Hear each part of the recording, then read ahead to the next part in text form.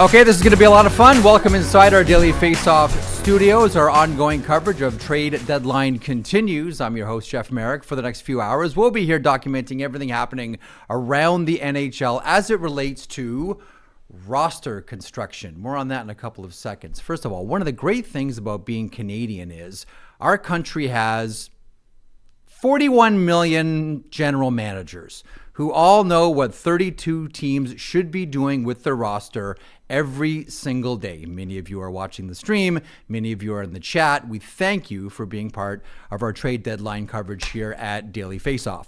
Roster building is fascinating. I've always looked at roster building kind of like a bunny hop. You take a couple of steps forward, maybe you take a couple of steps backward, you take another lurch forward, maybe you go to the side a couple of different times. It's kind of like, think about the last time you played with a Rubik's Cube.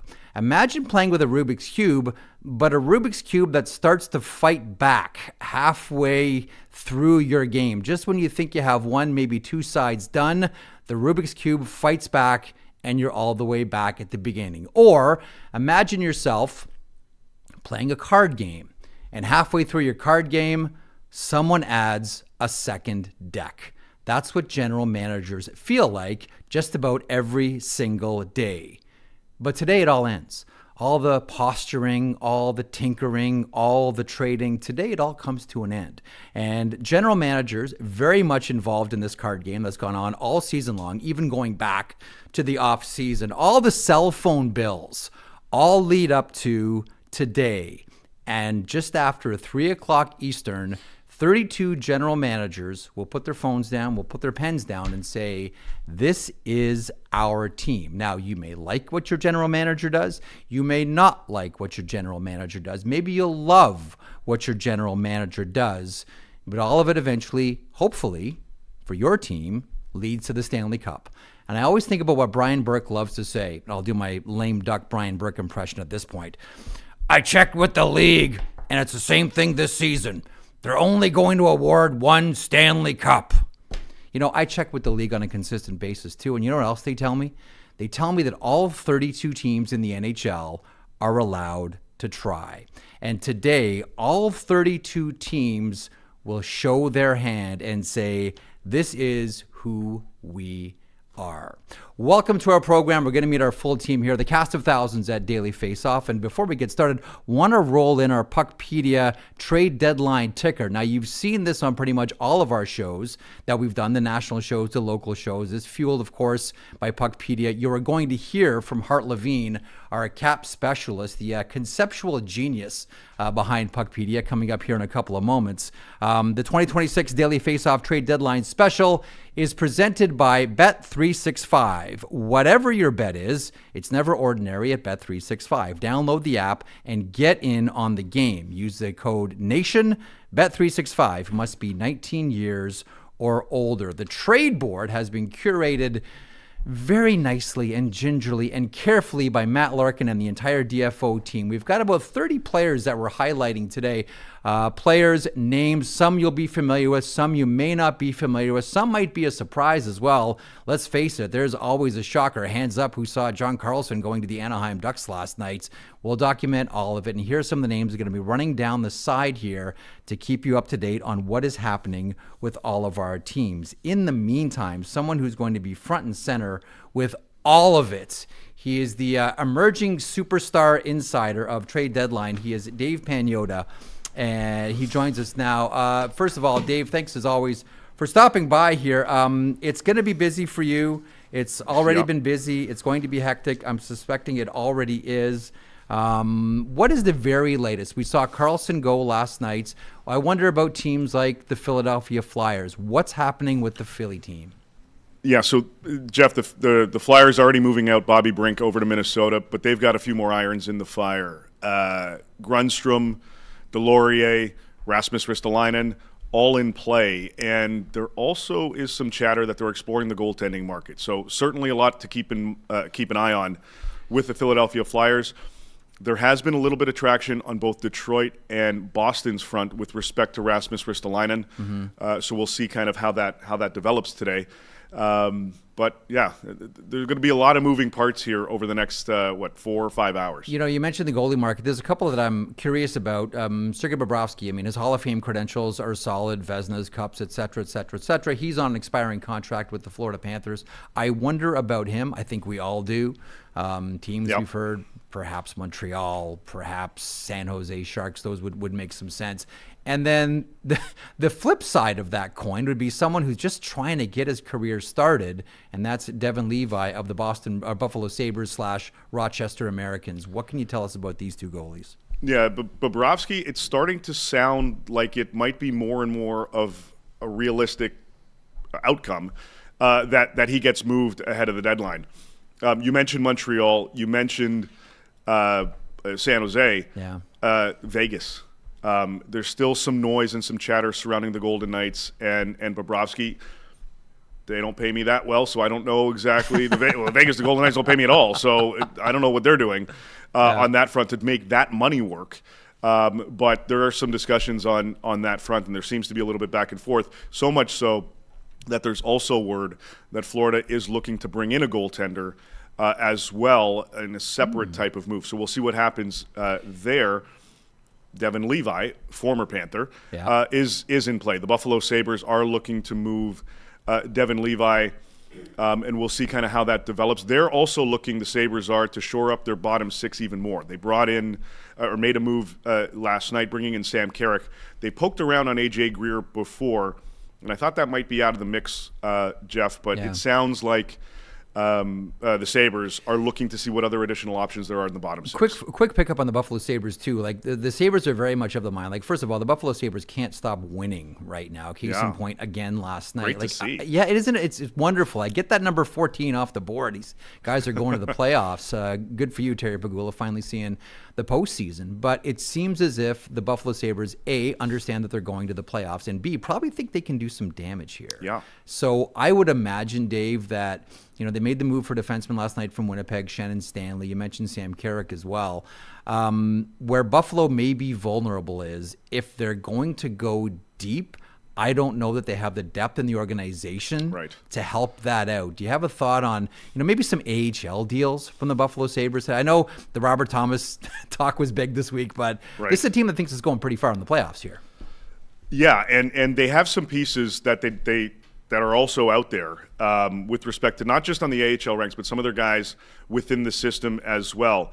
Poltapov is a player that they have, a Russian player. He's out. He's playing in CSKA in Moscow, and his name has started to bandy about across the NHL. So the Sabres are looking. They are trying to shore up some depth pieces. Could certainly see them making a couple AHL-related moves. Because this team, they haven't seen the playoffs since 2010-11. A bit of a reminder, you've got to have some backup pieces and make sure those Black Aces can jump in whenever they need to. So certainly going to see them potentially making some depth moves from that perspective. I wouldn't be shocked if it's a legit bottom six guy by the time we hit the deadline. But also, just providing more organizational depth on that front. Polkapov out there, Levi out there, a couple other of their AHL guys also out there as they try to strengthen that part of the organization. And clearly we should add too, I mean, Shen is large, Stanley is large, Carrick is large. Like there's a feeling within the organization they need to get bigger, and that was addressed to your point last night. Really quick as well, before I let you go, Dave, and get on to the cast of thousands here. The St. Louis Blues, if it ain't nailed down, it looks like it's going. The Robert Thomas rumors we already referenced. Colton Parayko's name, that again was at one point this week attached to the Buffalo Sabres. What is happening with the Blues? We'll think of Justin Falk, we'll think of Braden Shen. What do you hear? What do you know?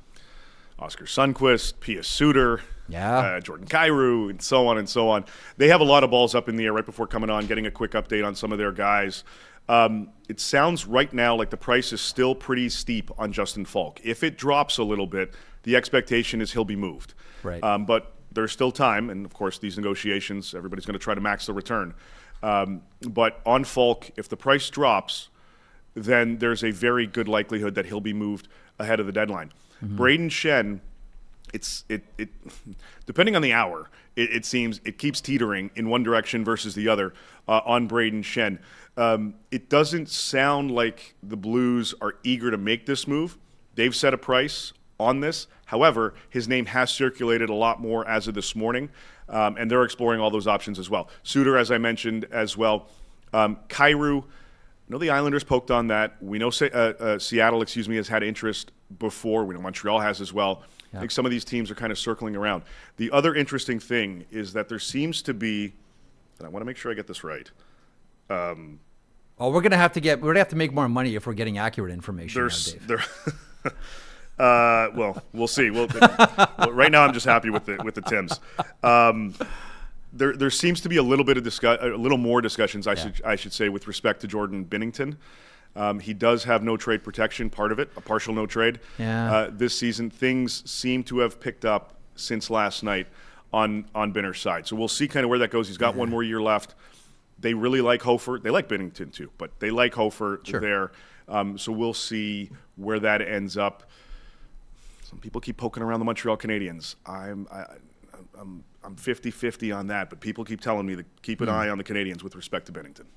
All right, well, it's interesting. Normally, goaltenders don't move around trade deadline. You know, Ryan Miller did once upon a time. That did not work out, and that sort of chilled the market. Wonder if this might be the year of trade deadline goaltender moves. Okay, Dave, as we get set to send you back to the insider cam, get ready to show everybody the top of your head, your thumbs, and your phone.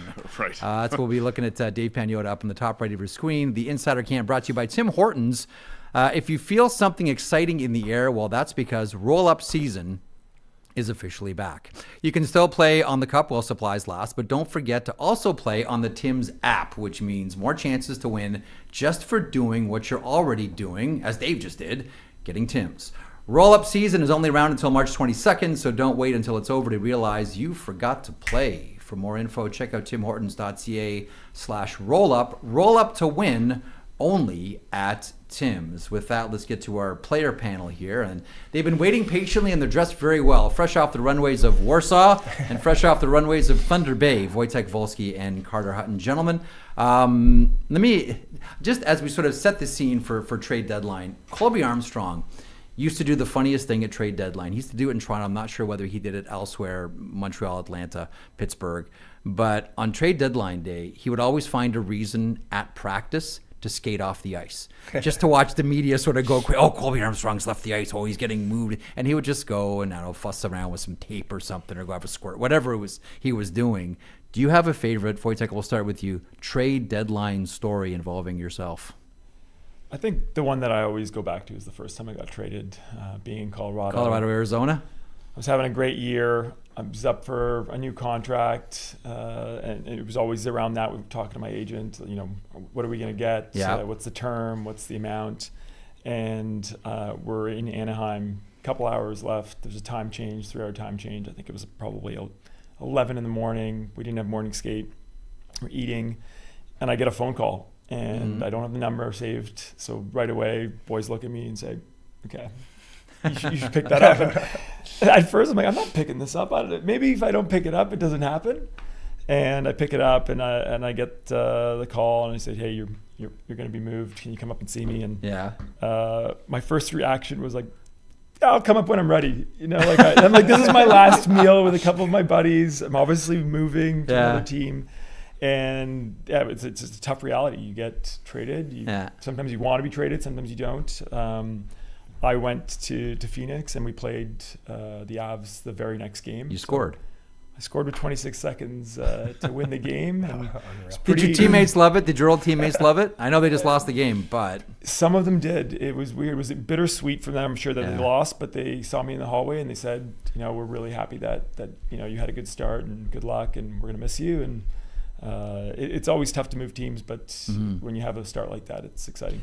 People love the good guy on the team. You have a favorite trade deadline story? Maybe involving you, maybe involving another player. I don't know if you prank the media like Colby Armstrong would always do and just skate off the ice to watch everyone get fired up on social media. You know what? Early in my career, I wasn't too worried about getting traded. I was kind of playing second fiddle to Pecorine, making sure his coffee was warm in between periods. And, as my career progressed and you get in a different situation, and I think back to the time when I did get traded, it was a little different. I was in Arizona at the time. Bill Armstrong was nice enough to call me and ask me to come for a cup of coffee, and we chatted and went over what was going to go down. I was ended up moving to Toronto.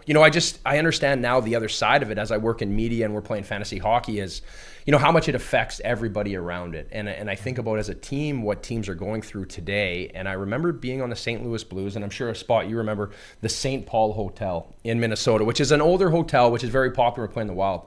I remember it was trade deadline day. We had the day off, and we're all sitting there, and we're a bubble team at that point in St. Louis.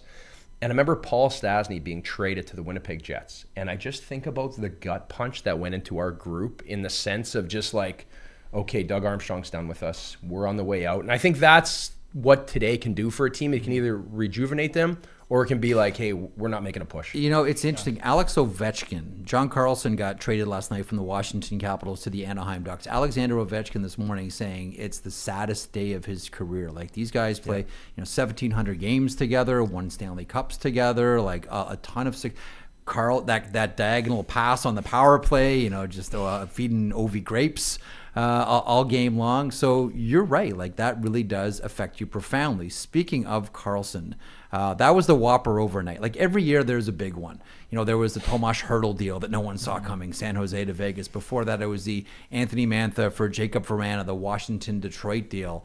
I wonder if Carlson going to Anaheim is the massive deal of the day. But you guys have a thought on that one.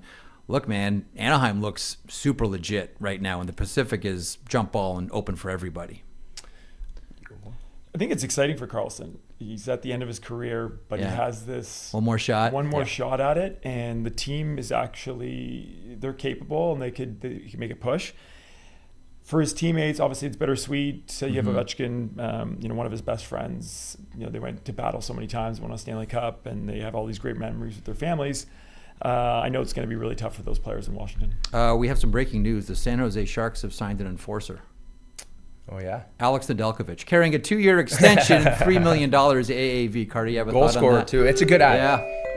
Ned is a great goalie. He's been through the ringer, right? You think about his deal that he had in Detroit where it didn't really work out, right? I think at times maybe as a goalie, when you're not in that upper echelon of the top 10 guys in the world, everyone's very replaceable, right? And you have to play well, and you have to be in the moment all the time, and you have to push. And I think he had that big learning curve where he was sent to the minors, he had the contract, and he's earned the right to be back. And I think there is probably a great relationship in the room with Askarov and him. And I think that's probably the number one thing you do here is can he mentor him into the goalie they need him to be? So kudos to Alex on getting another contract because, he's really earned it, Jeff. Does he sort of dispel the myth that smaller goaltenders can't play? Like, there's always been a thing about, and we think about this with forwards and defensemen specifically, the stereotype in hockey has always been small players have to prove they can play, big players have to prove that they can't.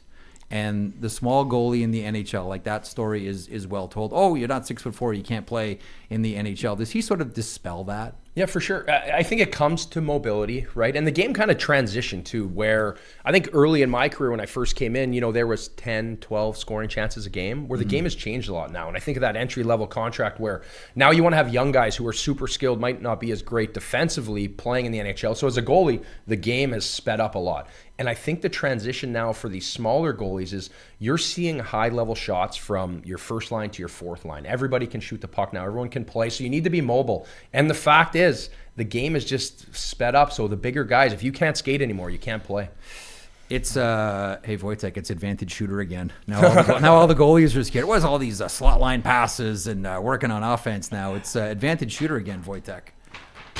It seems like the goalies are always complaining about something. When I was playing and we were changing the pads and we were making them a little smaller, like, well, I'll just wear shin pads. I won't even wear pads anymore. There we go. We still couldn't score. It's like they are getting bigger, they're getting faster, they're getting more mobile. The sticks are getting a little better. I wish I would have changed earlier in my career and moved on to some new technology and a whippier stick. But someone's always going to complain, and I'm excited when there's more goals and the game is more exciting. I'll tell you, it's one of my favorite things about hockey is the default setting for everybody: goalies, defensemen, forwards, referees, coaches, managers. Everybody's grumpy, and especially on a day like this, everybody's sensitive. But someone who's always in a great mood, because like all of us, gets to talk about hockey all day long. He is the host of DFO Live and Oilers Nation every day. He is Tyler Yaremchuk, and he joins us from Edmonton now. How are you feeling? And give us a sort of scene set before you get to the Coffee Boys here. Give us a sort of scene set about how the market in Edmonton is feeling now about their squad. Any team that has McDavid and Draisaitl on it is always going to get headlines, as you know. Yeah, and I think anytime you have a team with Connor McDavid and Leon Draisaitl, you're certainly hoping that the GM's going to go make a big, sexy splash. And I don't think anyone's going to call Jason Dickinson or Connor Murphy a big, sexy impact piece, but they opted for fit over flair. And I think that's something the fan base kind of understands a little bit, that like, hey, in past years, maybe you have made that big splash. This time around, like, the Oilers are never going to have a problem scoring enough goals to win. It's preventing the high-quality chances, and Dickinson and Murphy will help that. So I think a lot of Oilers fans today still holding their breath that maybe there's one more deal. I'm not totally sold on that. I don't think I'm necessarily in that boat. Bring on the guys from my favorite show. I will. Jonny Lazarus and Colby Cohen, the duo that is Morning Cup of Hockey weekdays here on the Daily Faceoff YouTube. They're joining me on the Daily Faceoff panel. Look at you, Colby. You got the big watch on. The hair's all done nicely. This isn't a Colby I'm used to seeing. It's not a comfortable one, I can tell you that much. It's nice to see Colby with that hat on this morning. Yeah, you got a great head of hair. You shouldn't hide it as much as you do, Colb. Very great, Tyler. Yeah. I'll give you first word on this. We'll talk about maybe what we're expecting throughout the day, but let's look back on the one big move that went down. We heard our main panel there with Wojtek and Carter give their thoughts on it. But Colby, your thoughts on that John Carlson move to Anaheim? I mean, listen, this is another guy who's won a Stanley Cup that you bring into your locker room. And obviously for a team that is really dominated by its young talent, and you talk about Carlson and Leo Carlson, you talk about Cutter Gauthier and some of the other young pieces. Well, you really, every year we find these teams that are just on the cusp of winning, Tyler, but they're not experienced and they don't really know how to get through a round of the playoffs. We always say you got to kind of learn by taking your lumps. So I love the fact that they're getting aggressive here. It's a right-handed defenseman who's averaged 25 minutes a night in the playoffs throughout, a 1,500 game plus career spanning over, obviously if you include playoff games and everything like that, I always, complain about that. But, you can't go wrong, right? He's a righty. It's a different look on the power play. Lacombe is a lefty. It resets sort of the one-timer option that is Cutter Gauthier. Now you got that puck coming from a righty potentially instead of a lefty. And it just gives you a little bit more depth on the back end as well. Gudas obviously has playoff experience. Trouba been to 2 conference finals with Johnny's boys. So all of a sudden you're thinking maybe they won't be a team that has to lose in the first round to win and get through, Johnny. So I like the aggressiveness by Verbeek, and I always appreciate seeing a big trade. It gives us something to talk about. The last thing I'll say, Tyler, would be that, a guy who's played in one place his whole career, it could take a minute. I mean, I don't know if this will be this perfect, smooth transition. Yeah, I think that's totally fair. Now you look at that Ducks Puckpedia page, and a couple of things stand out to me here, Johnny. First off, they got 8 D-men on the roster, including a young guy in Pavel Mintyukov, whose name was popping up in trade rumors over the last couple of weeks. And then I scrolled to the top, and listen, I'm not Hart Levine. I'm no cap expert, but I'm smart enough to read the numbers in front of me. That's a high number when I read current cap space and $44 million. They've accrued all year, so that means they have the money to basically do whatever they want. Should Pat Verbeek keep adding? And if so, where should he add? The Anaheim Ducks are the team that interests me the most today, for sure. And you look at the right side of their blue line now, like Colby was alluding to, Gudas, Trouba, Ian Moore is one of them. He's an upcoming RFA, and now you add John Carlson. Those three guys outside of Ian Moore are all upcoming UFAs. All of their contracts end this year. And I look at the left side of their forward group, all those guys are north of 30 years old. Granlund right now is injured, but you got Kreider, Killorn, and Frank Vetrano. That's an older group of left wingers for the Anaheim Ducks. So last night when I saw Elliot Friedman put out that Matthew Nyes could be made available from the Toronto Maple Leafs if the right deal is put in place, the first team that I thought of was the Anaheim Ducks. Like, look at their top six and what they're building toward their future. And their future is right now. You know, they're in second place in the Pacific Division. Tyler, I believe that we actually have a bet this year that the Ducks would finish ahead of the Kings and the Oilers. I think we made that $100 bet at the start of the season, which is looking pretty good. Did we not? I think we did. I'm pretty sure. It was just straight up Kings and Oilers there, buddy. We might need to go review the tapes. Okay, we'll review the tapes. But the Anaheim Ducks are a team to me, when you look at the cap space and you look at how their roster is built and the fact that they were so aggressive in all of our sleeps last night, like, they're a team that could go out and make a huge splash today. Yeah. Another huge splash. I guess they already did. Yeah, I think too, and again, not to circle this back to the Oilers, I've talked about this a little bit earlier today, but like in 2017, when the Oilers had Connor and Leon in their first playoff run, and Cam Talbot was playing so good, and the only move they made was adding Vincent Desharnais, and I look back on that, and I'm like, man, you had these two young superstar players on great contracts and all this cap space and all these assets, and you just did nothing with it. You just did a small ad, then you lost in 7 in round 2, and it's like, oh, maybe if you added one more piece, you could have gone on a run. Like, I don't like the idea that just because you're a young team, you kind of sit there and go like, oh, we're not ready for a big playoff run. Like, they have some beasts. I love that name, Matthew Nyes. Can you imagine being a team that has to go toe-to-toe with a line of Matthew Nyes and Leo Carlsson in a playoff series for the next number of years? Like, that's frightening. Those are two big boys. And Gauthier. Yeah. Cutter Gauthier, 30-plus goals this year. Like, that could be a top line in the NHL, honestly, in the next 2-3 years. So something to keep an eye on for sure. Not sure if Toronto actually would give up Matty Nyes, but that was the first team that I thought of when I saw Elliot's report last night, or what he wrote about last night. The other thing to just add to this too, the team is gutted. My wife is friendly with Taylor Strome and follows her on social media. And the first thing she asked me this morning was, what's going on in Washington? Why are they trading away all their players? That was like the first thing my wife asked me. So you could just see, and Tom, I think I'm trying to Galiti. Tom Galiti said, that Alex Ovechkin said, this is the saddest day of his career personally. John Carlson being traded. I mean, those are big words from, the greatest goal scorer of all time in the National Hockey League. So you just kind of have to wonder what it's going to be like in Washington now for the rest of the season. I mean, they're really going to need some inspiration to find a way to have effort, you know what I mean? And just to really fight the rest of the way. Listen, they're pros. They make millions of dollars. They should, but difficult situation, Tyler. Yeah, absolutely. Johnny gave his team to watch. Obviously, the one team everybody's been looking at for a number of weeks now is the St. Louis Blues. We had the Robert Thomas thing, and then Colton Parayko nixes the deal to Buffalo. And listen, while I understand that they hold a lot of power, it's not so much Doug Armstrong that holds the power at this deadline. It's those 4 players who are all in our top 10. Falk, Shen among them as well. They all have some form of trade protection. 2 of them, in Thomas and Parayko, have full no movement clauses. So as much as I think a lot of people are pointing to them as a team to watch, I'm sitting there going, hey, if none of those guys want to go, Doug Armstrong might be a little bit handcuffed. Colby, who's a team you're keeping an eye on today quickly in 60 seconds? Yeah, probably the Montreal Canadiens, because I think that's a team that's needs a goaltender. And I know we flushed this out with DP on our show throughout this week, and we talked to Marco D'Amico from Montreal, but I think they need a goaltender. I think they need somebody to play with Nick Suzuki. I think Jeff Gorton has always been a guy who's patient until he's not. Ask Johnny in the New York Rangers rust rebuild.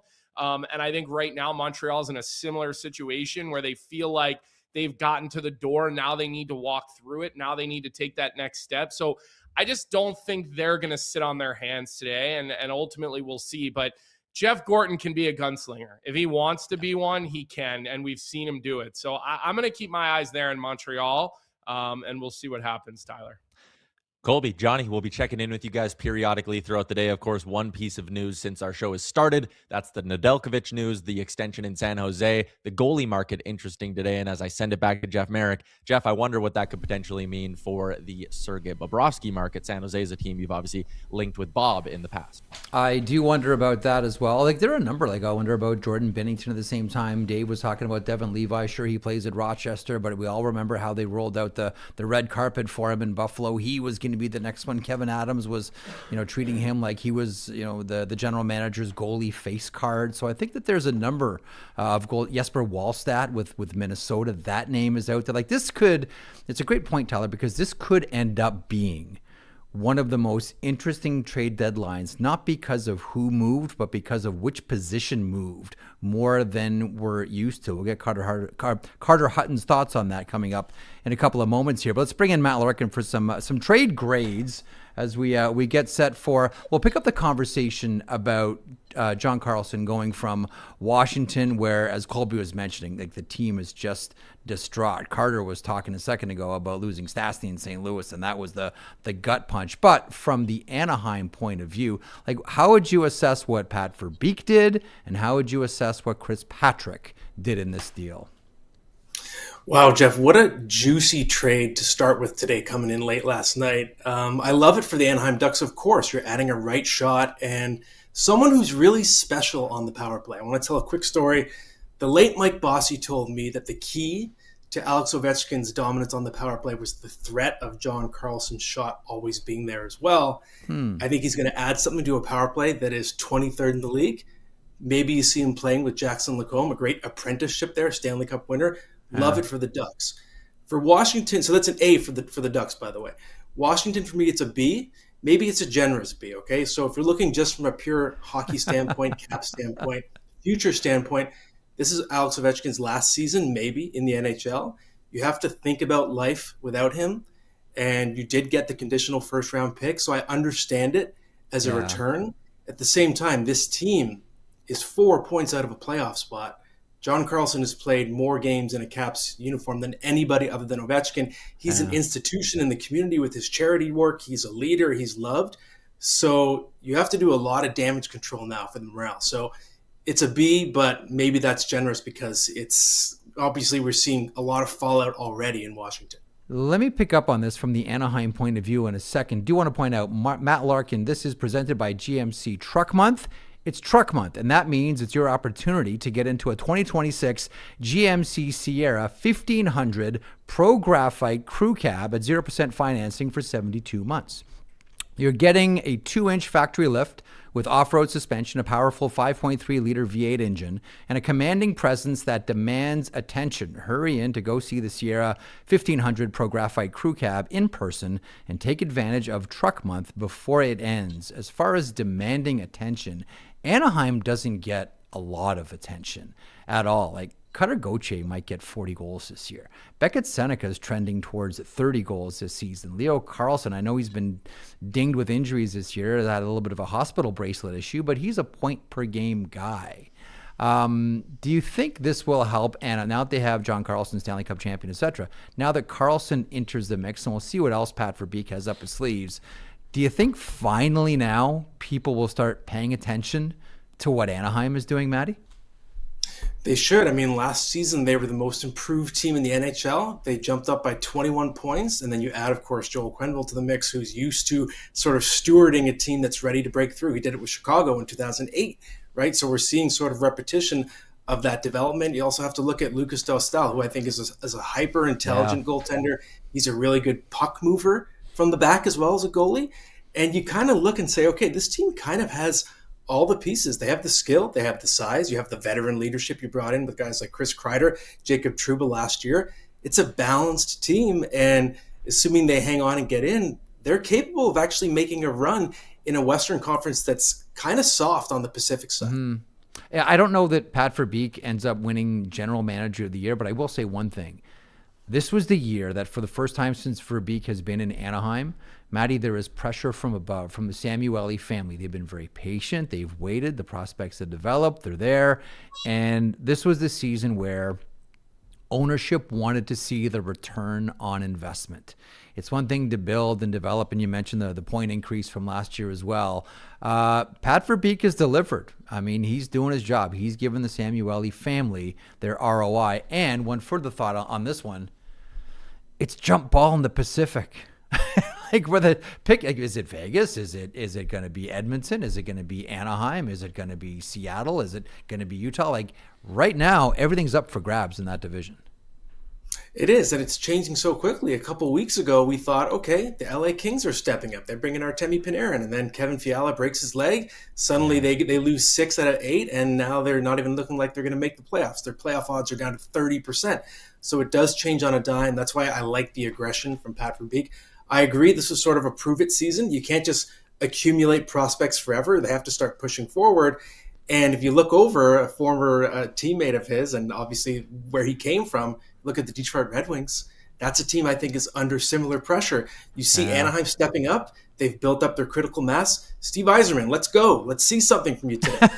He's tried. He tried on Quinn Hughes. He tried on Raz Anderson. Like he's tried on Tyler Myers. It's not for lack of trying. It's just that, Matty, it's expensive out there right now. It's expensive out there. We'll be checking back regular here for more trade grades from Matty. Thanks, pal. Thanks, Jeff. The GMC Sierra Pro Graphite delivers power and authority to find footing just about anywhere. GMC, we are professional grade. We are going to get to Hart Levine from Puckpedia in a couple of seconds. In the meantime, Wojtek and Carter, we've talked a lot about the Anaheim Ducks here. That's a team that's, continuing to trend upwards. For me, the answer to this one is the Carolina Hurricanes, who are a Stanley Cup contender very much so, and Eric Tulsky so far has kept his powder dry. Do you guys have a team that you're looking at today saying, I'm wondering when this team makes their move? We've got a few of them on the board so far. For me, it's the Detroit Red Wings. Like, I feel like a similar situation that Pat Verbeek is in. The rebuild has got to be over. It's got to be playoff hockey. The Pacific's wide open. I look at the Wings, it feels like they're waiting to make their move. That's the team for me right now as I sit here analyzing the market and the standings and where they're at. I just wonder, they add David Perron. I just think that's like a perimeter piece. I think there's going to be something more in Detroit. What do you think, Wojtek? I think it's a great point. I'd like to see them kind of break through. I'd like to see Carolina get back to the top. They've had some great seasons and won some Stanley Cups. But I do want to say one more thing about Anaheim. If we can go back there. They've really struggled sometimes defensively. They've struggled on the PK and the PP. I think John Carlson is going to be such an incredible piece for them. Mm-hmm. And I know he's a little older, but he's having a great season. If you look at the last 10 years, last 10 Stanley Cup champions, I believe the average PP is over 22%. The average PK is 82%. Anaheim is at, I think, 17.5 on the PK. Yeah. On the power play. And under 80% on that PK. With John Carlson, that stability, that leadership, maybe they get above those numbers and start trending in the right direction. And I think that really helps them make a push. And a great point by you. And the fact is, in the Pacific Division, you're looking at the Edmonton Oilers, who have the #1 power play in the NHL, and the Vegas Golden Knight, who has the 4th best power play in the NHL. So that's like a key now. It's like we're putting ourselves into the equation here with John Carlson. I think he's an added piece to that power play in Anaheim. I wonder what happens now. You mentioned Vegas. Do they respond to this one? I wonder with the Oilers. I don't know if they have much room to respond, but do they respond to this one, or is Stan Bowman's work already done? We shall see before the 3 o'clock Eastern trade deadline concludes. All right, watching the ticker. It is sponsored by and powered by Puckpedia, the conceptual genius and the curator of a site that we always keep open. I live there. I suspect you're probably the same. Hart Levine joins me now. This year's trade deadline is a little bit different. Of course, always eyes on the playoffs and the Stanley Cup, etc. Getting there, that's the hard part. And I sort of mentioned this idea that trade deadline and roster construction is like doing a Rubik's Cube that fights back. That's the way it must feel for a lot of general managers. And it got even tougher this year as well with the no double retention and a salary cap in the playoffs. Can you go over how those complicate things, Hart? Yeah, so the CBA change that no one saw coming in my mind, was the restriction on double retention. So a team can retain salary on a player. Previously, that another team could retain as well, so up to 2 retentions on one player. That's still the case, but now that second retention has to be 75 league days apart from one. So basically, it was in December, a player would have had to be retained if they were going to be retained again at the deadline. So that really limits what teams tight to the cap can do. We've seen every trade deadline period over the last number of years, teams would get a third party involved and get a player down for 25%. Last year, that's how Edmonton got Trent Frederick. Maybe in hindsight, Oiler fans would have liked that restriction last year to prevent that from happening. But that definitely hampers things. So now, the most the team can do is get a 50% retention. Then the other change is this playoff cap. And so there are some nuances to the rules. The playoff cap is only for the 20 dressed players. So, normally in the regular season, a team has injured players and scratches counting against their cap. So you definitely have a little bit more room for a team with just the dressed players, but that's something to consider, that teams may have regular season cap space to add a player, but if they're expecting some guys back from injury in the playoffs, or just that the way that the roster might flesh out, they may actually have to scratch one of their healthy, good players in the playoffs to comply with this new playoff cap. Well, that's what I wanted to get to here too. And I do want to get a quick thought on double retention and why that suddenly became a thing in the NHL and the CBA. I didn't hear anybody complaining about it from a lot of corners, but the first thing teams do is, okay, here's the new rule. How do we take advantage of it, or how do we work around it? You already mentioned, might have to scratch some good players to be cap compliant. Could they not do something here? And Carter Hutton, to my immediate left, who I know was working out hard this morning, maybe he's getting back in game shape to try to get a league minimum deal, because do you not want value backup goaltenders to allow more cap space? Yeah, that's the obvious strategy, is if you can't dress all your best players because you'd be over the playoff cap, because it is only the dress players, dress a league minimum goalie as your backup. Have your real backup resting in the press box. Hopefully your starter doesn't get hurt or have a bad game. But that would allow you to save some money on your playoff cap and have a better skater group. So that's the obvious strategy that I know teams have thought about right away is a way to get around that. But there's risks. I mean, we've seen playoff games where the starter gets hurt and the backup has to go in. So, you'd want to have some confidence that that's not going to cost you a playoff series, but it's certainly, that's a risk reward strategy that teams are looking at if they're going to get right to the playoff cap limit. Okay, so as we speak right now, Carter's doing kettlebell swings here in the corner. So we'll see where that goes. The idea of double retention as well, and you mentioned, if someone wants to do the double retention, have to go back to, I think it's December 2nd now for a double retention to go forward. I was told that this is because NHL teams didn't want some teams just playing banker, that they wanted to sort of force teams to be competitive and not just hold a bunch of contracts to pick up draft picks along the way. Is that sympathetic with what you've heard as well? I heard that after the fact, but to your point, that's not anything that I heard from teams before the rule came out. The rule came out, it was kind of a shocker to everyone. And then, after the fact, there's some filling in the gaps. Oh, that's part of it. But I would say to that point, there's teams that are bankers all the time. Look at all these players that are on injured reserve or LTIR for several years that are getting traded.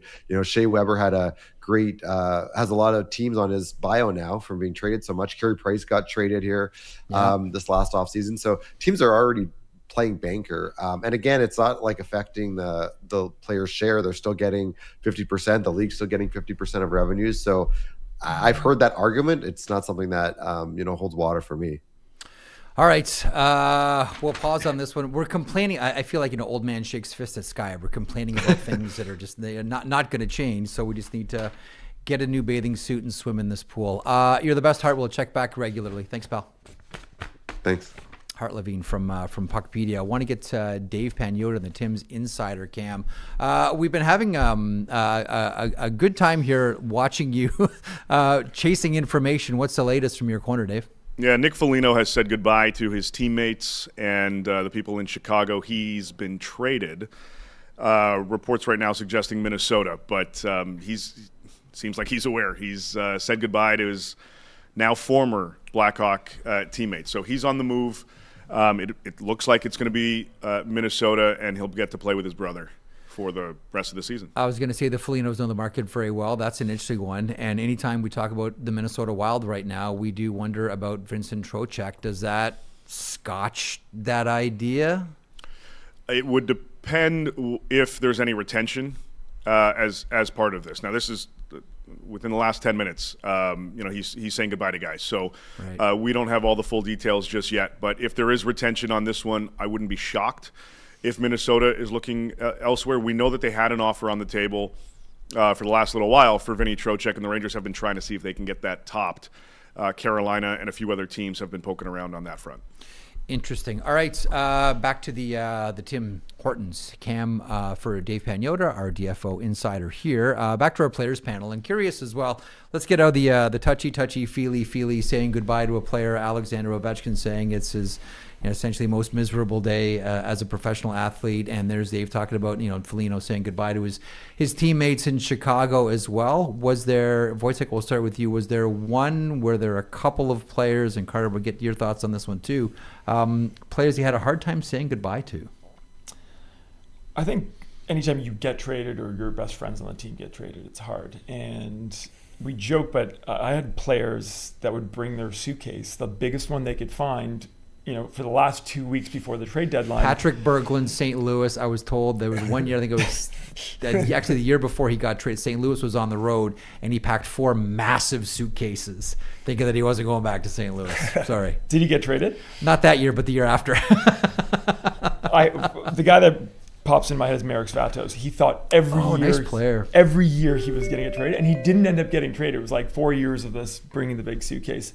But I focus on myself more than anything because I got traded multiple times, and it was hard, especially for me, from getting traded from Colorado. And I got drafted with those guys. I grew up with those guys. Will Cooley last night after the Rangers Maple Leafs game was basically in tears when he was asked about Vincent Trocheck, and he still hadn't been traded. And who knows, maybe Vincent Trocheck won't be traded. And there's the headline, as Dave was just mentioning, the Minnesota Wild have acquired Nick Foligno from the Chicago Blackhawks.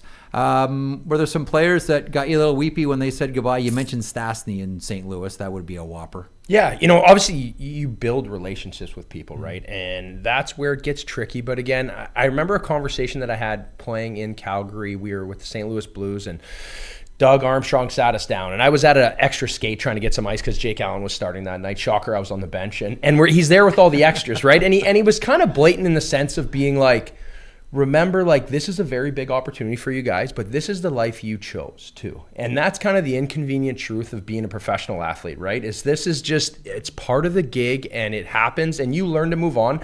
And I always felt at the end of the year, it's a little easier because everyone knows the expectations of contracts and free agency, and you're going to get moved on from. But when during the season, it's a bit of a sticker and shock value, right? When things happen quickly. And I think there's a lot more pressure on the families. When you're a younger guy and you have I remember going to training camps, you'd have a bag of clothes and a bag of hockey equipment. It was easier. And then as I got a wife and kids, you realize how much more goes into it. And I think that's where the impact you really see as you start to see these veteran players be moved. Yeah. It's interesting, and I can't help thinking about the great line from The Godfather, "This is the business we chose." Right? And then a lot of people look at that as well and say, listen, that's what the money's for. Yep. Everybody goes eyes open wide into this, but then at the end of the day, too, Wojtek, we're all human beings, and just because your accountant is happy, and just because you understood since you were a kid that trades are a reality of the business, it still doesn't lighten the blow. It never does, and that was a great point. There's the collateral damage that happens when you get traded, and I think about it for the older players, the kids are in school. You also have friends away from hockey. You're not just at the rink all the time. Your wife has a gym she goes to, and she has her best friends, and you're spending time with other families, and all of a sudden you got to pick up, you got to move schools, you got to make new friends, and who knows if you go back. And a couple times I didn't go back to Colorado for multiple years. One of my best friends lived on the same floor as me.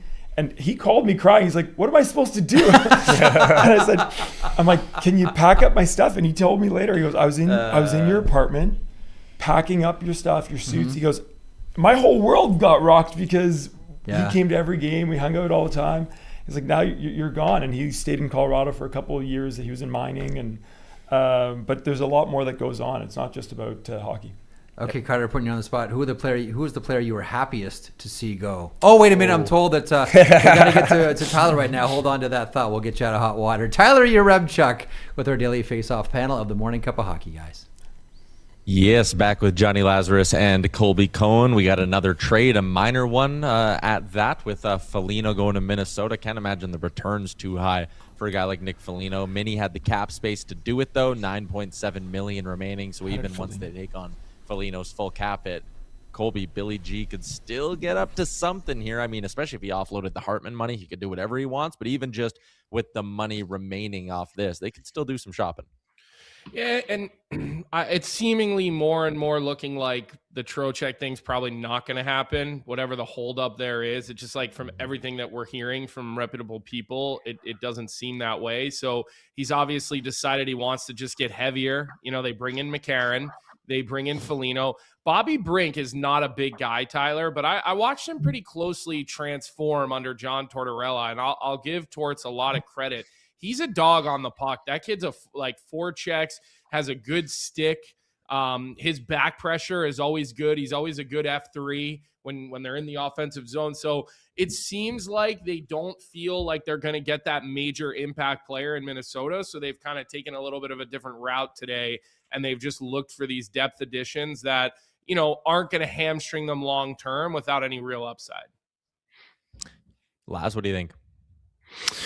They need to get deeper at center. That's been the one conversation for Minnesota, right? They need to get stronger down the middle, and Nick Foligno adds that. Obviously, there's a nice little touch to it with him playing with his brother Marcus. Those two can kind of have a nice little feel-good story.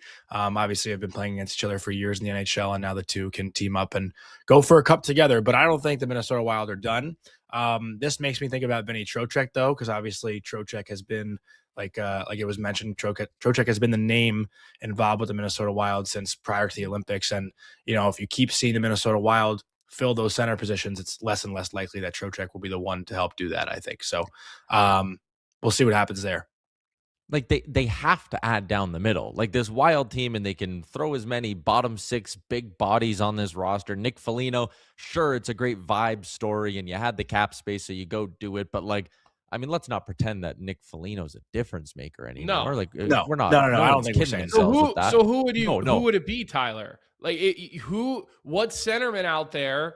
If Vinny Trocheck costs too much, which again, I've been very, very steadfast in my belief that Vinny Trocheck is worth an overpay, and the reason for that being is his cap hit well outweighs his value. So the assets that you give up, if you're overpaying to get Vinny Trocheck, you're making up with that $3-4 million extra dollars that you have when one of your top two line centers makes $5.6 million for the next 3 years, and has a pretty good winning pedigree at the moment. So if that's the case, what's the target, Tyler? Who is the guy out there that you feel like can move the needle for them? I mean, looking at the top parts of trade boards, like, I mean, there's not that many left. Do you revisit Nazem Kadri now that, I mean, can Dallas still make that work? Colorado kind of made their decision in the center market with Nick Waugh. So do they revisit Kadri? Is Scott Laughton enough of an ad for Minnesota? Like, I don't know, as much as I like him as a player.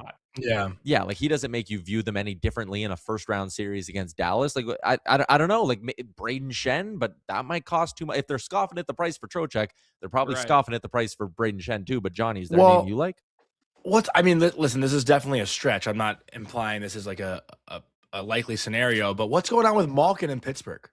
You know, you keep seeing, there's you no keep way. hearing. Well, no way. Like he's probably suspended for the rest of the season after trying to decapitate Rasmus Dahlin in a game yesterday. So I don't think that that's going to happen, Johnny. And again, you talk about steep prices, like no way. With everything what are they doing with him today?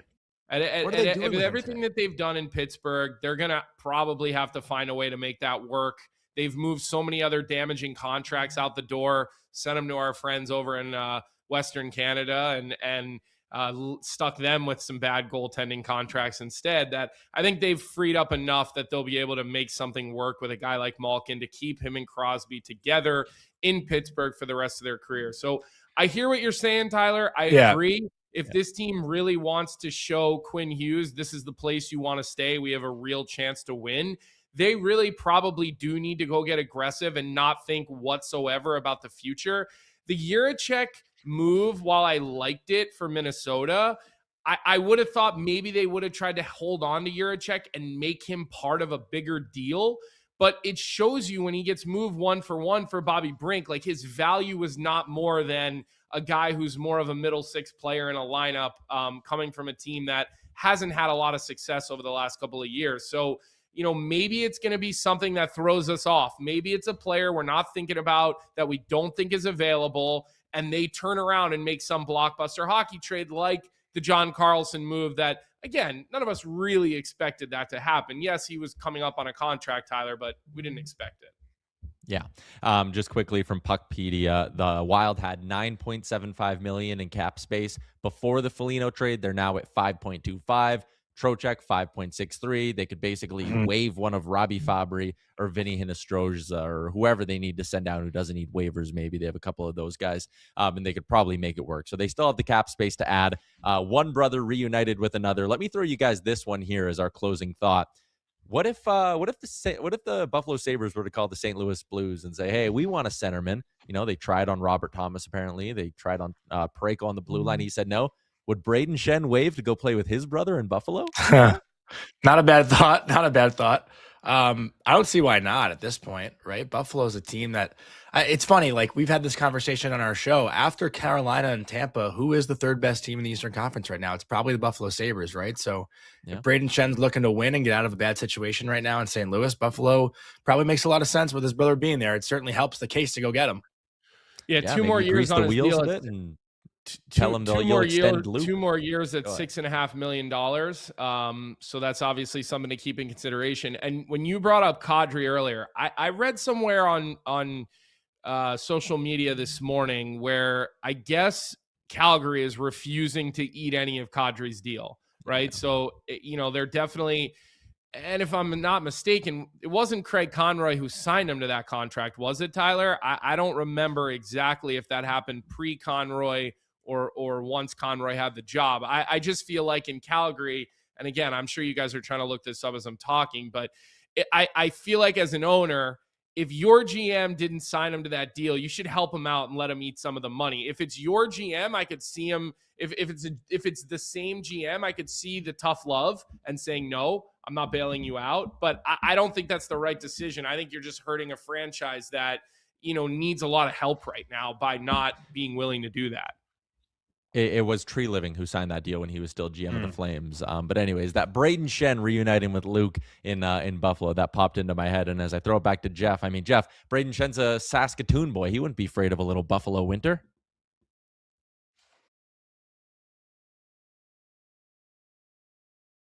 Trying to get involved in the Unite the Shen Brothers sweepstakes. Various teams have tried. I'm not sure that works. Although I'll tell you what, Tyler, here's just flat out an uncomfortable conversation around the Buffalo Sabres. If Buffalo, because now they've been spurned by Colton Parayko, it hasn't exactly been a magnet for free agents. It hasn't been a destination. Kevin Adams, and he got roasted for it, talked about, tax advantages and palm trees, etc. But I think underlying that is it isn't exactly a destination for a lot of players. Maybe if you're Jarmo Kekalainen, there could be something to that, because if your only way to attract players outside of drafting them is to trade for them, maybe that does make some sense. And I'll go you one more, and we just saw this with the Logan Stanley, Luke Shen, and Sam Carrick deals.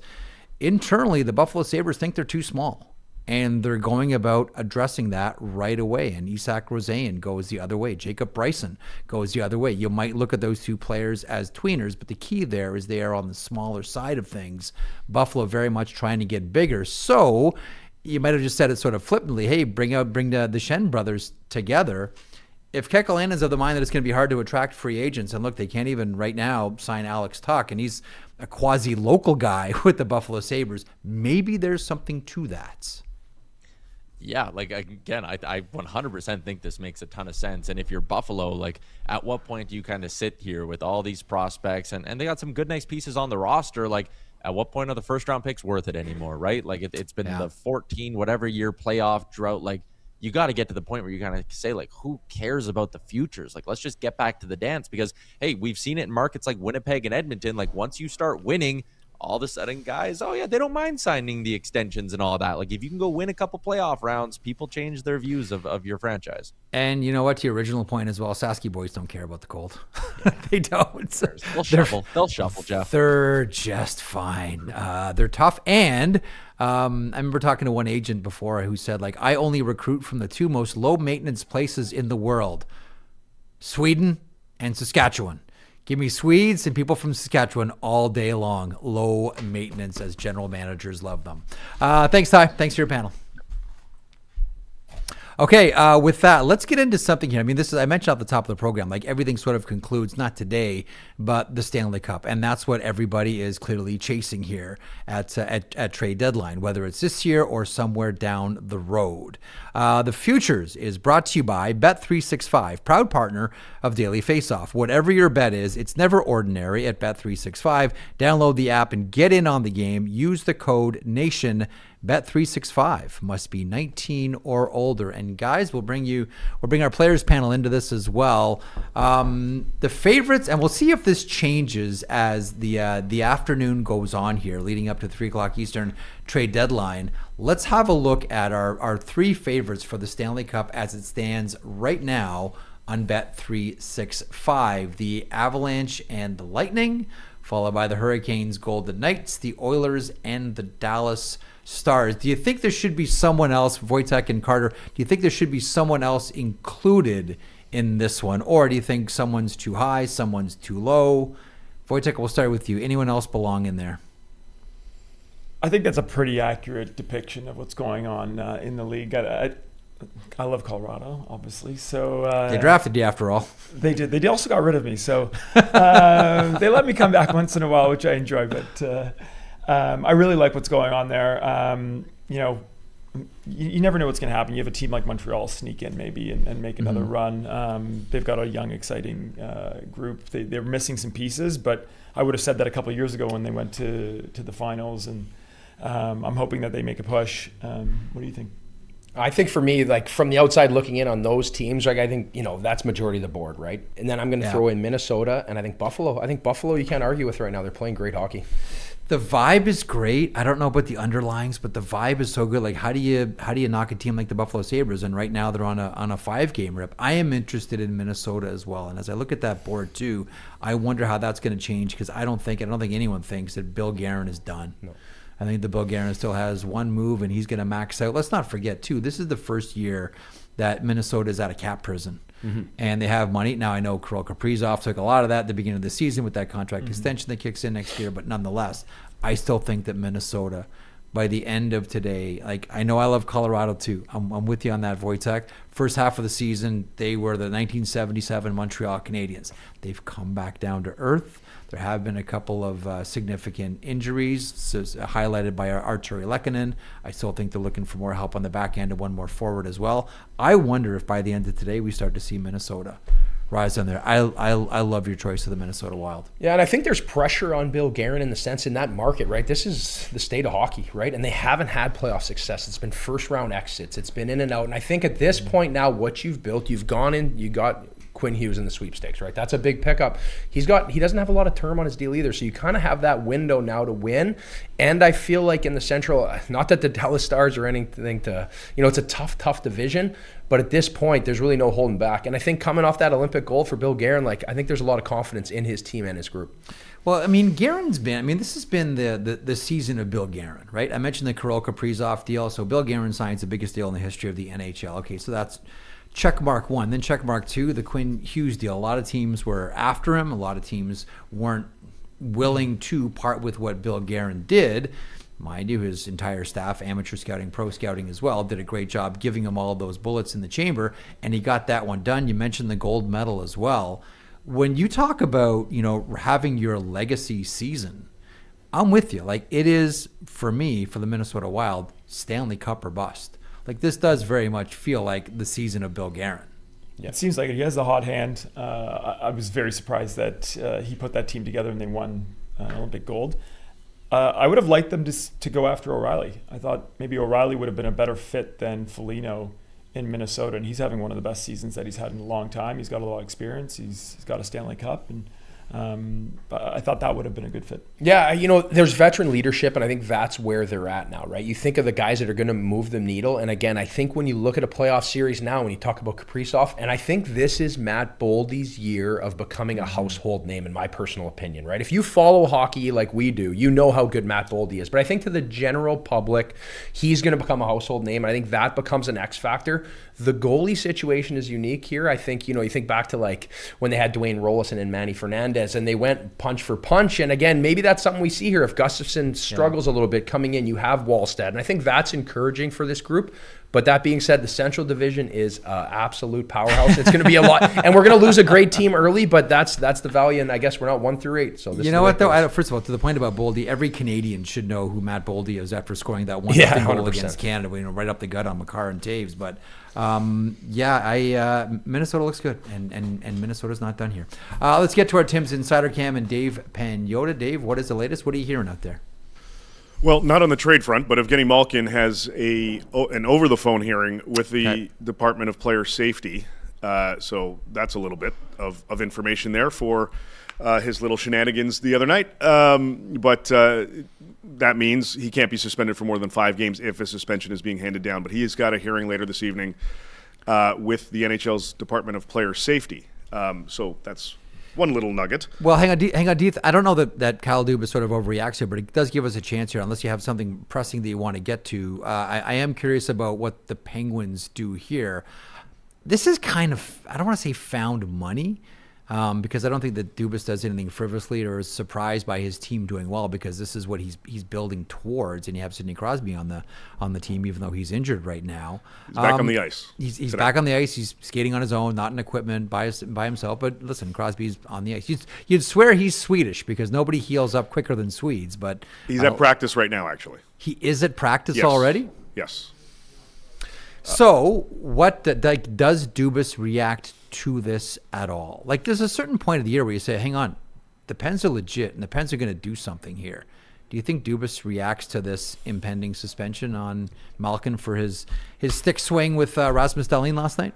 I think, so 2 things are happening with the Pittsburgh Penguins in that regard. One, there are still teams that are poking around to see, can we get Anthony Mantha out of there? The Penguins like him. So I'm not anticipating that happening unless it's a significant overpayment for him to consider it. Mm-hmm. That said, I don't know if there are going to be any reactionary moves to this particular hearing, but the Penguins are lurking around to see if they can bring in a winger with term. So just something to keep tabs on, more of a hockey-esque type of trade on that front. If it does happen, they've got, as you mentioned, they've been filling up their cupboards a little bit. Yeah, they've got a plethora of draft picks now. If there's an opportunity for them to add somebody that fits their mold, that has term and is controllable, that can grow with them a little bit, don't be shocked if the Pittsburgh Penguins explore that today. Interesting. Back to the Tim's Insider Cam for Dave Pagnotta, our Daily Faceoff Insider here, bringing the good information. Will be interesting to see how many games Malkin gets, and make no mistake about it, I don't think that George Peros was too thrilled with what he saw last night. Yeah. in that Pittsburgh Buffalo game. You have a quick thought on that one? That's a tough one right around trade deadline. Yeah, that's a tough look in a game where, I watched that one from front to back, and the Buffalo, they were awesome. Sabres are good. But Rasmus Dahlin is an aggressive player. He cross-checks a ton, and he puts himself in, but you have to have composure in that moment. He's a repeat offender. This is going to be a tough loss for the Pittsburgh Penguins. They can't drop any more games, too. Like, this is a pressure cooker in the East, and things are heating up, and that's going to be a tough loss for them. You have a thought on that one, or the Pens in general? I was really surprised by it. Malkin's a veteran player. I thought he would have kept his composure a little more. He does play aggressively, which I love, and I think that's why he's had so much success. But Dahlin can really get under your skin. Even the way that he carries the puck, and I think earlier in his career especially, you had him dipsy-doodling, and guys really wanted to get after him. So it's going to be tough for the Penguins. One of the things that we haven't really discussed here, and there was internally a lot riding on last night's game between the Columbus Blue Jackets and the Florida Panthers. I'm not saying that if they would have lost that game, they would have thrown in the towel on the season, but I'm not sure how strongly they would have looked at making the Connor Garland move. So the Columbus Blue Jackets bring in Connor Garland. They're 1 point out of a playoff spot. Last year, everybody fell in love with the Columbus Blue Jackets for the obvious reasons. They became everybody's second favorite team. we all were hoping for the best for the Blue Jackets and certainly the family of Johnny Gaudreau. So they bring in Connor Garland, surrender a second and third round pick to the Vancouver Canucks, and they are here knocking on the door. Boston in their sights for a wild card spot. Do we have a thought on what Columbus is doing here? Either of you guys want to grab that one?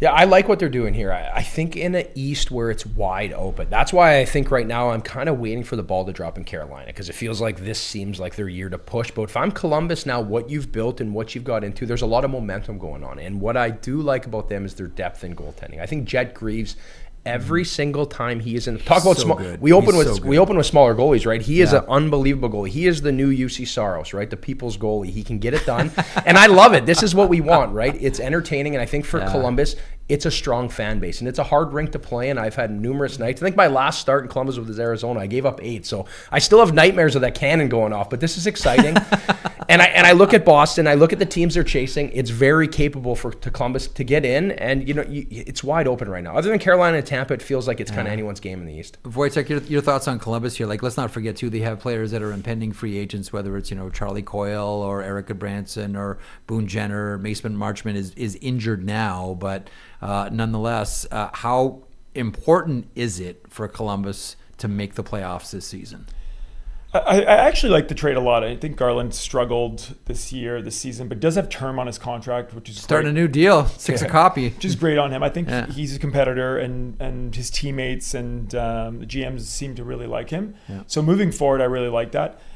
Because it's so wide open in the East, I think this is a great time to make that little push. In other years, and I remember in my career, you're just out of a playoff spot. It doesn't seem like you're going to make a push at all. There's other strong teams, and that's not the time. Because it's so wide open, I do like the fact that they made this move. We want to get to Hart Levine here to clear something up that's kind of become a little bit of an issue online. Let's get to Hart Levine from Puckpedia here, and the nature of double retention. It's always a minefield when you put anything out on social media, on Twitter X. So do you want to walk us through the potential Nick Foligno scenario here and the idea of double retention versus single retention? Hang on, we're going to get your mic hot here in a second, Hart. Oh, clean up a mess that you think I made, right? Well, it's out there, so might as well. There's a difference between double retention and a third party retention. So the rule is that a player cannot have a second retention within 75 days of the first time. Nick Foligno has never been retained. Chicago is out of retention spots. So technically what they could have done is traded him to a third team who then retained. That would be the first retention on Foligno, and then traded him to Minnesota. So that could have happened. Let's say that did not happen, though. Minnesota had the cap space and took Foligno straight on. But because Foligno had not been retained previously, they could have traded him to a team that retained and then absorbed him. So that is still an option for today. Again, that only would cut a player down to about 50% maximum of their cap hit. But you could still do that if a player has not been retained. It could still go through a third team. I'm curious from your point of view, because like you go through contracts with a magnifying glass and document it all on Puckpedia. Has there been one so far in this trade deadline week or trade deadline area, which really stretches back a couple of weeks, that's really caught your eye or you were surprised by? Like, I know not a lot of things shock you because you see so much and deal with so many contracts. Anything kind of raise a Spockian eyebrow for you? Oh, hang on. Corey Perry's I think we got a Corey Perry. I'm going to go to the Tim's Insider Cam here and Dave Pagnotta. We'll get back to you in a couple seconds there, Hart. What's the latest on Corey Perry? Well, Jeff, they tried to get an extension done, a 1-year extension done to stay in Los Angeles. Hasn't happened. He's been traded to the Tampa Bay Lightning. Wow. So there you go. Someone that takes you to the Stanley Cup final every year. Every year. They've been looking, Tampa's been looking for somebody to fill out that role. And within a bottom six, there's some talk about Scott Laughton in Toronto. Corey Perry ends up being the guy. Do we know what the return is yet, or is it Not yet. Still very fresh? Okay, back to the phone. Dave Pagnotta, the Tim's Insider Cam, all over. Corey Perry. I want to get the panel's thoughts on this one. We're going to get back to Hart Levine in a sec. Corey Perry, who, along with Brent Burns, are the two remaining players from the 2003 draft. I know Ryan Suter hasn't technically retired yet, but still, the two players remaining from that draft, and Corey Perry now on his way back to a familiar place, the Tampa Bay Lightning. Two great players. Couldn't be different as far as training and longevity, and everything seems to be able to work. I love Corey Perry. The fact that he's such a gamer and he's been able to get to the Stanley Cup.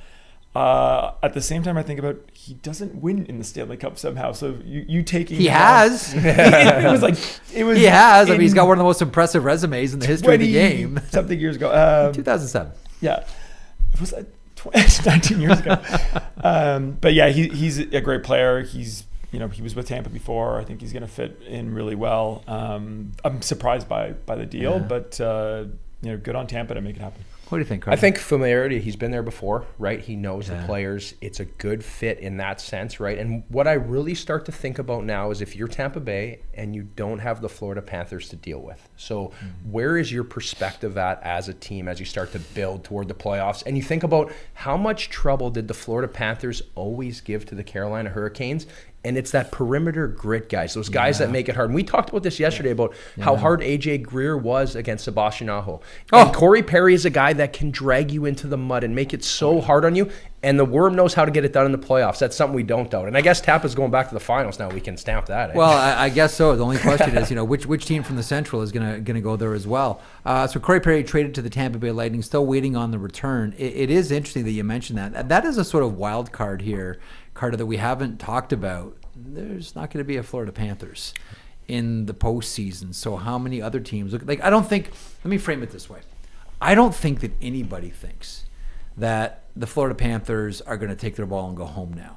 I think this is a minor little reset, a tiny little step backwards until they lurch forward again. Like I think a lot of us can look at this and say we can still see the Florida Panthers winning the Stanley Cup next season to make it 3 Stanley Cups in 4 years. Second round pick. So there you go. That's for a second round pick. Corey Perry. Man, second round picks are wild. The wild card in the East right now is there's no Florida Panthers. Does that make other teams more aggressive, knowing that one of the big hurdles is out of the way? And to your point about AJ Greer, man, I wonder about Carolina with him, especially now that Corey Perry is in Tampa. Anyway, Wojtek, no Florida Panthers. What does that mean for the rest of the East? I think if you're close or you think you're close, you've got to make some trades, make it happen, and get it done this year.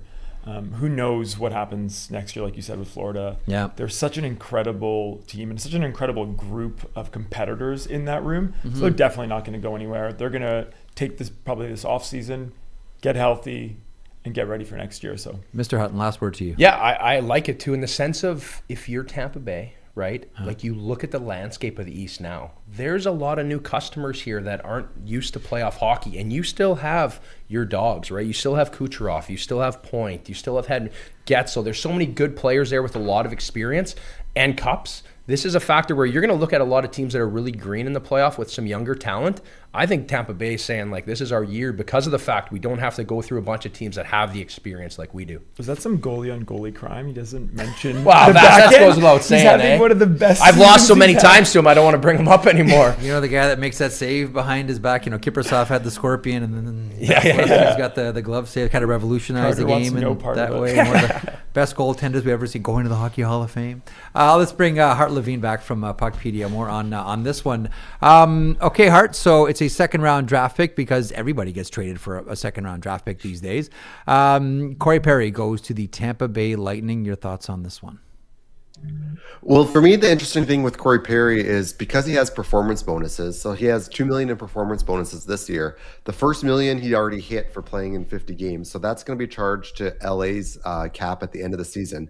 Mm-hmm. The next set of $1 million bonuses for Corey Perry, he gets $125,000 if his team wins one round in the playoffs, $250,000 for round 2, and $125,000 for round 3. So if Tampa's successful and he's on the team, those will get charged to Tampa. And because they're using LTIR and will finish over the cap, those will actually be a bonus cap charge overage next season. So while Tampa is taking Corey Perry this season, assuming they have some playoff success, there'll actually be a cap charge for him earning those bonuses with him next season. He also gets a raise. He goes from California to Florida. That's true. But only for 42 days though, so not a big one. Still, it's money in the jeans, right? Like there's the game of hockey, and then there's the game of hockey. How much can you make by the time the career is over? Excellent stuff. Thanks so much for filling in the blanks on the Corey Perry contract. Now, Corey Perry, a member of the Tampa Bay Lightning, back with Carter Hutton and Wojtek Wolski. How much response do you think we see now from that move specifically? We've talked about the game sort of being wide open here. Teams have already. Oh, hang on. We're gonna go to Tyler here in a couple of moments and get the DFO panel's thoughts on this one.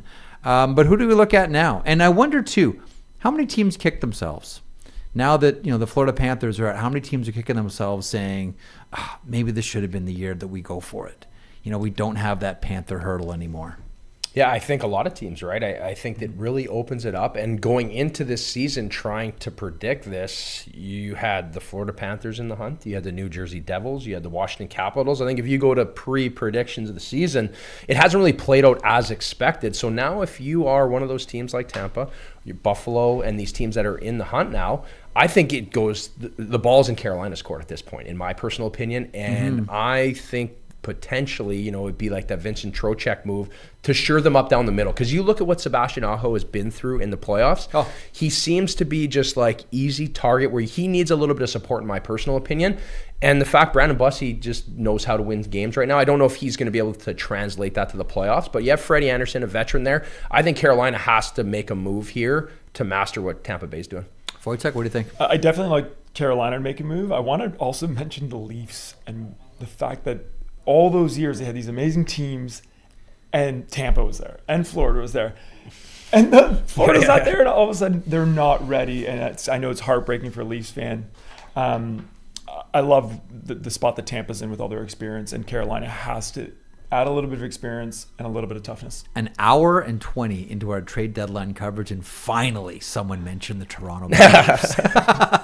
We had a bet going. And what a move made for that one. Okay, let's bring in Matt Larkin, trade grade for Corey Perry to Tampa, presented by GMC Truck Month. Okay, so there you go. Second round picks are wild. This one goes to the Los Angeles Kings. Corey Perry gets a little more money in his jeans by way of state tax, and he's on a Stanley Cup contender with the Tampa Bay Lightning. Grade this one, Matt Larkin. Okay, Jeff, it's an A- for the Tampa Bay Lightning. They, of course, if you're superstitious, have already booked themselves a ticket to the Stanley Cup Final. Corey Perry, 2020 Dallas, 2021 Montreal, 2022 Tampa Bay, 2024 and 2025 Edmonton. So we know the trend with Corey Perry. Sure. I apologize to the Lightning for losing the Stanley Cup Final. But, of course, you're getting someone who, even at 40 years old, still brings a lot. He had 10 goals in 22 games in the playoffs last year. Yeah. So he's going to give you a lift. He's still going to be an agitator. He can still even help maybe your second power play unit. So I like it for Tampa. And for LA, it's an A-. I think this is a mature trade from Ken Holland. He was a buyer a few weeks ago, but things have just totally gone south since then. I mentioned already they lost 6 of 8 games. The Kevin Fiala injury, you fired Jim Hiller as head coach. I think you have to understand we may not have the horses. There's a 70% chance we're missing the playoffs. So you cash out Corey Perry because you couldn't extend him. Mature move by Ken Holland, A-. I want to get this to our panel here in a couple of seconds, but curious your thoughts too. There's a couple of big names, like one we know for sure, the other we suspect. Alex Ovechkin, we suspect will be calling it a career at the end of the season. He's distraught about the move sending John Carlson to Anaheim. I think about Andrei Kopitar with the Los Angeles Kings and how much he's meant to that organization, the 2 Stanley Cups, the Selke trophies, etc. I don't think that going into this season, the Los Angeles Kings had planned that Kopitar's season was going to end on game 82. I think in their mind, Kopitar was saying farewell to Los Angeles Kings in the playoffs. Do you think the idea of playoffs, again, you might look at it and say it's a smaller move, but still, do you think now the focus has shifted away from making the playoffs for the Los Angeles Kings here? It certainly seems to signal that if you're willing to trade Corey Perry, and that has to be a bit of a bitter pill for Andrei Kopitar, who just played his 1,500th game last night, only the 25th player ever to do that, 5th European player ever to do that. He's a first ballot Hall of Famer. Yeah. And it's just not going to feel right if we don't get to see that playoff run. And it's tough for Kings and their fans because clearly that was the sentiment of trading for Panarin. You trade your top prospect, Liam Greentree, to get him. And that was sort of signaling an all-in mentality. But this Perry trade, I know Perry's not on your first line and one of your most important players, but you're still trading him for futures. And to me, that says, okay, the Kings know that they're not necessarily going to make it. So that's tough for Kopitar, I can imagine. I know expectations might be low getting to Tampa, but you know what happens in the playoffs with Corey Perry. Don't be surprised that this guy finds himself in a significant role, at least on the power play for John Cooper. Great stuff, Matty, as always. Thank you, Jeff. There he is, Matt Larkin, presented by GMC Truck Month. Let's get to Tyler Yaremchuk, standing by with our Daily Faceoff panel of Jonny Lazarus, the dashing Colby Cohen. Well, I'm like you, Tyler. I'm not used to seeing Colby without the lid on, but nonetheless, Corey Perry, now a member of the Tampa Bay Lightning, gentlemen. Yeah, Corey Perry, he'll help on that power play in Tampa Bay. I think it sits 13th in the NHL, but only at 21.8%. And he's also a guy, like I saw him in Edmonton the last couple of playoffs. Even if you start him on a bottom six role, there'll be games, there'll be moments where you elevate him up. I think about the Bolts maybe being down a goal late in a hockey game, Johnny. And there goes Corey Perry over the boards with Kucherov in point, trying to tie the game. I think he's just comfortable in whatever kind of role you want him to. Like he's averaging just over 11 minutes a game at 5-on-5 this year with the LA Kings, putting up some good numbers. I'm honestly a little bit surprised he got a second-round pick. I thought this would be, if a Perry deal happened, a bit more of a situation where it's something like, oh, we're just going to send him somewhere he wants to go, Tampa, and get like a fifth-rounder back. Like, again, the market's crazy. Well, it made sense for LA to move him. And I got to say, too, I was having a drink with Patty Maroon the other night, and someone that Patty raves about all the time is Corey Perry. There's no one built more for the playoffs than Corey Perry. And I know people can, make the joke that all he does is get to the finals and lose. But Tampa Bay right now, we talk about windows, right? Cup windows. Tampa Bay, their window, while it's open, it's more shut than it is open, because they got guys that are aging. Hedman, Kucherov, Vasilevsky, they're not getting any younger. Florida has stood in their way now for the past couple of years. Last year in the first round, I picked Tampa to beat the Panthers in that first round series. Colby, since he's quiet right now, I will chirp him. Colby had the Lightning missing the playoffs this year, I think, in the first week of our show, and I know he'll own it. But you look at the Tampa Bay Lightning right now and what they've been able to do with injuries throughout the year and how John Cooper has had them ready to go, as opposed to the past few years where they're the team that, quote-unquote, flips the switch when the time is right.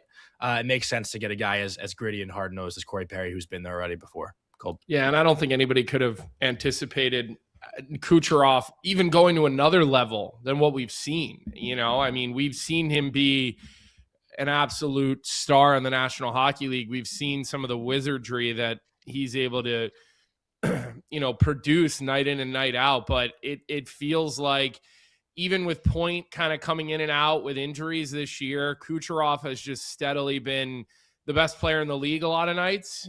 He really has.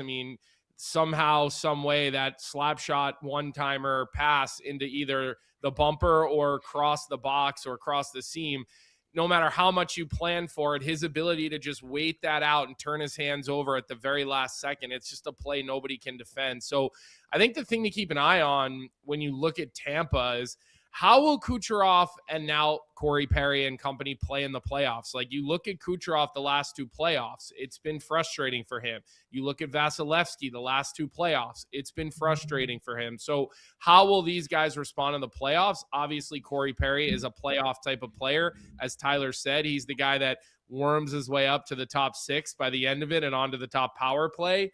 I'm not quite sure who he's going to dethrone on Tampa's number one unit, but when injuries happen, Corey Perry will always be there to pretty much play any role for you. Yeah, a nice little insurance policy. And again, for LA to get a second-round pick for an expiring contract like that, I think it's decent work, and they'll probably try to flip some of these assets in the summer. Johnny, your thoughts on some developing news here from our insider, Dave Pagnotta, that the Minnesota Wild are out on Vincent Trocheck? Yep, David's got it as well. Colby and I have some ties to the Minnesota Wild organization, and we've been told that Vincent Trocheck is not in their interest of any longer today. So sounds like the list for Vincent Trocheck is getting shorter and shorter. Now signs probably point to Stevie Y and Detroit, who's been a little bit too quiet today after Dylan Larkin's comments last year about them wanting help. As far as teams on the other end of it, Trocheck has already said he doesn't want to go out west, obviously has that 12-team trade list, so there's 4 teams out west that still could be possible, but it seems like it's a very, very short list right now of teams that are going to be going after Vinny Trocheck, and I think Detroit is the only one that would make the most sense. Colby, do you think it's a mistake that the Minnesota Wild are not bucking up the asking price needed to get a guy like Trocheck? I mean, look, it's easy for me to say it's a mistake because I've said I think that they should overpay, but in the same breath, Tyler, I don't know what the ask is. I mean, obviously I'm willing to overpay, but I'm also not, if you're asking me for the same trade package that would, be for a number one center who scores 85, 90 points and, is a more offensively dynamic player than Vincent Trocheck, right? I mean, it makes me wonder, like, what is the ask for Robert Thomas versus what is the ask for Vincent Trocheck, right? We've heard the prices are sky high because these are players that these teams are wanting and willing to hold on to. I think with Trocheck, maybe a little different than Thomas because Vinny Trocheck's, 32 years old, Johnny? And the New York Rangers are, they're in a world of trouble. I mean, that organization has really come crashing down, and I don't see the way out for the New York Rangers. I mean, you've got this really,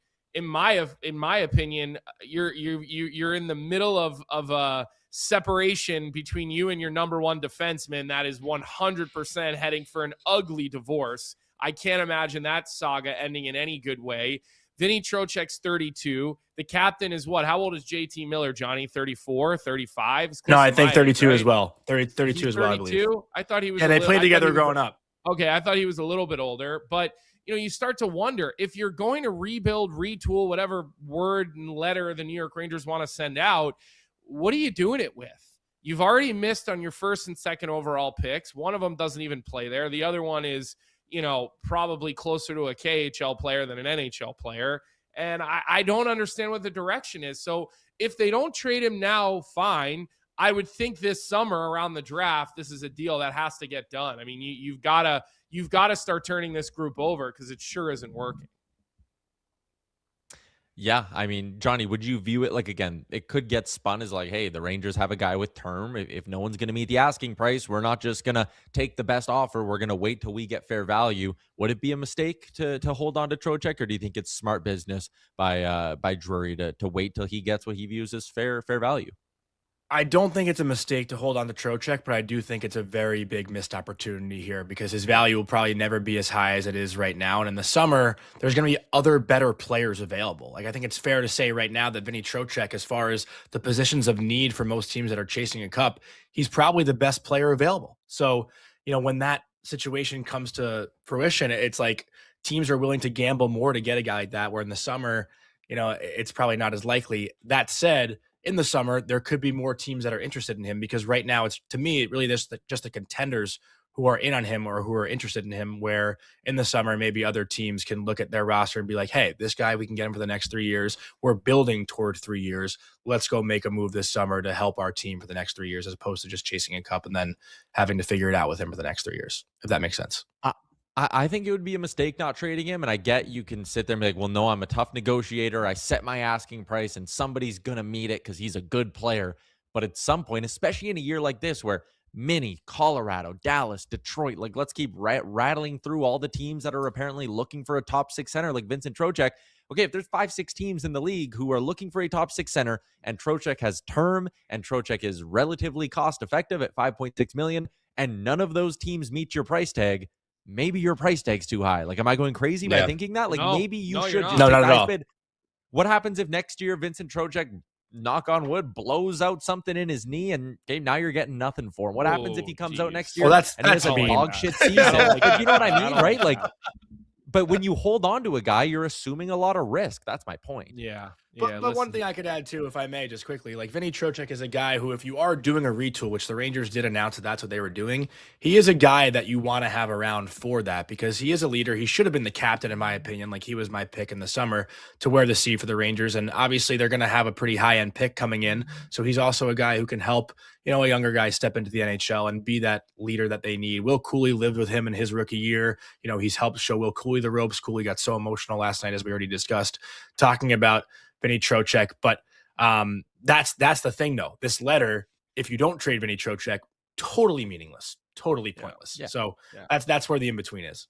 Well, and I think when they move on from Adam Fox this summer, because they're going to be forced to, I'm just saying they're going to be forced That to helps. do that. Keeping him will help Fox stay happy. I don't agree with you on that, Johnny. And what I'll say is when you do that, maybe you're right. Maybe Vinny Trocheck's the guy they want to keep around, and they're going to use Adam Fox to bring the haul back in order to actually jumpstart this, whatever there actually is going on in New York, because there's no light at the end of this tunnel. There is none in New York right now. It's a dark, long road ahead.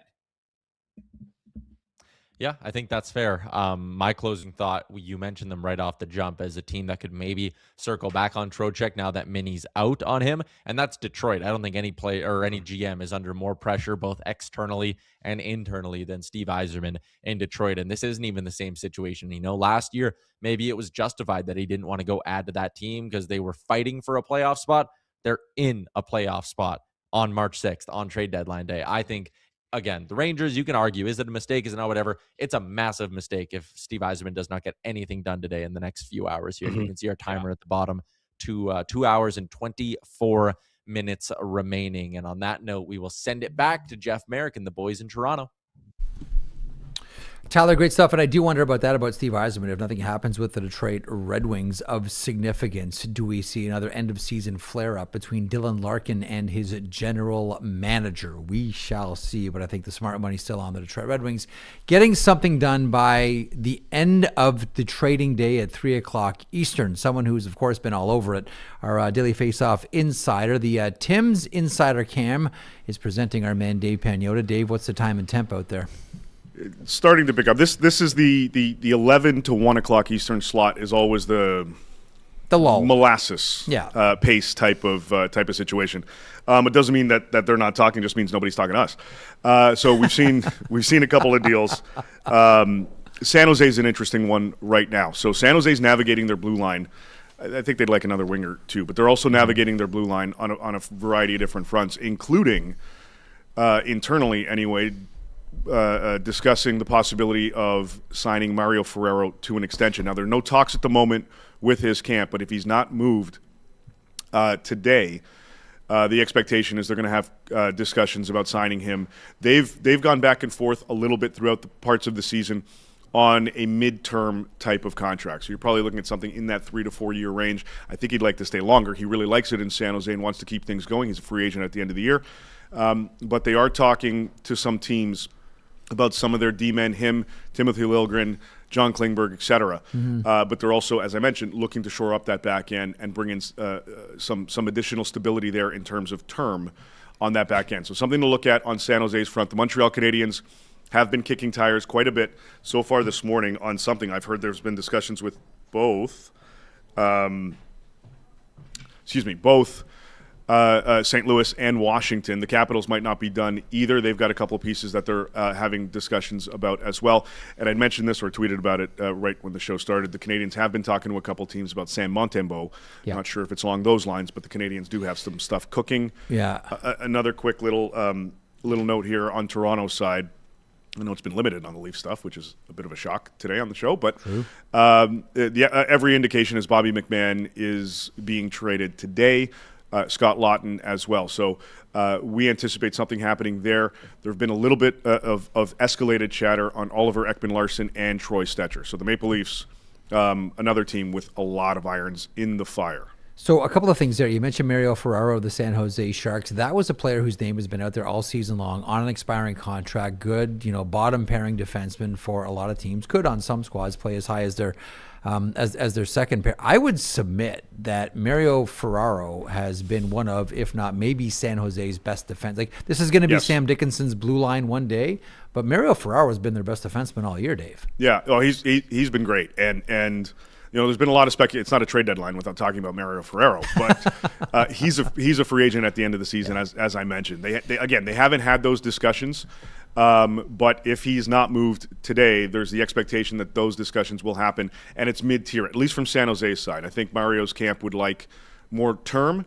I think San Jose's looking at midterm on that front. Also, no contract talks with any of those defensemen to this point. So we'll see kind of how that evolves to that point. And things, hopefully, as we get into 2 hours or close to 2 hours, we're at 2:20 right now, by the trade deadline itself, anticipating a lot of those conversations picking up. The other quick note, just on spill your phone out, Dave. Yeah, just on that front. Going back to the Blues, Yes. there has been some escalated talks involving Braden Shen. That has picked up in the last little bit as well. It seems the Blues working on a couple different things, and also the Islanders looking to move still Anthony Duclair and Shabanov. Both of those guys are very much in the mix out there. Wonder about Kyrou with the Islanders potentially. That's been a name that's been out there. They've tried. The indication on that one is that the Blues want Aitchison as part of a deal going back, and I don't think the Islanders have an appetite to do that. Man, Kashan Aitchison and Matthew Schaefer are going to be stalwarts on that blue line for the next 10 to 15 years. That would be a lot for Matthew Darche to par with. Not saying that it won't happen, but that would be a whopper, Dave. Yeah, it would surprise me. And again, what I've been told is they have no desire to move Aitchison, and that goes back to them also having discussions with the Blues about Rob Thomas. Yeah, they'd love to get their hands on a guy like Kyrou, but not at that price. So if things shift, then maybe they go in that direction. One more thought on one young defenseman, and that is Simon Nemec of the New Jersey Devils, who, surprisingly, his name is out there. Former second overall draft pick. Go back to the Montreal draft with Yuri Slavkovsky. New Jersey takes Simon Nemec. Do you think this one happens, and if so, why? Well, if it does, it means that the New Jersey Devils are bringing back a first-line caliber player. They're looking for somebody to play on the other side of Jack Hughes, and that seems to be the priority, is bringing in an offensive type of guy on that front. If Nemec is moved, it's going to be for that type of package. Part of the reasoning as to why Nemec is available, Anton Valeev is in Russia right now. He's been doing well, and the expectation is he will be coming over to North America in the not-too-distant future, and that makes things a little bit more palatable on the back end for them. One quick note as well on Minnesota. As Laz was talking about earlier, Trocheck off the table for Minnie. There's been speculation about Ryan Hartman, and we have him on the board. I was told he's not going anywhere today. It looks like we do have a trade. Vinny Hinostroza has been moved. So Florida adding $775. This is from Puckpedia. Mike Russo first on it. Vinny Hinostroza moves. No idea on the return yet, but that one getting done as well. By the way, for those that don't know, Anton Salayev, who Dave was talking about, is like 6'1". Big. The massive. Big guy. Massive. All right, let's get back to it. Your day with your phone. Keep it charged. And our Tim's Insider Cam, the one and only Dave Pagnotta. From there, let's get to something we should have got to earlier. These are the sort of little features that we're going to pepper in for the entire broadcast. It is the Brock Sagan's Fantasy Minute. Have a look. The Dallas Stars acquired Michael Bunting from the Nashville Predators for a 2026 third-round pick, and Bunting is just 2% rostered in Yahoo Fantasy Leagues. And I think this might be one of the more stealth moves of the trade deadline so far. The Stars really needed some help on the wing in their top six, and they get that in Bunting, who's a great net front presence. He's great on the forecheck, and he excels in the cycle game. And those traits should fit very well with Wyatt Johnston and Mikko Rantanen when the Stars are fully healthy. He's scored just 13 goals with 31 points in 61 games this season, but that's played under 15 minutes per night in Nashville. In Dallas's top six, I think he could find his way into a little bit more playing time, and his line mates will almost certainly improve. I don't know if we'll see a return to a 60-point player like we did way back in his rookie year in Toronto, but I think Bunting is worth a speculative add in fantasy hockey right now, especially in deeper formats. I think 6 goals, 7 assists with modest shot volume and modest hit volume is the expectation rest of season. That's a 23-goal, 50-point pace, so I don't mind taking a flyer on Bunting right now, and the Stars have one of the more friendly schedules through the end of the fantasy hockey regular season. And further what Brock is talking about there, and excellent work, Brock, as always, the Dallas Stars have always wanted a little bit more snarl up front. I don't think Jim Nill is done yet. I do wonder, as I think we all do, about someone like Blake Coleman. And I think maybe the tip-off is if the Dallas Stars end up moving Ilya Lyubushkin today, that may indicate that they are chumming the waters and freeing up cap space to do a significant move up front. Brock, thank you for that. Back with our players panel here. Carter Hutton and Wojtek Wolski. One of the things that I'm curious about, players go through this all the time. We just mentioned, we have a trade alert. Let's get back to Dave Pagnotta. Dave. We actually have a signing alert. The captain of the Seattle Kraken 2-year extension with the Kraken, I believe. Let me just double check that. So that'd be Jordan Eberle. Yes, Jordan Eberle. Yes, 2-year extension, $11 million, staying in Seattle. Do you think Jason Botterill, I mean, his name was attached to Robert Thomas, who still have some hours here. Seattle is having a season where they're right there for the playoffs. Do you think Botterill does anything today?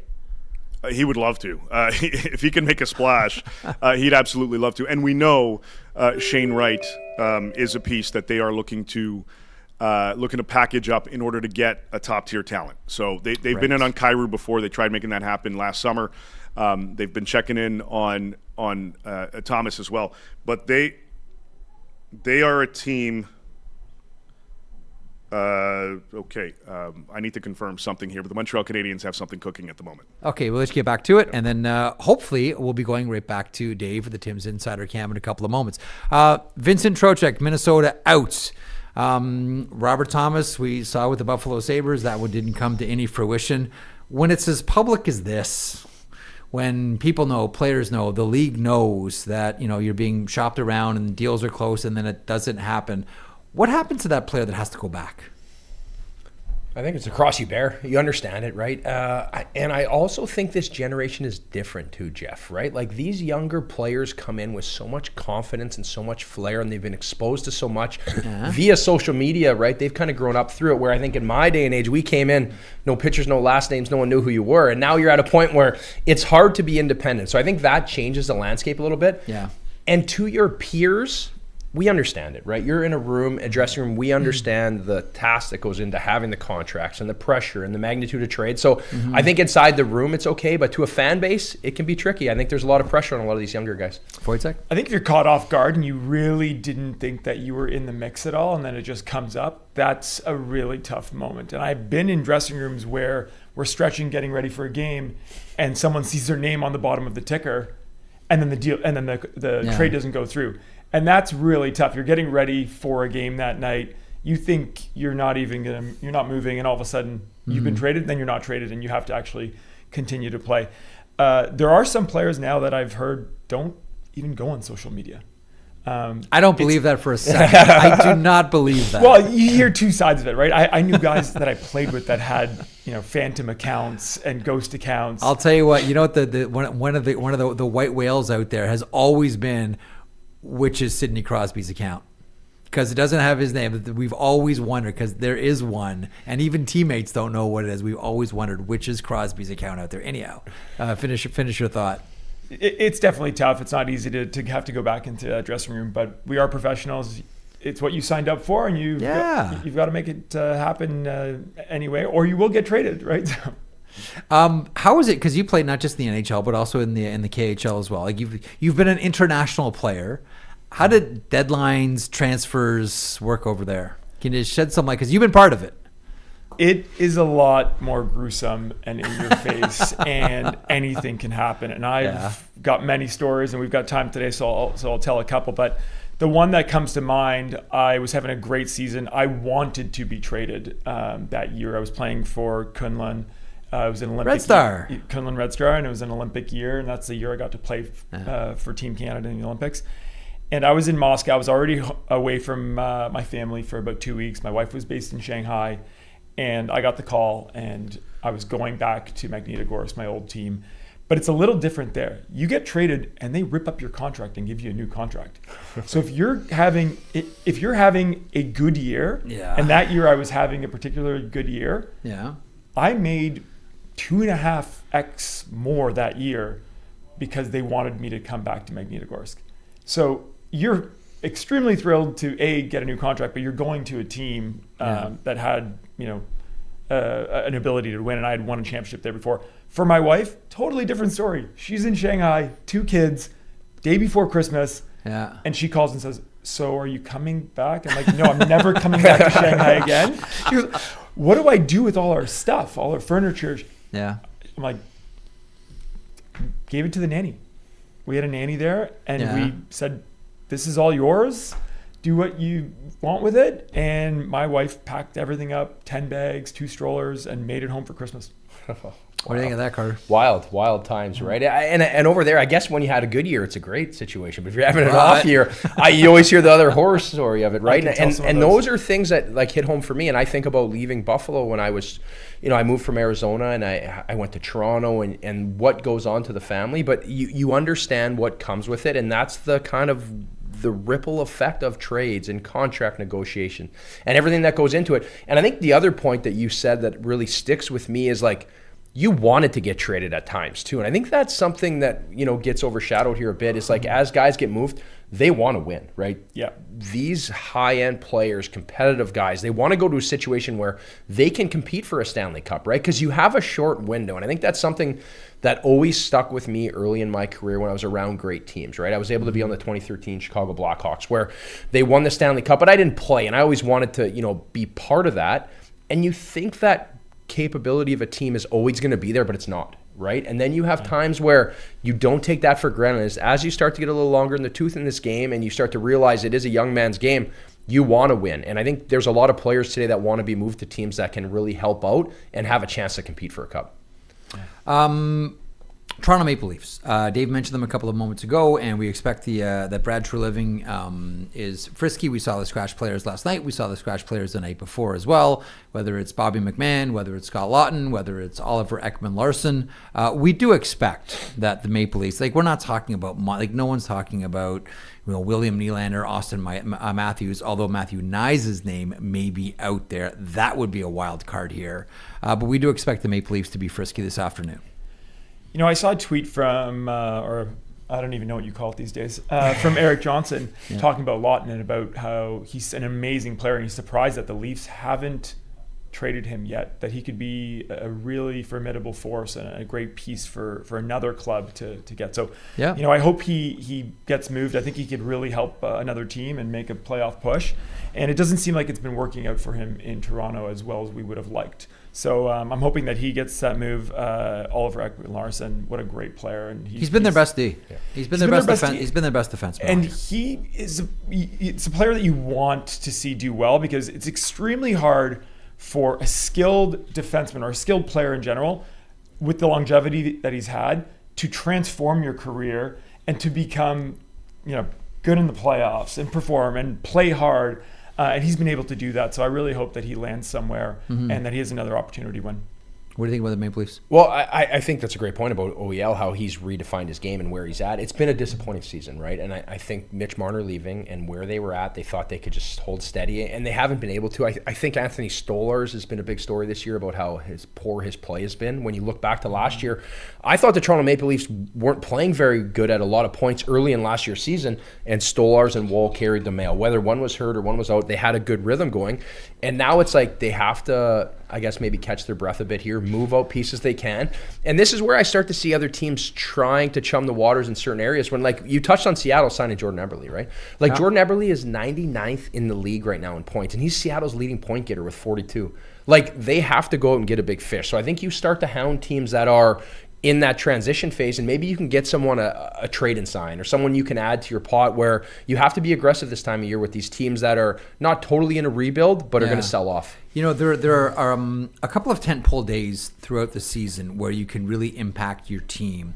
Draft lottery is a huge one. The NHL draft itself is massive, and trade deadline, you can even argue right now, has become more important than ever for one very specific reason.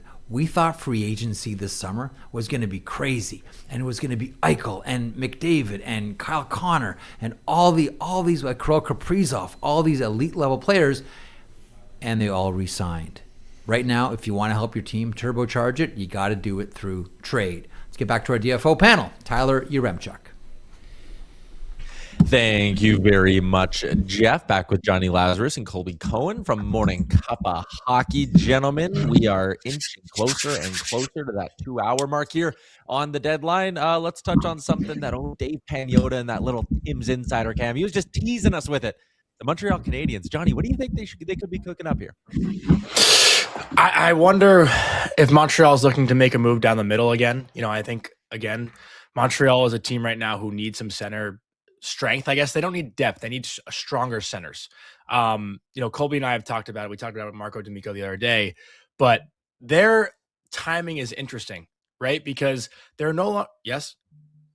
Well, Dave Pagnotta maybe has a little bit of something here. Dave, do you want to pop on and give us a quick update? Yes. Yeah, there we go. Yeah. You guys are talking about it. Johnny, you're bang on with respect to the center position. The Montreal Canadiens and Calgary Flames are talking about Nazem Kadri.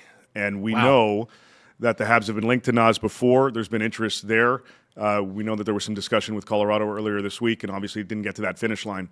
But it seems like the Montreal Canadiens have been at least shifting their focus towards Nazem Kadri. We'll see if it does get to the finish line. There's a few other, obviously, variables in play, especially at this time with just over 2 hours to go before the deadline.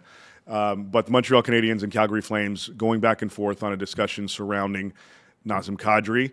And I'm told it might include, if it does get to the finish line, Patrik Laine.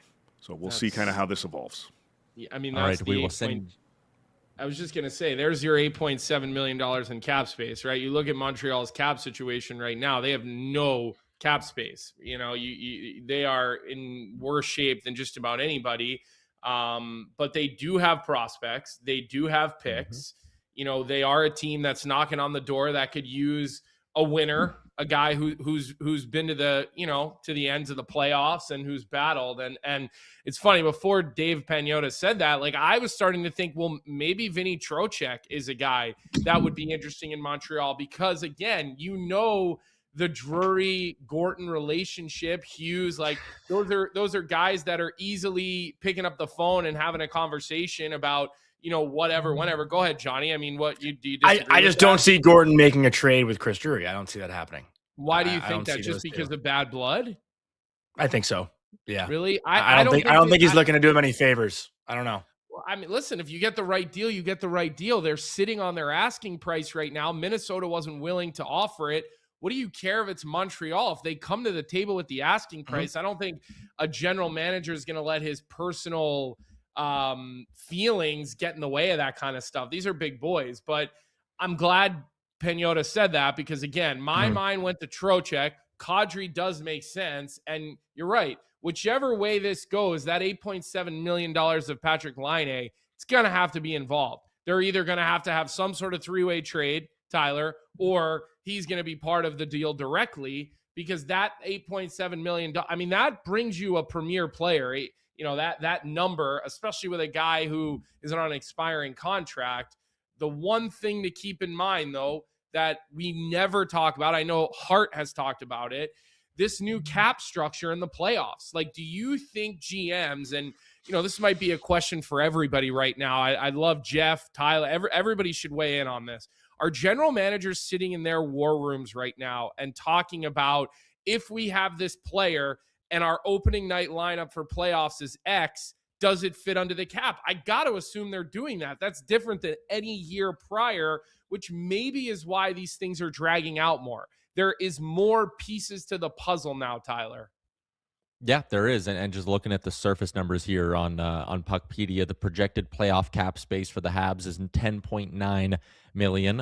Again, Laine, they currently have $1.49 million in cap space. So if you can move out Laine, you're easily fitting this in. And I also kind of like that Laine fit in Calgary as well. Johnny, Colby, will ship it back on that note to Jeff Marek. And again, nothing's across the finish line. You don't want to speak to definitively or anything like that. But what do you make, Jeff, about the idea of Montreal taking a swing on a guy like Kadri? Kadri's name's been out there before, attached, as Dave mentioned, to the Montreal Canadiens. It's been attached to a couple of different teams. The Dallas Stars have looked for Nazem Kadri and looked in his direction now for a couple of seasons. If Jim Nill is still looking to fill his shopping cart, I probably think that it's more Blake Coleman than Nazem Kadri at this point. Look, I think Craig Conroy's had a number of offers this year, offers from other teams that, as I'm told, that can help his team right now and in the future as well.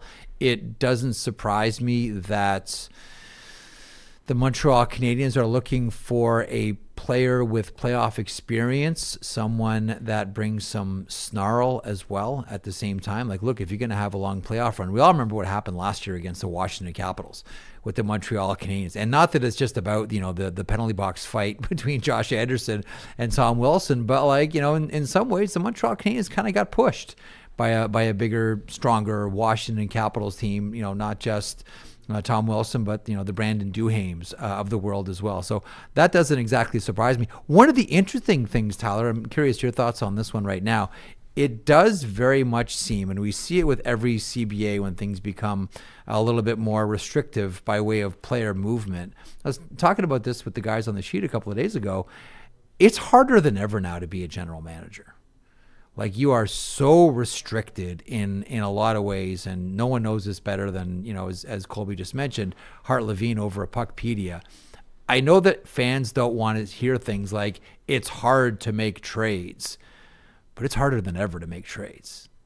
And right now, you can make the argument that in this marketplace, sometimes it looks easy because teams are paying more than they want to just to get the player that they want.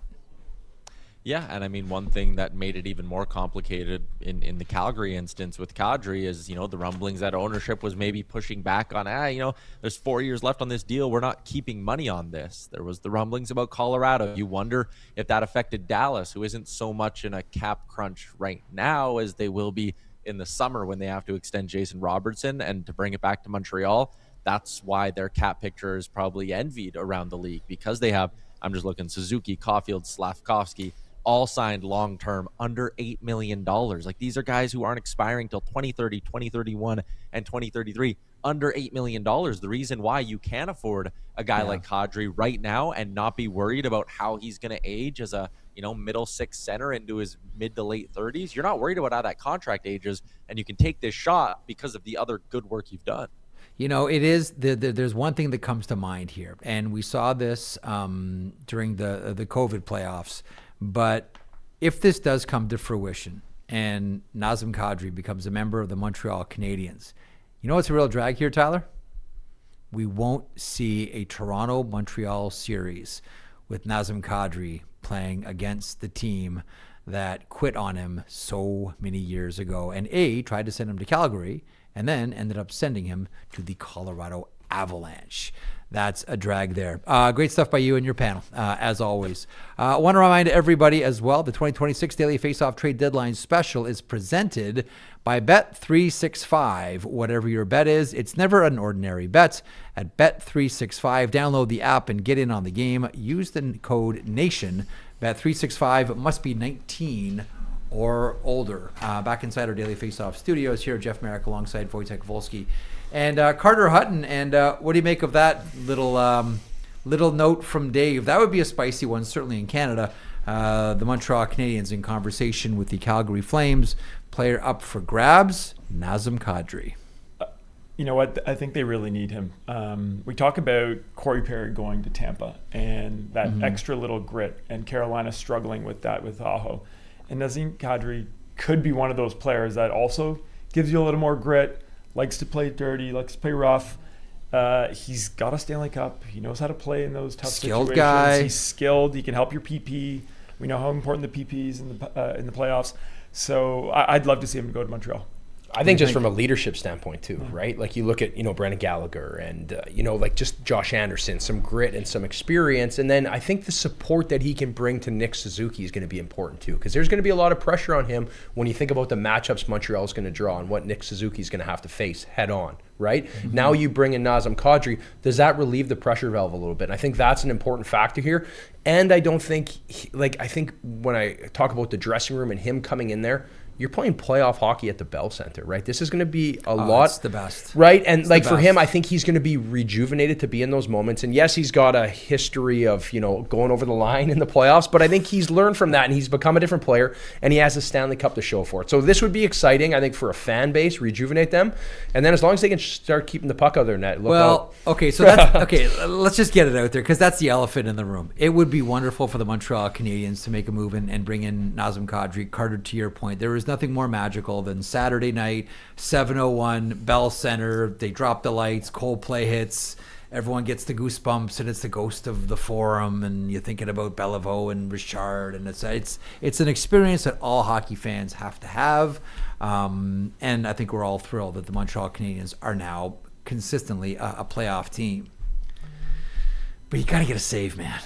Like at the end of it, talking about Nazem Kadri is great, and talking about Cole Hutson is awesome, and Demidov and Nick Suzuki and Cole Caulfield snapping them in. But at the end of the day, I always think back to, there's a few great lines about goaltending. There's Alain Vigneault talking about goaltending when he would say, hockey is easy. If my goaltender is better than your goaltender, I win. But if your goaltender is better than my goaltender, you win. We think of the old saying, if you have a goalie, it's 70% of your team. If you don't, it's 100. But my personal favorite, and I'm going to hold on that because we got to get to Dave Pagnotta. Just as I was getting poetic here at the in the Tim's booth, Dave Pagnotta standing by with the latest. So just on the Montreal Canadiens and the Flames, this is an ongoing situation. They are going back and forth. Another target that we're hearing on the Montreal side is Zach Whitecloud, who was traded from Vegas as part of the Rasmus Anderson deal. 1 or 2 years left on his contract. I'm not sure off the top of my head. But he is signed beyond this season, and he is somebody that the Canadiens, I believe, checked in on after that trade. There were a few teams that, when that trade with Vegas was made, called Craig Conroy and said, what are you doing with Zach Whitecloud? So that's a name that has been discussed. I believe Arbor Jackeye is somebody that the Flames have interest in. We'll see kind of how that evolves. Yeah. Quick note on that. And then Eric Howla and Jonathan Marchessault are not participating in practice in Nashville right now. Waiting on word as to what's going on with Marchessault. Eric Howla, conversations cool down a little bit going into today. We'll see what happens over the next 2 hours. Mm-hmm. However, I was told this is a maintenance day for Eric Howla. Very convenient. We'll see if that's actually the case. But that's what's being described to me. I like conspiracy, Dave. There are no coincidences. No such thing as a coincidence. Not today. Take that word out of the dictionary. Yes, very much on a day like today. The Tim's Insider Cam, our insider Dave Pagnotta. So the point that I was trying to make about goaltenders, and I'll pick up on that. My favorite one, and the goalie on the set is going to love this. My favorite saying about goaltenders was always from Harry Sinden, the former general manager of the Boston Bruins, who would always say, goaltending is like oxygen. I only think about it when I don't have it. It doesn't matter what you do. If you don't get a save, man, everything can be undone. You know, ask the Edmonton Oilers how they felt for the past few seasons of not getting that save, but they have Leon and they have Connor, et cetera, et cetera, et cetera. That's an area that Montreal's got to address. Jacob Fowler is going to be a really good goaltender for a long, long time in this league. The problem is that's not now. Yeah, and I think that's the factor of overexposing him too soon, too, right? To a situation where Sam Montembeault, right? Like, he had such a great year last year, and something that always stuck with me when I was in a slide would be, you don't lose talent overnight, but there's a tough situation here. When I watched Jakob Dobish play the other night against the San Jose Sharks, he's chasing the game. He is all over. And what that does to a team, and you could probably touch on this as well, like from my perspective, I've had runs with goalie partners where they're invincible, right? And the way you play, it adds a comfort to your game. But when they are fighting it, the amount of pressure on the players gripping their sticks, trying to do a little bit more when you're not getting those saves on a younger team that you're trying to build to the future. So I wouldn't be surprised if they make something work today to try to shore up that back end. Again, we're circling back to this topic as always. The East is open, and the Habs have a lot of talent, and they can make a push here. Is that true about goalies? It definitely is. The momentum swings when your goalie is not playing well, especially in a series, it just kills you. And when they do play well and they win a game for you that you shouldn't have won in the playoffs. You stole one. They stole one. It revives the energy in the room. You're excited and you feel it. You can feel it. I got goosebumps thinking about it. You're ready for that next game. We didn't deserve that one, and let's get it done next game for the goalie. The thing about it, too, and you guys, I'm sure, have both been on teams like this, where, and I think about this with like snipers like Phil Kessel, like you need players that can score an easy goal, because when you have to grind for every single goal and your goalie lets in a tough one, you're like, oh, okay, so now we got to score 2 because of that, and we have to fight. We don't have like a guy that can just come down the wing and snap it, and that's always where I felt like Phil Kessel shone. We thought we saw him in a third line capacity with the Pittsburgh Penguins, could skate down the wing, score a couple of goals, and just a release valve. pressure is all off because we got the easy goal. But when you have a goalie that's hard to hit, as we like to say, man, it can really decimate everything up and down the bench. No offense, goalie union. No, and not that I want to kick a team while they're down. Like, when you're telling me that story, I think about Samsonov giving that goal on the off wing to Trent Frederick in the playoffs. Like an absolute softie, and you could see how the Leafs caved in. And I've been around that so much where whether I was the goalie giving up the soft goal or the goalie sitting on the bench, and you feel the drift in your team just sag and everything goes down. And it's hard to regain that momentum because it's a powerful thing. And then on the opposite side, if you're the team playing against that, like, you got him, right? Like, you're like, hey, boys, let's spread it on. He's fighting it, get to the net, make it hard. And then it, and that snowballs on teams. The one name that Dave mentioned there as well, and this was kind of surprised for me. It was part of the Rasmus Andersson deal with the Vegas Golden Knights, and that's Zach Whitecloud. First of all, very good defenseman. Second of all, excellent human being. Like, that is, I thought, if there's, and again, nobody is sort of untouchable. We know this in the National Hockey League, but as close to on that back end, based on what you can get for him, that's a surprising name. That really is I think this defenseman is outstanding, and he's someone that teams always want to have players they can hang their hat on. Zach Whitecloud is a Calgary Flame. Vegas felt that way about having Zach Whitecloud. If Montreal and the name that Dave mentioned there potentially going the other way would be someone like Arbor Xhekaj, I can understand why Calgarians would love that. But if you have a shot to get Nazem Kadri and Zach Whitecloud, you take that swing all day long if you're Montreal.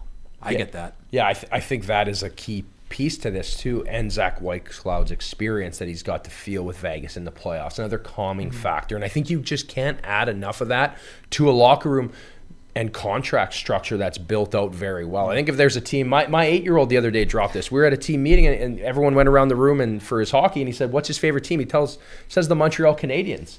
And he was never a Habs fan. I think he saw the contract structure and the way the future looks as an 8-year-old. It's a good investment on his side. Pause on that for 1 second. I want to get to Hart Levine here from Puckpedia. Sharpening the pencil on the Corey Perry contract with the Tampa Bay Lightning. What's the latest, Hart?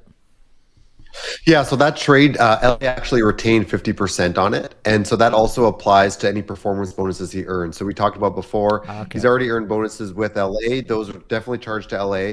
He could earn another $500,000 in playoff bonuses, but anything that he earns would be charged 50-50 between LA and Tampa. And again, that's critical because Tampa is going to finish the season over the cap. So any bonuses earned are going to be a cap charge for next season. So not only did they get him at 50%, that also applies to those bonuses. So they could be looking at a $250,000 cap charge next season for Corey Perry. Excellent. Great to have you on the beat. Hart Levine from Puckpedia, sharpening the pencil on that Corey Perry situation and the 50% retention by the Los Angeles Kings. Swing back to Calgary here for a couple of seconds. I think we've all waited for Calgary to make some moves. They made the move with Rasmus Andersson. We'll see about Nazem Kadri. We'll see about Blake Coleman. Today we'll see about Ryan Lomberg. But if I'm the Calgary Flames right now, like this is, the rebuild of the organization. They have a new building coming in a couple of years. Would it be safe to say the strategy for the Calgary Flames is, and I don't think they're going to be at the height of their powers when it opens, but this team has to be good when that building opens. And whatever Craig Conroy does right now, it's to ensure that when the new building opens, because the cautionary tale is Detroit. They open the new building and Little Caesars hasn't seen a playoff game yet. That's probably going to change this year. Is the cautionary tale here, make sure that when you open the new building, your team is good. It definitely helps. I think he might have 1 year because of the excitement of the building. The novelty of it. They might have that 1 year, but yeah. People quickly forget they want to be in the playoffs. Calgary's a passionate town. They love hockey. And I'd like to see them turn it around and have an exciting product. And we haven't seen that out that way in a long time.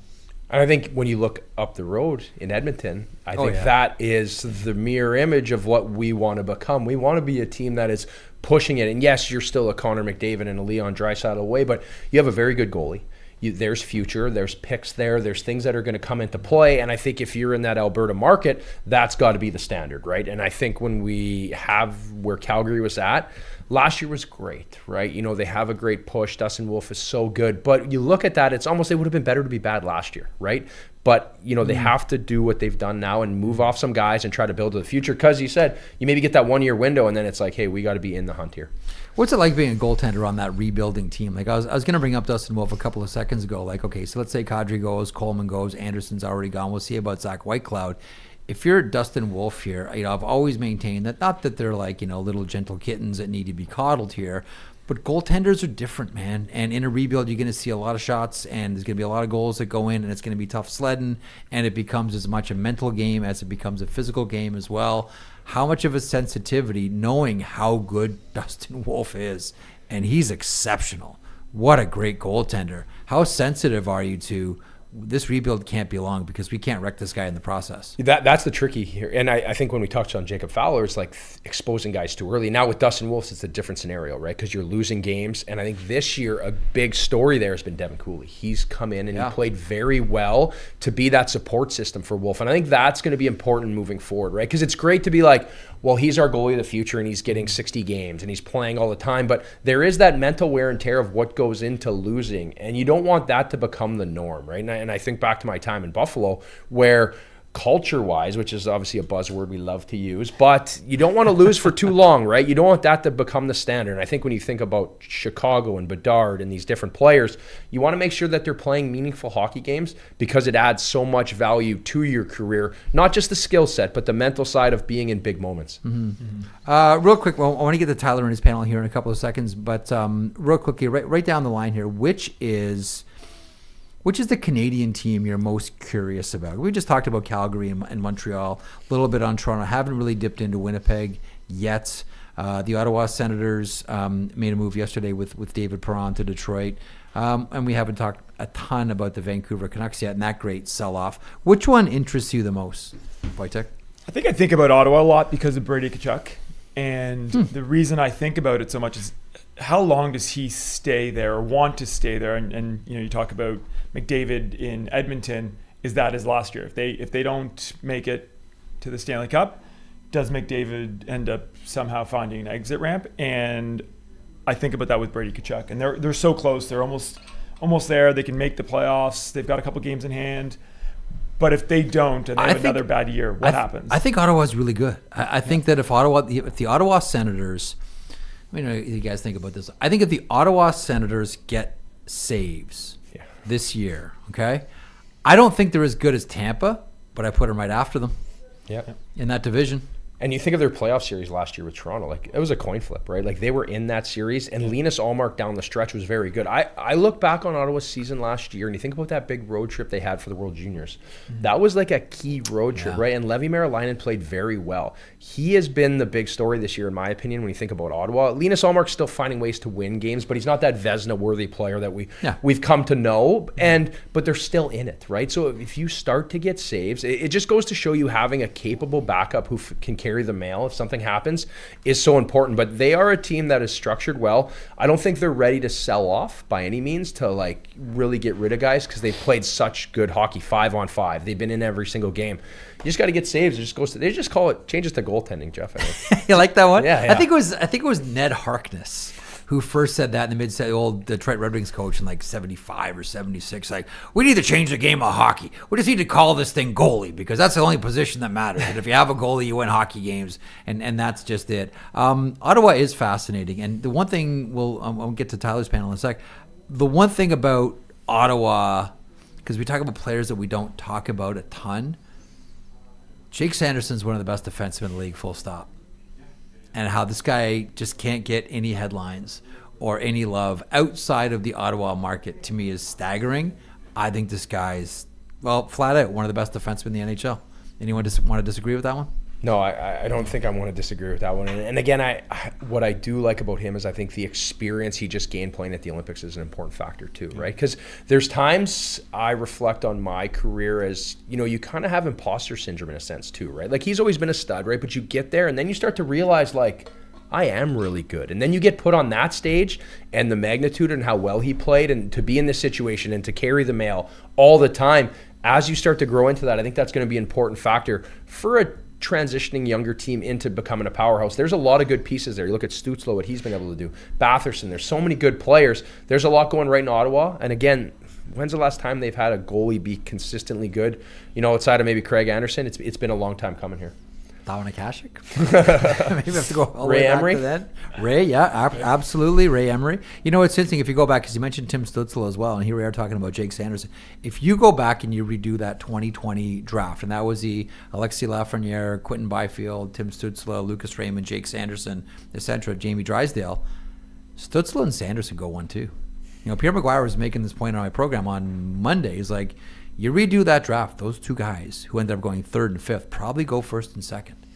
Like, it is and to your point about Brady Tkachuk, like, they have this incredible foundation of quality there in Ottawa, and you just get this team save. I do want to see him get that experience, like we talked about. Jake having that experience in the Olympics. I want them to get in the playoffs again. Like, they missed the playoffs, they're taking a step back. Who knows what happens and what moves they make in the summer, but getting in the playoffs, maybe they make another push, one more year to mature, get that experience, and then add some pieces in the summer, and then they're a real contender. Think about their general manager, Steve Staios. Kind of like Brad Treliving, at the same time, lives on the phone. I know all general managers live making phone calls, but then there are some guys that have the reputation of being in on every conversation. Toronto has that, and Ottawa has that with Steven Staios. Let's get to Tyler and the Morning Cup of Hockey guys standing by. Tyler Yaremchuk in Edmonton.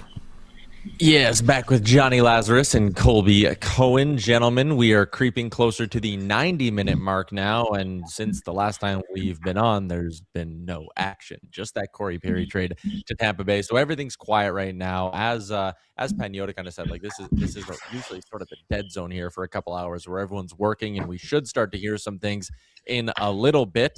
Michael Russo, who we trust a lot out in Minnesota, he's been covering them well for a while. He says the Wild are likely done. Jonny, does that surprise you? Not at all. Not at all. I don't think they have much money left to play with or many assets left to play with. So Minnesota, they've got their team, probably something they reassessed in the summer, I guess. But, they've been playing well. They've got some really good pieces. Obviously, the three-headed monster in Quinn Hughes, Matt Boldy, and Kirill Kaprizov. They've got their goaltending. And I think they're confident in what they've got here to push for the playoffs and go against that really tough Central Division. Yeah, I just worry looking at them down the middle. I know that's nothing new, right? But, you end up in a first-round playoff series against the Dallas Stars, and it's Hintz, it's Duchesne, Ritzkovian has come on, although a little bit unproven, but, has turned into a pretty reliable guy down the middle in Dallas. And then, we know what the centers look like in Colorado if they ended up, depending on how that division shakes out in a 1-2-3 manner. So do you really feel good with Hartman playing on your top line? Is that a matchup where guys like Kaprizov and Zuccarello are going to spend less time with the puck on their stick just because you don't have that center that has the ability to move the pieces around the board? I mean, a really high-end center in the National Hockey League can be like one of those really elite defensemen. They just move players around based on where their positioning is on the ice, right? They know how to support the defenseman. They make it so much easier to break the puck out. We always focus on the way the defensemen move the puck, and while it's true, you got to have guys that can make that first pass, but so many teams take away the wall, and you have to be willing to play pucks into the middle of the ice. And the middle of the ice, well, centers got to be able to handle pucks. They got to be able to make sure that they're not too far above their wingers, and then they got to be able to play at the pace to keep up with a guy like Kirill Kaprizov. So I'm a little bit surprised, Jonny, the nature of knowing Bill Guerin and how he has the confidence and the swagger to really push the chips in and bet on himself and bet on his team. But look, you can't make something out of nothing. If there's nothing to be done, don't hurt yourself in a manner that is unrecoverable like a lot of general managers do. So I am surprised, Tyler, a little bit more than Jonny, although I think Johnny's reasoning is reasonable. But I don't know. We'll see what happens here. Anything can now change in the next hour and a half, right? Yeah, and I mean, you even go back to the last couple of deadline shows that we've done. I think back to our reactions when that Tomas Hertl trade dropped seemingly out of nowhere. And I know, listen, I'm keeping an eye on the YouTube chat here in front of me, and I get there's a lot of you saying, "Oh, this deadline was oversold. Oh, this has been boring." And I mean, it's boring until 2 tweets end up dropping, and then all of a sudden we go from a nothing burger deadline to a stunning one and an entertaining one. We got the top 10 of our board resetting here on the right side, so let me give it to people from Matt Larkin and the crew over at dailyfaceoff.com. Blake Coleman, number 1 on the board in Calgary, 2 years, $4.9 million left on that deal. Robert Thomas in St. Louis. There was smoke about Utah. There was smoke about Buffalo. Have those two teams pivoted? Potentially. Vincent Trocheck, number 3 on the board, heavily rumored to Minnesota over the last few months. Sounds like that's not happening. Nazem Kadri, again, some smoke about him potentially going to Montreal. We know Dave Pagnotta's working hard on that story behind the scenes. Colton Parayko's at number 5. He nixed a deal to the Buffalo Sabres earlier on in the week. Anaheim was a team connected to him, but they went out and made a big splash for John Carlson late last night, just after 1 o'clock in the morning Eastern time. Braden Shen, number 6 on the board. Justin Falk, his teammate, number 7. A reminder, all 4 of those St. Louis Blues that I've rattled off have some form of trade protection. 2 of them have full no trade clauses. Rasmus Ristolainen, the Philadelphia Flyers defenseman, is number 8 on the board. Ryan Hartman, not expected to go anywhere at this deadline. Bobby McMahon, the Toronto Maple Leaf, reports are that he will have a new home by the time the clock strikes 3 o'clock Eastern. Colby, you said Rasmus Ristolainen is an interesting name. Why? It's just there's so much talk in Philadelphia, and there's seemingly a pretty big disagreement between the fan base and the franchise. And I mean, I was watching, some of the different media members yesterday. Our friends from Smo the Goalie were arguing with each other like Johnny and I do, and we talked about Alexis Lafreniere and the New York Rangers. I mean, it was an epic level argument about why they're going to sit pat on this team. And it just, to me, and this has to be frustrating for Flyers fans, it seems like potentially here you have, members that don't necessarily sit in the front office, but are, C-suite employees, we'll call them, are kind of pulling for one thing. And then you have a GM and you have a president that are maybe pulling for another thing. And then you brought in a win now coach. And I understand why in Philly people are pissed. It just is kind of hard to fully understand. Danny Briere is a patient guy. I think he has shown hockey that if he doesn't get what he likes, he's not going to make the move.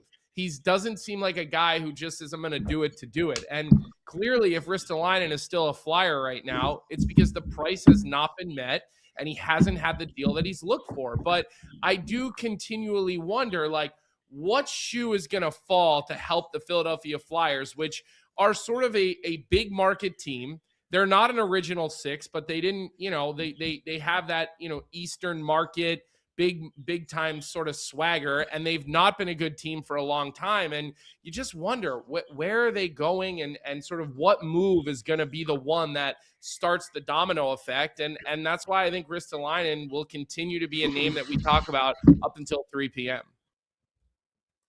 That is interesting. So one comment in here, trying to get the YouTube chat a little bit involved. Pablo wanted to know how much salary is getting retained if Kadri goes to Montreal. If you go back to a few days ago, it sounds like salary retention was a sticking point from Flames ownership in a deal that could have sent Kadri to Calgary. If Laine goes back the other way, Montreal can totally make the money work. And a whole bunch of people in the YouTube chat wondering about Bobby McMahon. Again, that is a guy who it's fully expected that the Leafs are going to move him before the deadline today. It's a matter of where. I know there are a lot of Oilers fans in the YouTube chat who are wondering about Edmonton as a potential fit. Edmonton has made 2 moves already. They got Connor Murphy. They got Jason Dickinson. Bobby McMahon's $1.35 million cap hit would actually be really easy for the Oilers to fit in, even without any form of retention. They currently have $475,000 in cap space, and they have 2 forwards in Colton Dach and Josh Szymanski who can go down to the minors without needing waivers. So they're one paper transaction, so to speak, away from being able to fit in a guy like Bobby McMahon. They can even get as high as, I think, 2.1 or around $2.2 million in cap space is how high the Oilers could get if they wanted to make another ad. I will say, though, guys, I'm not buying on the whole Edmonton acquiring another goalie thing. And I know I'm going to throw to you guys for your takes on this, and it's kind of my area. But like the Bobrovsky thing, the only way they can fit in Bobrovsky is if Tristan Jarry goes out the door. Well, how much are you paying to convince Florida to take Tristan Jarry? Why would they want Tristan Jarry? even the Binnington thing, I don't see St. Louis taking Tristan Jarry. Like the goalie talk in Edmonton, I'll be honest, I never quite understood it. Well, Colby and I think have been on the same page when it comes to Bobrovsky, right? Colby, like he's played a lot of hockey. For a team to trade for him right now, especially the team that's lost to him in the last 2 Cup finals that know how tired he probably is because he's been to 3 straight Cup finals, like it makes the most sense for Bob just to kind of reset on the year, have a long summer, and then go back at it and sign like maybe a 1 or 2 year deal with Florida and just finish but up it's there. no, but Johnny, the word on the street is he's looking for more than that, and I think Really? that's one of the reasons that he's become available is because he hasn't. Go ahead, Tyler. Sorry, did you have something? No. I'm agreeing with you. I'm just agreeing. I thought you might have been waving me over to DP for something, but that's the reality, Johnny. Like that would make the most sense to us. But hey, listen, the guy's won 2 Stanley Cups in a row. He obviously is a confident guy in himself, and if he wants to be paid what he thinks is market value, well, listen, he has earned the right to be paid what he thinks is market value. For sure. I think that's why his name is even out there right now because clearly him and Bill Zito are not on the same page about what the future will look like as a Panther. Now, sure, this summer, could you have a change of heart? Could you look at, the grass not being greener on the other side? Absolutely, you could. But I want to kick this back to you, Tyler, and I want to hear from you. Have the Edmonton Oilers done enough? Do you feel like this is a real Stanley Cup contender, or is this another year where the pressure mounts even more on the time frame of the extension that Connor McDavid signed?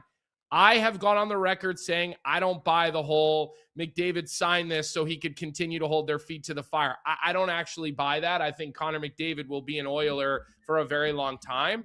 But with all the moves that they've made, with the goaltending issue that is seemingly even bigger than the issue was with Stuart Skinner, do you look at this team as a true contender?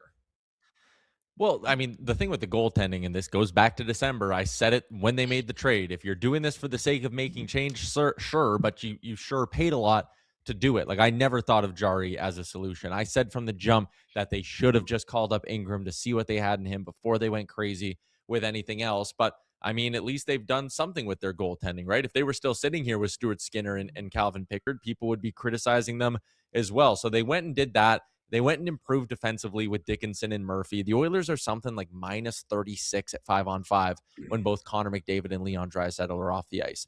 Dickinson and Murphy should help in that regard. And yes, I see the comments. The goaltending's trash. Kevin Woodley was on with Jason Gregor last week and said that over their last 10 games, the expected save percentages for Jarry and Ingram are like 860 and 870 or somewhere in that range. And it's like, okay, like you could put any goalie in Edmonton right now, and if they keep bleeding chances, they're not going to get better. And then to answer your question in a very roundabout way, Colby, are they a true cup contender? If they started a playoff series tomorrow against the Anaheim Ducks, could you see? I'd take the Ducks. I'd take the Ducks. No, I'd take Edmonton in that playoff series. Yeah, but Still, I'm Johnny, the known you'd be- Oilers hater. Yeah, So, sure.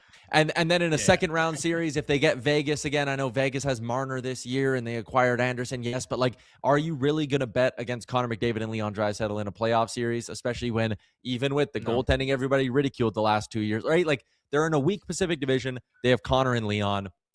They have an authentic shot to win, and honestly, I kind of like that. I kind of like that Stan Bowman. Again, I said this earlier. He went for fit over flash and flair. You want to win Stanley Cups, not press conferences, and I think Dickinson and Murphy can help them do that. Like I see this one from Jax. Are they overrated? Yeah, maybe they are. And do I think they're as good as they've been in the past 2 years? No, I don't. But that also doesn't mean that they don't have a shot. So we'll see if they're done. We'll see if they keep adding here. But I just think the goaltending stuff, like they've kind of made their bed on that front. Like once you acquire a contract like Tristan Jarry's, the gamble is that like now he's your guy.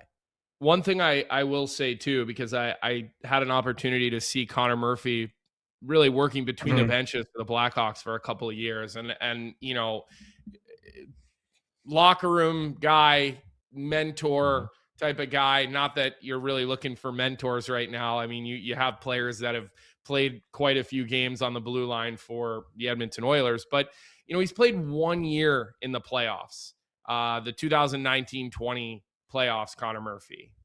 So doesn't have a lot of playoff experience, Tyler. And, you know, I do look at the speed of the playoffs and I wonder about Connor Murphy's feet at 5-on-5 in the playoffs, right? Like I wonder when you look at Edmonton and yes, you want to get harder, you want to get heavier. I agree with you. They went for fit, but there's a team on the other side of Canada named the Toronto Maple Leafs that decided to rebuild their blue line in a bit of a heavier, quote unquote, defensive manner. Ask the forwards who never get the puck in the right situation and how they feel about fishing rims off the wall constantly, that they're dealing with now in Toronto, where they've rebuilt that defensive core in a much heavier, defensive manner. And I'm not saying Connor Murphy can't make a first pass, because he can. I'm just saying, everybody celebrated that, and I know he'll help the penalty kill in Edmonton, but I just kind of want to see more before I celebrate that trade and think that trade is this perfect fit. Yeah. Let me ask you this, totally if I can, that. quick, Ty. Yeah. I was just going to add, I feel like 2 years ago in that 2024 Cup final, everyone was saying this is the best roster McDavid has had. Last year, it got a little worse than 2024, and now this year, it feels a little worse than last year. It feels like they're just downgrading in the years that they need to be upgrading for Connor McDavid with the 2 years left on his deal now. Is that inaccurate?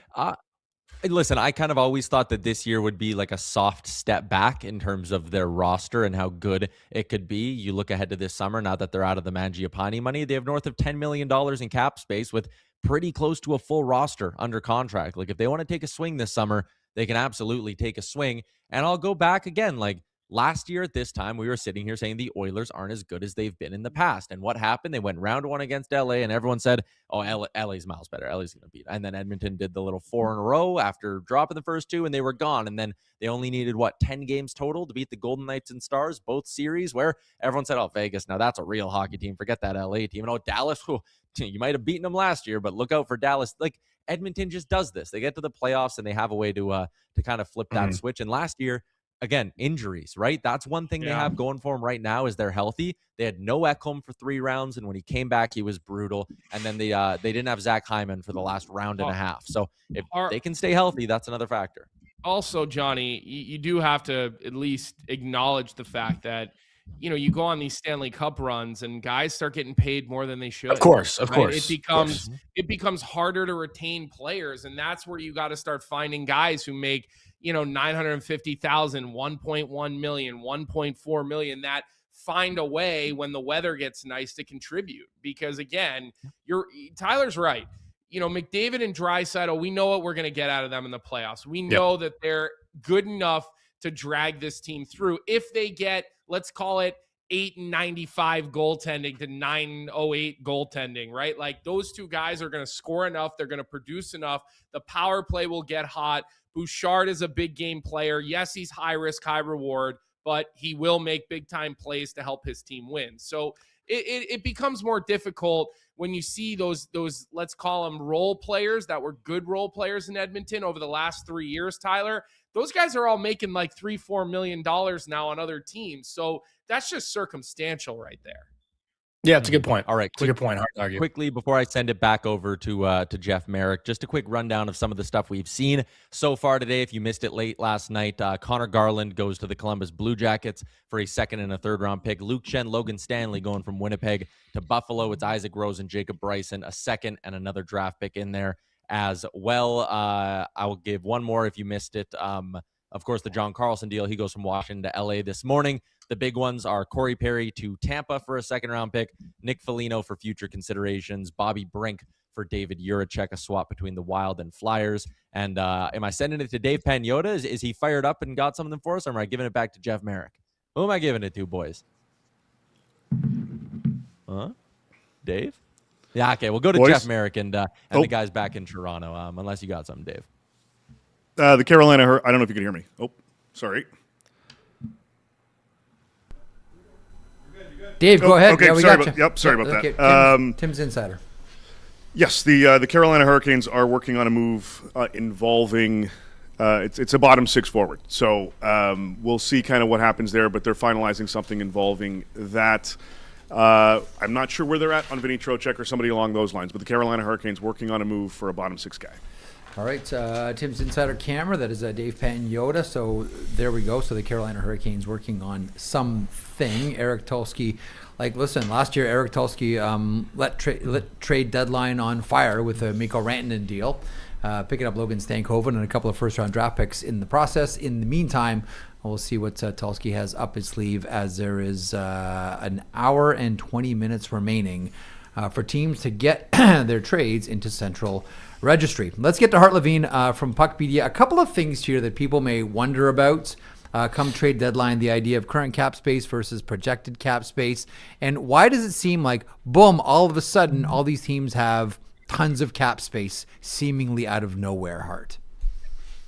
Yeah, it's a good, timely question because I get a lot of messages. I think there's something wrong on the site. You're showing way too much space for these teams, so it's good to talk about it now. Oh, hang on, So wait, pause the way one this second. I want to get the Tim's Insider Cam, Dave Pagnotta again. Dave. Yeah, just waving away here. It sounds like the Toronto Maple Leafs are finalizing a trade involving Bobby McMahon. It sounds like it's going west. We will see. I haven't confirmed the team yet, but it looks like it's happening. Bobby McMahon's being traded. Okay, there you go. Trying to soon to be an ex-Toronto Maple Leaf, Bobby McMahon. So the exodus continues from Toronto. Sorry, Hart, we cut you off there to get the Bobby McMahon information out there, but please pick up where you left off, sir. Yeah, so the salary cap is based on the days in the season. So at the trade deadline, there's only 22% of the season left. So when you look at projected space, that's how much space the team would finish with if they didn't make any moves. So a team like Minnesota, they would finish with 1.3 million of space. But because at the trade deadline, there's only 22% of the season left, a team can actually fit about 4.5 times that, because if Minnesota added a $6 million cap hit player at 22%, that's going to use up the 1.3. So that's why a team like Minnesota, they trade for Foligno. They still have a lot of space, even though it shows just 1.3. They can actually add $6 million in annual cap hit today, and that's the same for many teams. Even Anaheim, after trading for John Carlson, they still have over $40 million of annual cap hit they can add today. All right. Thanks for sharpening the pencil on that one as well. That's always, you're right. Like, it's not just you that gets those questions. Like, I think it's a lot of people wondering, where does all this cap space show up here at deadline? Excellent stuff as always. We'll check back soon. Thanks, Hart. Thanks. Hart Levine from Puckpedia. Okay, so swing back to Dave's report that Bobby McMahon is soon to be traded, going to find out a destination here. I mean, rumored destinations have been the Edmonton Oilers. Those two sides have been linked. I don't necessarily think it is Edmonton this time around. We'll see where McMahon ends up here. But again, swinging it back to the Toronto Maple Leafs, Brad Treliving, one of the most active general managers on the phone. Looks like he's getting something done here, Wojtek, with Bobby McMahon, who's a real fast skate. You know what? Can I say one thing about Bobby McMahon that I've always admired? There are some players, and you guys know what I'm talking about. There's some players that when they get in the shooting position, they just shoot the puck. Bobby McMahon always shoots to score, and there's a difference. And Wojtek, as a scorer, you can certainly appreciate that. I think it's ingrained in you. It's something that you're working on all the time. And there's certain guys that are thinking about, I want to get pucks on the net. I want to get rebounds. Right. And that's how they're going to generate offense. And they're the real shooters, goal scorers. It's like, I'm going to place this in a spot. And then it's automatic. They know they're getting it. They don't even have to look. Yeah. Often practicing is like, I'm going to hit this spot 10 times in a row in practice. And then when it happens in the game, it's just getting off your stick and you're looking for that opening. Yeah, and this has been earned for Bobby McMahon, too. Like, he's a good story, right? A little bit of a late bloomer when it comes to his college career and where he's at, and a guy that can score, right? He's at 19 now. He had 20 last year. He can produce. It will be interesting to see what his number is, though, when it comes to free agency, right? Like, is he gonna go to a situation where he can flourish and continually play well because of with the cap going up and the lack of free agents in this market? Like, I feel like if you're a player that has enough confidence to wait until July 1st, it could be a very big payday for Bobby McMahon in the sense of where the market is at with, teams needing scoring. A guy, if you can guarantee 20 goals, there's a lot of value in Bobby McMahon. I'd also love for him to get that playoff experience. Sure. And that'll add to his number, I think. If you can score 20 goals and then you can perform in the playoffs, which I think he can because of his speed and his size and his scoring ability, that moves the needle even more for him. But that's the big calling card, too, with Bobby McMahon. Like, that's the first thing that pops for you when you watch Bobby McMahon. Man, this guy can move his feet fast. But then we take that second step and say, we've already sort of addressed this with his shooting. One of the reasons why we all marveled at a player like Pavel Bure, for example, is he did everything at top speed. Could shoot at top speed, could play and make at top speed, pass at top speed. All of it was done at top speed. And I know it's rare, and I'm really nitpicking here on Bobby McMahon. Love the skating, love the shooting, but I don't see the passing at that top speed, the likes of which would put you into, Carter, a whole different class of player. Yeah, he's one-dimensional in that sense, right? But he still is a big body, too. And again, I think that template of, like, the way he can play, and I think the black cloud of, like, he didn't really perform great for the Leafs when they were in the playoffs is going to be on him. But he's a younger guy still. Like, I think there's still a lot of runway there. So it will be interesting to see where he lands out west because, you know, you obviously mentioned Edmonton. I think of Seattle, and I still think of Seattle's deals when they gave Brandon Montour the big money. They Chandler Stevenson. And this is where, like, maybe he's a piece, but is it just a rental to try to get them in the playoffs? Because I think about the pressure on Seattle where you just had the Seahawks. You just had the Mariners go to the American League. Like, this is a winning culture right now in Seattle. And if you're not making the playoffs, like, there's a lot of other options for people to go to. So I think there is pressure on Botterill and Ron Francis in the brass there. The other names we're looking for with the Toronto Maple Leafs, and for a lot of people, we talked about it before, Oliver Ekman-Larsson. That name's still very much out there. Many think he's played his last game as a member of the Toronto Maple Leafs. You guys want to put a sort of final touch here until Dave drops another piece or another story on the Toronto Maple Leafs about what we should look for? Like, is this, in your opinion, just a slight retreat for the Toronto Maple Leafs, only to look to spin back next year and go for it again, or are we looking at something more significant here? I think you do have to just spin it back a little bit and then wait for that free agency and hope you add some pieces. Their top end and their core is so good still. And if you can make a couple of additions, you don't retreat too much, you don't give away too much, I still think they're there.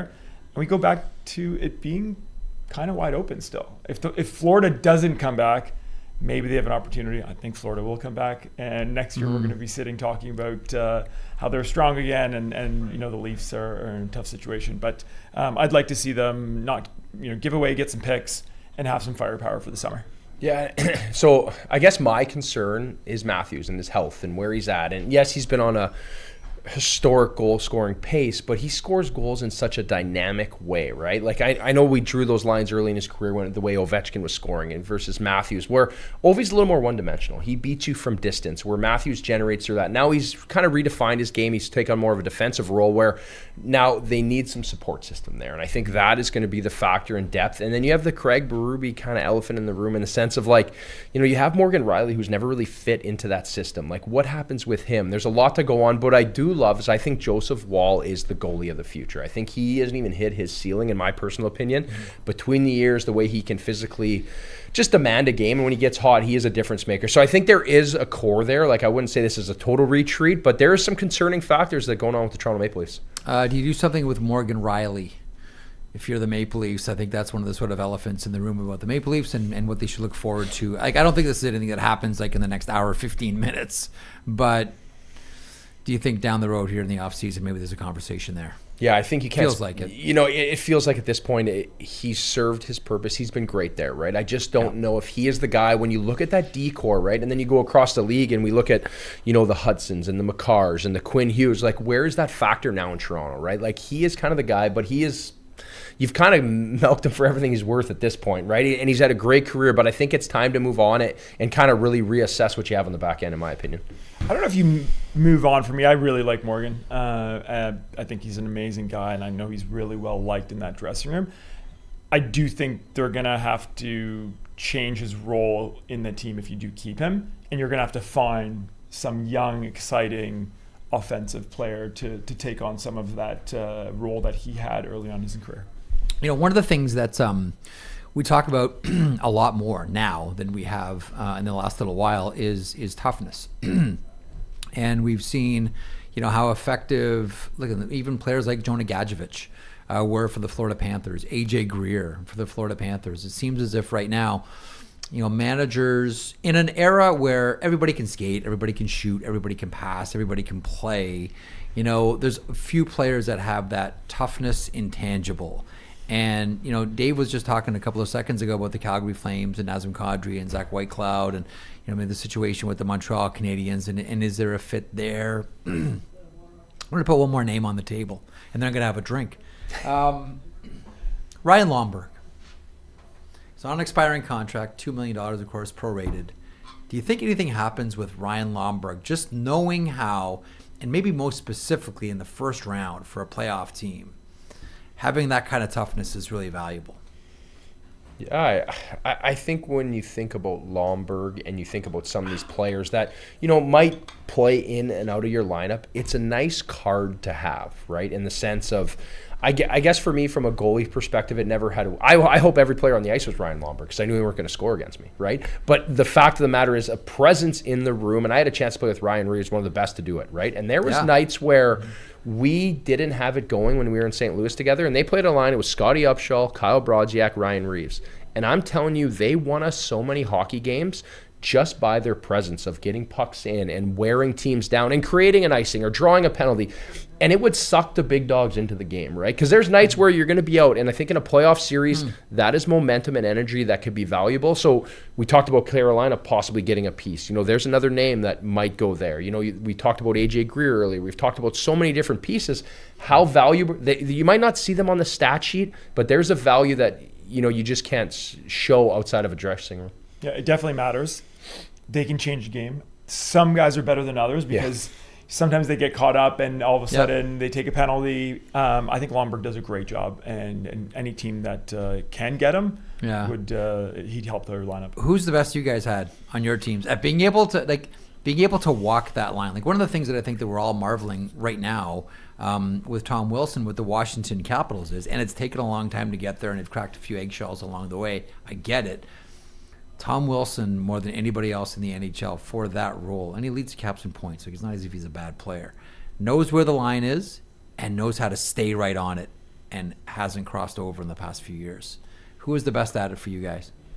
For me, obviously, I mentioned Ryan Reeves. Like, he did a great job of that. And there's different players. Like, Revo had a different kind of, I guess, physicality that came on the game because of his fighting ability, right? But then there's other players. Like, I think back to my time with Rich Clune in the Nashville Predator system. Like, Dickie Clune's like still a good friend of mine. He's now coaching with the Penguins. He's worked his way up through the Toronto Marlies. He's won a Calder Cup Great there. Story. But Great he is story. just a guy that rediscovered himself, and he knew how to walk that line, whether it was in warm-ups, challenging players or being there. And then I think because of leadership, which is important in this situation, when we were in Nashville, he had the likes of Shea Weber, Mike Fisher, Roman, all these guys.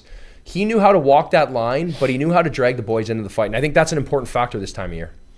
I don't know if this would fit because Shane Doan was such a great player, but we had one playoff series in that first round, and we got unlucky because he's such a nice guy, and he actually... Shane Doan was nasty. So we were playing Detroit. He is a nice guy, but playing, he is nasty. I think he was 240 pounds at that point. We were playing Detroit, and they had Lidstrom and Cronwall, and he was running them out of the rink. And it was like, we're going to beat Detroit. Like, this is insane.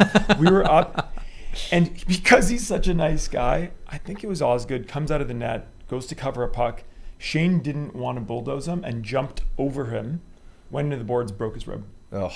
And he continued to play, but he didn't Wasn't have same. that same, like, I'm going to go crush Cronwall and Lidstrom, who I never thought would just throw pucks away. Yeah. But when you have Shane Doan at Barreling down on you. 240 pounds, and he wanted to win, and we had a good team that year, he was a game changer for us. So let me. I'm just having a look here at Matt's trade board, Matt Larkin at dailyfaceoff.com, and we're all wondering. And again, we still have time here, an hour and 10 minutes to get trades into Central Registry, and we'll just go right down the list here and pull a couple out, and let me know what you guys think where we're at. Tier 1, the obvious trade candidates: Blake Coleman, Calgary Flames. Wonder about Dallas. Robert Thomas, that one seems to be sort of all over the place, and I don't think anyone would be surprised if it just remains status quo and that gets pushed into the offseason. Vincent Trocheck, as we've discussed, Minnesota is out of the Vincent Trocheck business. Nazem Kadri, as Dave told us not too long ago, could be something cooking there with the Montreal Canadiens. The Colton Parayko story was a little bit of a 24-hour drama on hockey Twitter. Braden Shen, we've had a conversation about. Justin Falk, I kind of thought that he would have been dealt by now, but nonetheless, Rasmus Ristolainen of the Philadelphia Flyers, Ryan Hartman, Bobby McMahon is, as Dave mentions, on his way somewhere. Maybe, listen, Columbus is adding, maybe Columbus, Jordan Binnington, etc. Any names like right away jump out at you as, I can't believe that here we are, just over an hour away from the end of trade deadline 2026, and this guy's not gone yet? Yeah, I think just St. Louis Blues players in general, Justin Falk, I think that is it. Like, I thought from Armstrong and Alex Steen, who's next in succession, is like there would have been a pivot, right? From the sense of like we had the Parayko deal set up, right? The optics of it, and you kind of set that to your fan base of where you're going with this deadline, with this team. I'm surprised we haven't seen anything from them. Truthfully, like when I think about teams on the sell-off, that's a team that kind of lights the lamp for me. I would agree with you on that one. I think about... What? Oh, we got Dave. Sorry, standing by. Dave Pagnotta. Just confirming the play. Chicago's made another trade. I'm just trying to confirm the player. Sorry, guys. No problem. Thought I had this. Chicago's made another trade. It's a depth type piece. Just trying to figure out. I believe it's Derek Pouliot. Who is going to Chicago. So not a huge one, but the Rangers and Blackhawks working on something right there. Perfect. The Tim's Insider Cam. There he goes, Dave Pagnotta from the fourth period, DFO Insider here. And check out that show, by the way, with Irfan Ghaffar, who will now take the place of Colby Cohen with Tyler Yaremchuk's panel as well. Sorry to pick up on the conversation we were just having about players that were surprised that haven't moved yet. Do you want to pick up your thought before Dave interrupted us with the Chicago and New York Rangers move? Yeah, St. Louis is a big one. I'd love to see O'Reilly go somewhere, maybe Carolina and help them a little bit. Or you have Kyrou, you have Thomas. These are guys that could help other teams, and St. Louis really does need to make some moves. It's probably one of those scenarios where if there's not a lot that happens now, there's probably a lot that's going to happen with the St. Louis Blues probably around the draft, and because I don't think anyone has any misgivings about where this team is. And like, listen, not that you're an authority on Doug Armstrong, but you've played for Doug Armstrong, and you went through one of the most interesting phases of the St. Louis Blues, which is, you know what? It's not there. We're moving Stastny. And bam, shocker. Yeah, and then they go on to win a cup the next year, right? Like they had the core, they had the build, but when I take a... Oh, hang on a second here. We got something. Am I going to Dave? Yeah, I'm going to Dave, the Tim's Insider Camera. Dave, go ahead. So we mentioned the Carolina Hurricanes working on a trade for a bottom six guy. They got him, Nick Delorier out of Philadelphia. So, that's interesting. So the Carolina Hurricanes, as we discussed, and Dave, that's great information from the Tim's Insider Camera. That is really interesting. Going back to last year in the playoffs, the Carolina Hurricanes were pushed around by the Florida Panthers. Now listen, if you're pushed around by the Florida Panthers, don't feel special. I get that.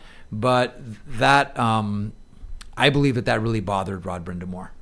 I think it really bothered Rod Brind'Amour, and he wanted some type of deterrent on the bench and on the ice, because let's face it, Nick Delorier is one of the toughest players in the NHL. It's like Nick Delorier, Matthew Olivier, like these are like the heavyweights in the NHL. We wondered if Carolina would go out and get some toughness today. They did, and they got one of the toughest players in the league. What do you think? And there's a presence there too, right? I never had a chance to play with D'Lo. That's what he went by in Buffalo. And so he was I came into Buffalo, he was there beforehand. But everything I heard about him is how he bleeds for his teammates and what he brings to the room. And again, these are those pieces around the edges that help a team, right? And I think as a fan and on the other side of it now, you're like, well, what does he bring to a hockey game, right? And there's stuff that he's not going to find on a stat sheet. And I think the presence for a team that got pushed around to have a little more confidence knowing you have him there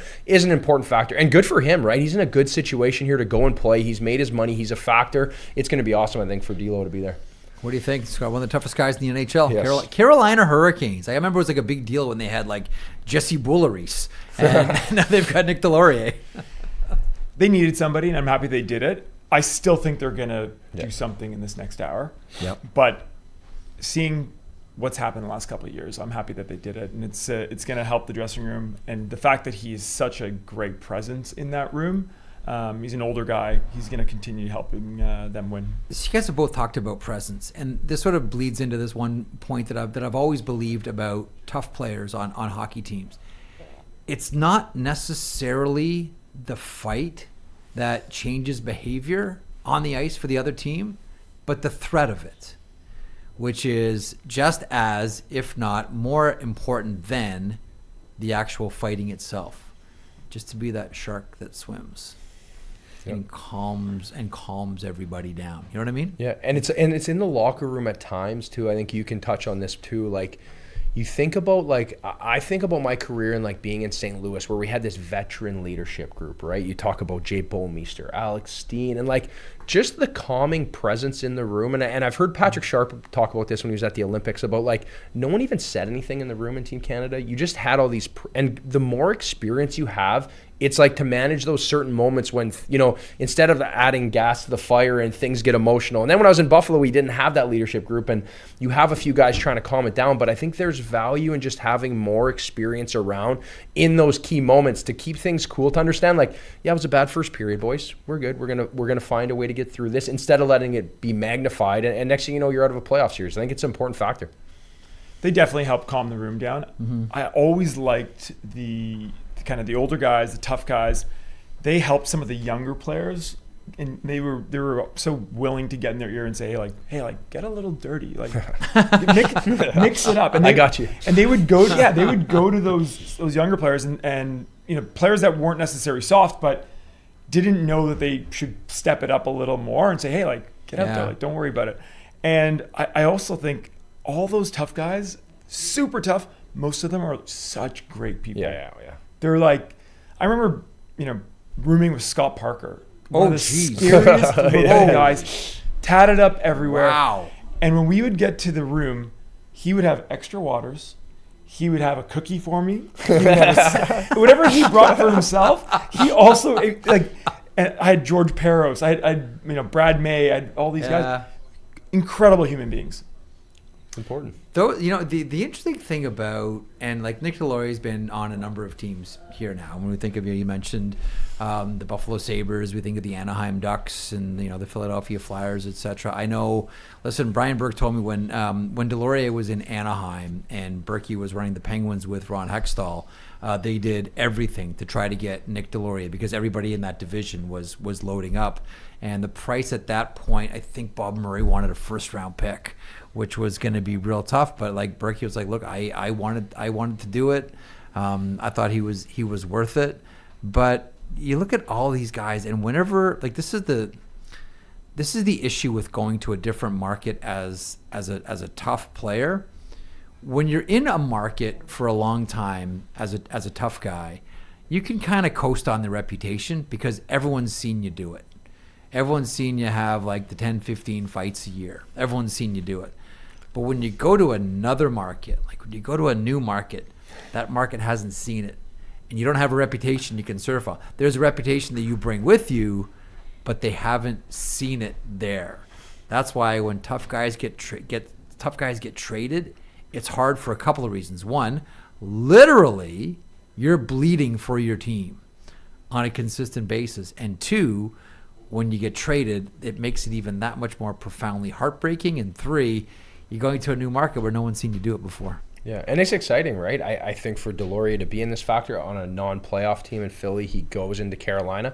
And then you think about like what you touched on, was like the fact of the matter is, like, imagine the confidence boost you get as a player, like knowing you have him. Like, hey, okay, well maybe I'm gonna run a guy here. Maybe I'm gonna set the tone a little bit different now, knowing you have a backup plan, and you might not have to be the guy that answers the bell. And I think that makes players skate a little faster, hit a little harder, and do a little factor to a Carolina team that I don't think is done, but sees that the door is open here. Yeah. Carolina is fascinating. I've always described the Carolina Hurricanes as it's an acquired taste. It's not everyone's favorite style of hockey to watch, right? Like this is a team that, you know, we got Marcus Foligno. Okay, we'll pick up the conversation with the Carolina Hurricanes in a couple of seconds. Right now, pleased to be joined now by someone who's got a big smile on his face. I'm guessing he is Marcus Foligno of the Minnesota Wild. So first of all, Marcus, congratulations on bringing in Brother Nick. Mike Russo talked about the nature of the conversation. Can you share how the conversation with your brother went today? It was a little stressful. I mean, obviously the deadline is the deadline, and you know what? We know the windows closing a little bit, so to speak. Sometimes we don't know how much longer Nick's got in his career, but it was just an exciting day. I mean, I had to do some stuff at the gym, just rehabbing here, and I think I had a dumbbell in one hand and my phone in the other hand. So it was a lot of fun, just kind of going back and forth with my brother, and obviously just super excited that I was able to work out, and couldn't be more pumped to have a chance to be playing with my brother now. Did you have any idea? Like, did Bill Guerin whisper anything to you, like, "Hey, we're trying to get your bro in here"? Like, did you have any clue that this was going to happen? No, you know what? It was all through our agent, like Pat Morris and Nick, Yep. and Nick was probably in more talks with his GM, and rightfully so, just because of figuring out a spot for him, and Nick's first option was to come here and to play with us and my teammates, but I didn't Billy's going to do what he's got to do to make our team better, and I didn't want to pester him with anything like that, and if it wasn't meant to be, it's not meant to be, right? So we're in a really, really good spot for our team right now, and Billy's going to make the right decisions that he has to make, and did I have my fingers crossed? Was I sliding him notes? No, there was not. There was more just hoping that there would just be a chance that I've known that we were trying to get Nick in the past in July 1st deals and things like that, and when he was a UFA, and it didn't work out, but it did now. Is this something that you've always talked about? Playing together, yeah. It's like when we came into the league, it's different. You're trying to solidify yourself as a full-timer NHL, and you're just day by day in the league as a young kid. There's always a chance. Nick and I never played with each other. Every time we're 4 years apart, so every time I came into a league, he was almost leaving it. So we never even got a chance to play on the same team in ball hockey. I think it just maybe the neighborhood kids wanted us to see us beat each other up or compete, and it was never fair enough for us to put on the same team. So it's just exciting that we've always wanted this eventually, and the time has come. This is really cool, a really cool story. We talked before you came on how this is the season of Bill Guerin. The Kaprizov contract, massive. The Quinn Hughes deal, massive. The gold medal in Italy, massive. As a Minnesota Wild player, as you're watching Bill Guerin go through this year, like, what's going through your minds as you're watching all these like massive situations that your manager is in, and he's excelling? Like, the biggest contract in the history of hockey, makes a deal for one of, if not the best defenseman in the league, the gold medal, all of it. Like, what a year for this guy. Yeah, and I just, as a player and someone who gets you play for your guys in your room, but when you can play also for your general manager, it means a lot more, and it means something. And that's what he does. That's just who Billy is.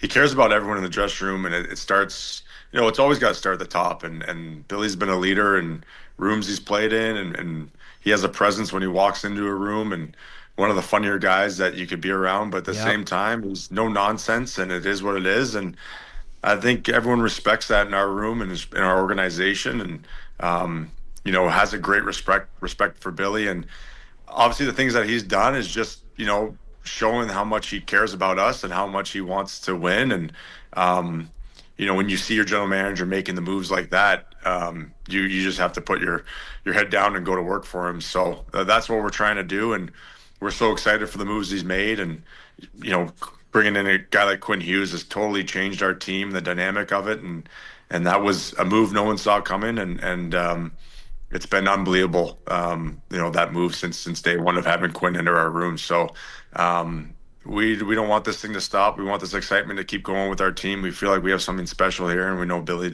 knows that for sure. So what is your brother walking into? Like, what's he walking into in your room? Give us a snapshot of what your brother's gotten himself into now.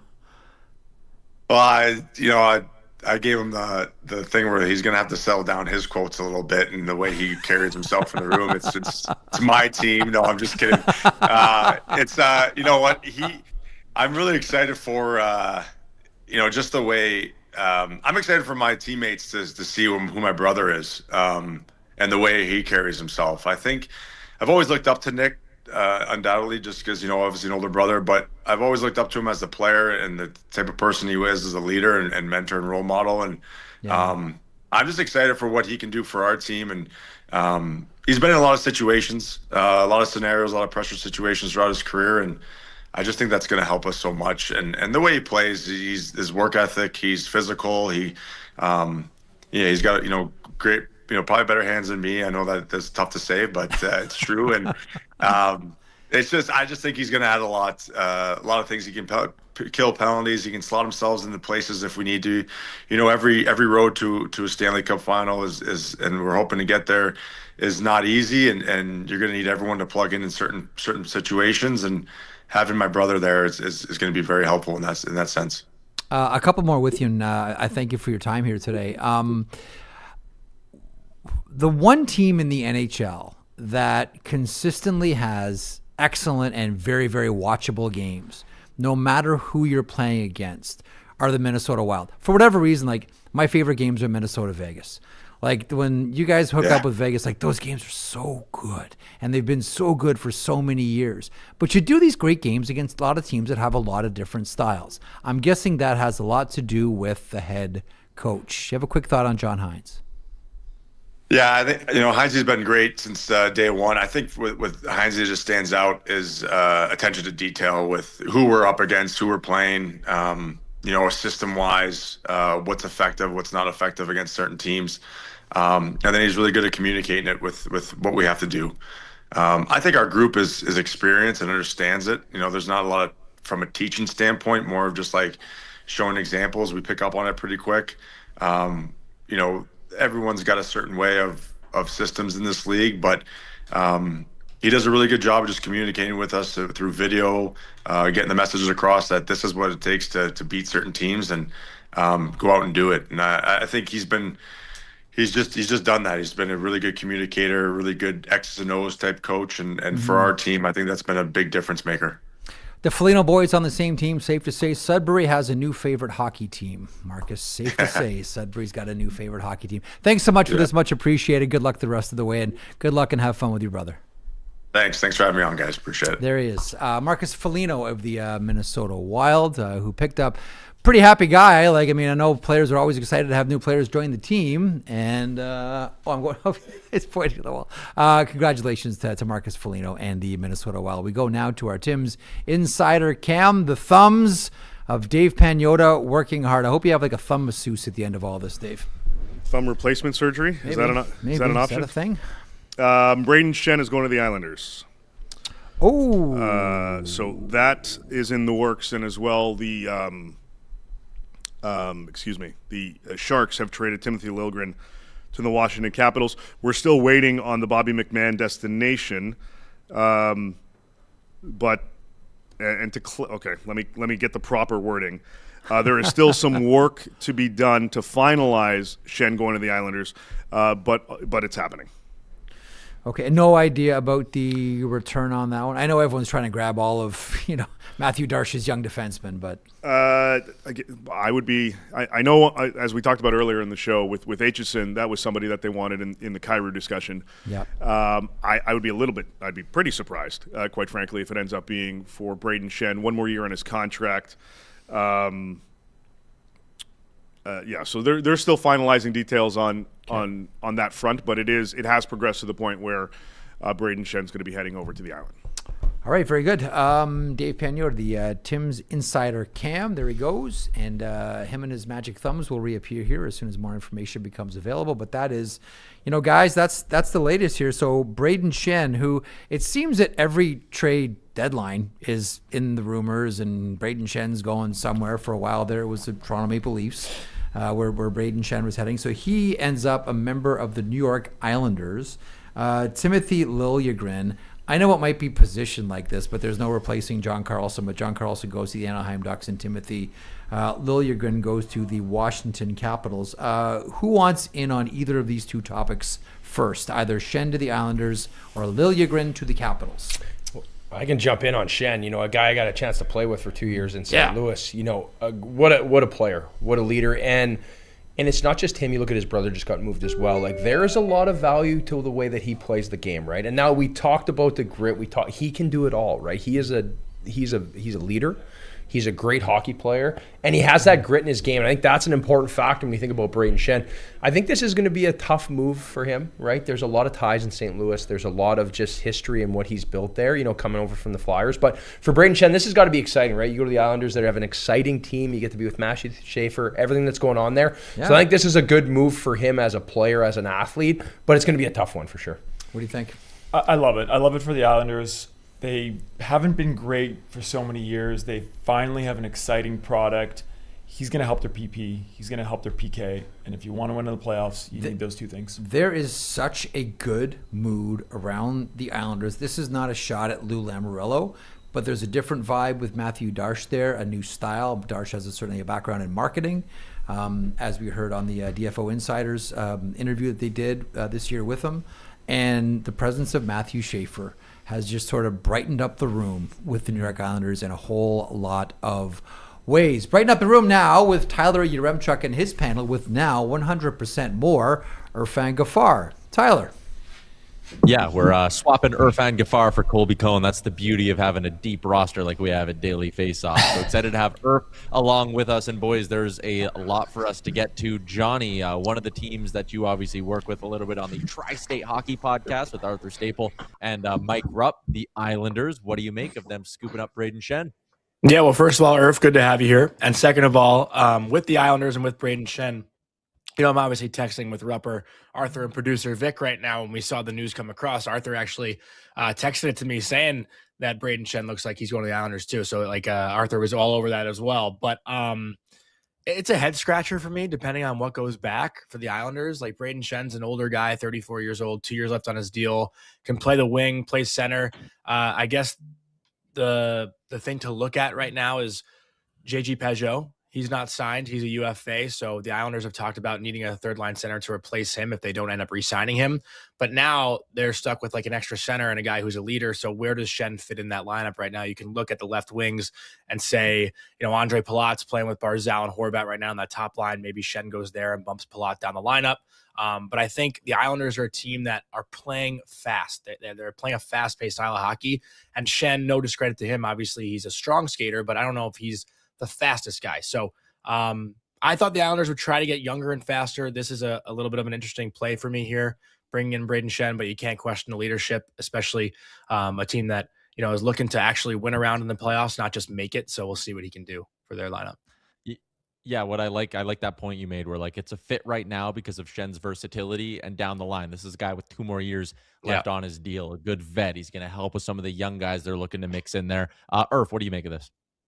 It's interesting because the Islanders were linked to a guy like Connor Garland. They've been linked maybe to a guy like Brock Besser from here in Vancouver. And then they go with Brayden Schenn, the guy with Stanley Cup experience, the guy that, will do anything to really help a team win. And you mentioned, Johnny, about his skating. Connor Garland's probably the best skater of those 3. Brock, obviously a lot slower, but Schenn anywhere in the lineup, right? You get guys that are more offensively gifted, you have to put them somewhere in the top 6. Or you look at a guy like Brayden Schenn, okay, anywhere in the bottom of the lineup is fine. He has no problem playing in that 4th line role and just go hit people and kill penalties and do things like that. Role players at his caliber, for a team that already has its superstars, for a team that already mostly has its depth pieces in defense and in goaltending, are extremely hard to come by. So for the New York Islanders, this is a tremendous add for them and their organization. As Jeff mentioned, we had Matthew Darche on, talked about the joy of the team, how it's a new culture, how everything's changed, identity completely. And obviously that does help with, Matthew Schaefer changing. But I've known Matthew Barzal for a very long time, obviously being from these parts, and he's always said, we're a couple additions away. We're right there. We're right there. So let's see where this thing takes them, acquiring Brayden Schenn. Dave, on the insider cam, do you have something for us? Elmer Soderblom has gone from Detroit over to Pittsburgh in exchange for a 3rd-round pick. All right, little deal there. Pittsburgh adding a little bit of forward depth from the Detroit Red Wings. Appreciate you popping in with that. Dave, you got something on that, Irf? No, I just have, maybe Johnny, you can allude to this too, and even Tyler. Wakey, Steve Yzerman, your captain called you out. last season of I thought we were going to add. You're in a position right now to hopefully try and add some pieces here. You've been linked to players. We haven't really heard any discussions. Obviously, maybe things aren't leaking out of that building, but I just wonder what the Detroit Red Wings are doing right now, and how do you sell that to your fan base and ownership if you aren't able to pull something off here the next 45 minutes or so? Yeah, and honestly, like part of the reason I love this deal for the Islanders is let's take a look at the Eastern Conference and how wide open it is. Like Tampa goes and adds Corey Perry. I think a lot of people would look at them as, probably the best team in the East. Carolina, they added Nick Delorier. That's not a major add by any stretch. When you look at the way the playoff picture's shaping up in the Metro, if you're the Islanders right now, you now have Shen. You have Ilya Sorokin playing at the level he's at. I would pick the Islanders in a best of 7 against the Penguins. If they make it to round 2, let's say it's the Carolina Hurricanes. I mean, the addition of Brayden Schenn, the way that deepens their lineup, Johnny, like shit, I might take the Islanders to beat the Hurricanes the way it stands right now. Like it's not far-fetched considering, again, Sorokin is there. Not far-fetched, but you know what goes a long way too, and I'm seeing this in our chat right now. It seems like Brayden Schenn also had to waive a no-trade clause to go to the Island, and that's something that screams volumes to what the New York Islanders have done essentially overnight, right? It's been talked about for a long time how players had not wanted to necessarily go and play on Long Island, especially before UBS Arena had opened up. Now you're bringing a new GM, you're bringing a young, vibrant, energy, incredible player like Matthew Schaefer. You're seeing what they're doing this year with a roster that was not expected to do much. It goes to show that, the Islanders are now an attractive spot for guys to go want to play. And Brayden Schenn has won a Stanley Cup. He wouldn't have to, we just saw Colton Parayko not waive a clause to go to Buffalo, right? And to see the captain waive his to go to Long Island, I think it says a lot about what the Islanders have done this year. So I give them a lot of credit. Yeah, I'm taking the Islanders over most of those teams that we just talked about, Tyler, in a best of 7 for sure.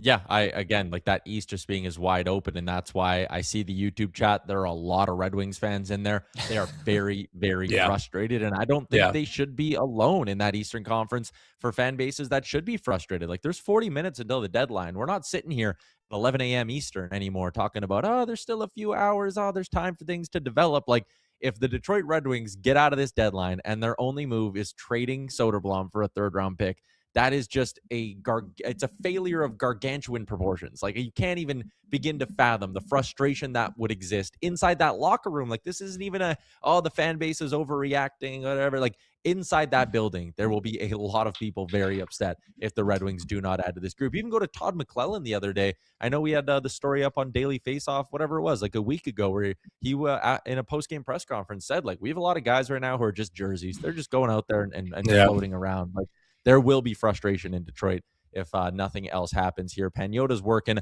on the return for the New York Island, or the return for the St. Louis Blues in that deal with the New York Islanders. So we'll hear more from him in a second. But Irf, you obviously got the Vancouver neon sign behind you here.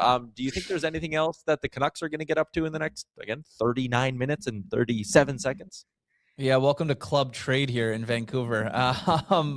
I don't know, man. Like, it has been quiet after Connor Garland. I don't think there's a market for Evander Kane. I don't think that there was some talk about them maybe, potentially shopping Brock Besser a little bit, who has a full no move clause. Again, I don't think the market's very high for a player like that with the amount of term that he has left on his roster. The interesting one for me is going to be Teddy Bluger. I know that Dave obviously mentioned that if they don't find a deal that they like, they will look to extend him. And at some point, when you look at that, you just go to the center depth of the Vancouver Canucks. Elias Pettersson, not entirely sure what you're going to get from him. Philip Hedl, obviously a guy that you know pretty well from being able to play in those parts, who's just had a horrible luck with injuries. Yeah. And Marco Rossi, right? The guy that was supposed to be one of the focal points other than Zeev Bium in that deal with Quinn Hughes. Hasn't really lived up to that. He's been hurt a little bit, but it's going to take some time. So you need someone that at least can play that position and knows the position. He's obviously said that he really likes his time here in Vancouver. Wife loves it, whatever. It wouldn't shock me if they don't move him, that they extend him pretty quick here after the deadline. And then the other player would be David Kampf. In all honesty, I think every player or every team in this league has a David Kampf on their roster that they can go and find, whether it's in the American League that they need to call up or someone there at some point. I don't think he's really going to push you over the edge. And then again, like I said, beyond that, there is not much going on for the Vancouver Canucks right now. Everyone thought that they were going to be the team to watch, this, that, and the other, but you can't be the team to watch when 31 other GMs are looking at you and saying, we don't really want what you're offering. I see I see a comment here from Slight Dog who says NHL Central Registry must have unplugged the phones today. And as our top 10 flashes by on the right side of the screen here, Braden Shen, the only one of those 10 who's gone and moved on so far today. Johnny, out of that group of the names that we've been speculating on for weeks and months now, is there one that you're most surprised hasn't gone anywhere yet? I mean, for me, I think the Devils have been a little quiet, right? The Devils, I think, have been reporting moving Dougie Hamilton or Simone Nemeth for months, it feels like, right? Dougie Hamilton got healthy scratch not too long ago, and, he's stand pat there in Jersey. I think there's a lot of pressure on Tom Fitzgerald as well today, and you haven't heard a peep out of New Jersey about what they're doing, looking to sell pieces off. So I'd say Nemeth or Hamilton. I'm not going to pick one of those names because both of them have been talked about now for a long time, but I'm surprised that we haven't seen any moves out of New Jersey when it comes to selling, especially with it being a seller's market over the past couple of days. Yeah. Just quickly to clean up a few things for the people watching along on our Daily Faceoff YouTube. Waivers obviously dropped 20 minutes ago. Dadonov cleared from New Jersey. Luke Glendening was claimed by the Philadelphia Flyers. Maxim Siplikov cleared. He was put on waivers by the Devils. The other two claims, Curtis Douglas from the Lightning, claimed by the Vancouver Canucks, and Cole Reinhardt, claimed by the Florida Panthers, off waivers from the Vegas Golden Knights. And then just another loose end to tie up. Speaking of the waiver front here, Elliot Friedman is reporting that Matthew Joseph, whose contract with St. Louis was terminated, he's going to sign for the rest of the year with the LA Kings. So again, just a couple of loose ends there to kind of tidy up here.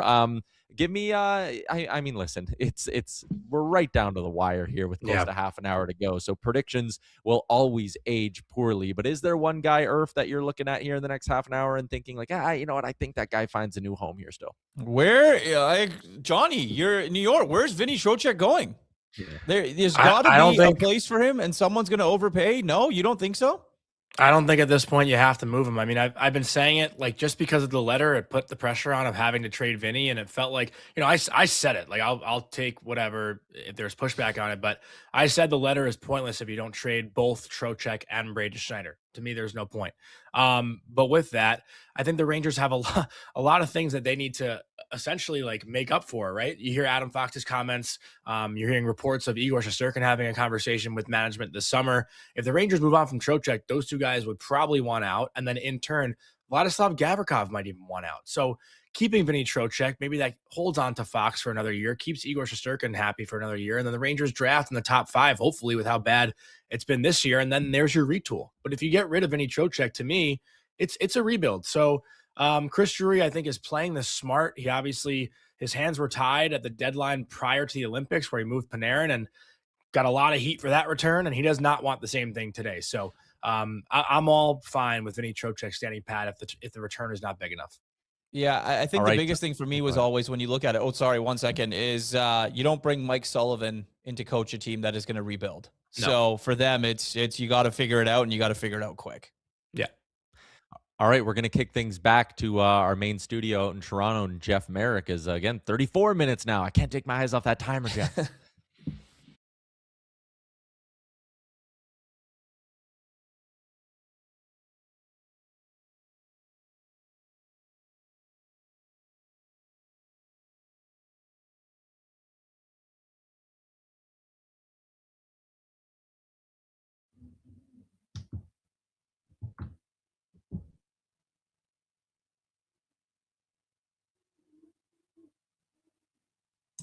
How does this work? Matthew Joseph made a decision here to terminate his contract. He had a $2.95 million cap hit with $3.3 million in salary. He terminated and he signed with LA for $900,000. He had to act, it was quite a quick turnaround. The waivers came out at 2 p.m. Eastern. He had to sign by 3 p.m. to be eligible to play the rest of the season. So by doing that, he takes a pretty big haircut. It's about $500,000 of cash that he's missing out on. Obviously looking at that as an investment to go somewhere where he's going to get some playing time and line up his next contract. I think the reunion with DJ Smith probably had something to do with it there. But yeah, that's a pretty big financial commitment to bet on yourself, take a $500,000 hit to get in the lineup and hopefully get yourself a contract for next season. We've seen players like Philip Zadina do it as well, like terminating their contracts, betting on themselves. Sometimes it works. Sometimes in Zadina's case, it doesn't work. Hart, great as always. We'll check back. Thanks. Hart Levine from Puckpedia. Okay, alongside Wojtek Wolski, alongside Carter Hutton. I'm going to run down some names here for you. Names we've been talking about, but something becomes really apparent when you put it all together. And by the way, just hearing Irf go off on the Detroit Red Wings. Once upon a time when the Detroit Red Wings were winning Stanley Cups and sending players to the Hall of Fame and filling the building, etc., and they were the big success story, people would look at the Red Wings on a day like this where nothing has really happened and experience a little sort of round of Schadenfreude, taking delight in the misery of others. But that's not happening. I think that a lot of people want to see the Detroit Red Wings back in the playoffs. So want to see Steve Yzerman do something to get them there. Pause on that for 1 second. I'm going to put a list of names together for you here and tell me what the common thread is. Okay? Sam Carrick, Logan Stanley, Luke Schenn, Nick Foligno, Braden Schenn, Corey Perry, Nick Delorier are players that are moving at deadline. Do you sense what teams are looking for in the playoffs? Nobody wants shy players here, guys. No, and again, in a copycat league, right? This is the Florida Panthers template. What they taught us over the last few years is like, yes, right? And that's always I think you look at the Leafs, what they did when they tried to add some size, it didn't work out, but that was prepping to play in the Atlantic and play through the East of the Florida Panthers going to powerhouse you. And again, looking at those teams now, they're trying to beef up. They're trying to make sure that their third, their fourth lines aren't soft. They can play that tough game. And that's the pattern we're seeing here, whether it is that. And I don't know now if there's enough time for these teams to pivot and try to find someone where they can add to their depth here to add a little grit. They're definitely running out of time, but they have added some of those gritty players they need in the playoffs. I really do think, hang on, I just want to circle back for what Hut said. We have seen, and like the Toronto Maple Leafs might be Exhibit A, where the Toronto Maple Leafs went out and tried to out-Panther the Panther by changing their lineup. Oh, the only way we're going to beat the Panthers is by being the Florida Panthers. Teams do this all the time. I can recall, and we think we all can, 2007 when the Anaheim Ducks won the Stanley Cup. All of a sudden, even though Pronger and Niedermeyer are on the point, everybody was all about nuclear deterrence and toughness, and that's how we're going to win the Stanley Cup. The year previous, it was the Carolina Hurricanes, and then everybody chased foot speed. So, I've always maintained.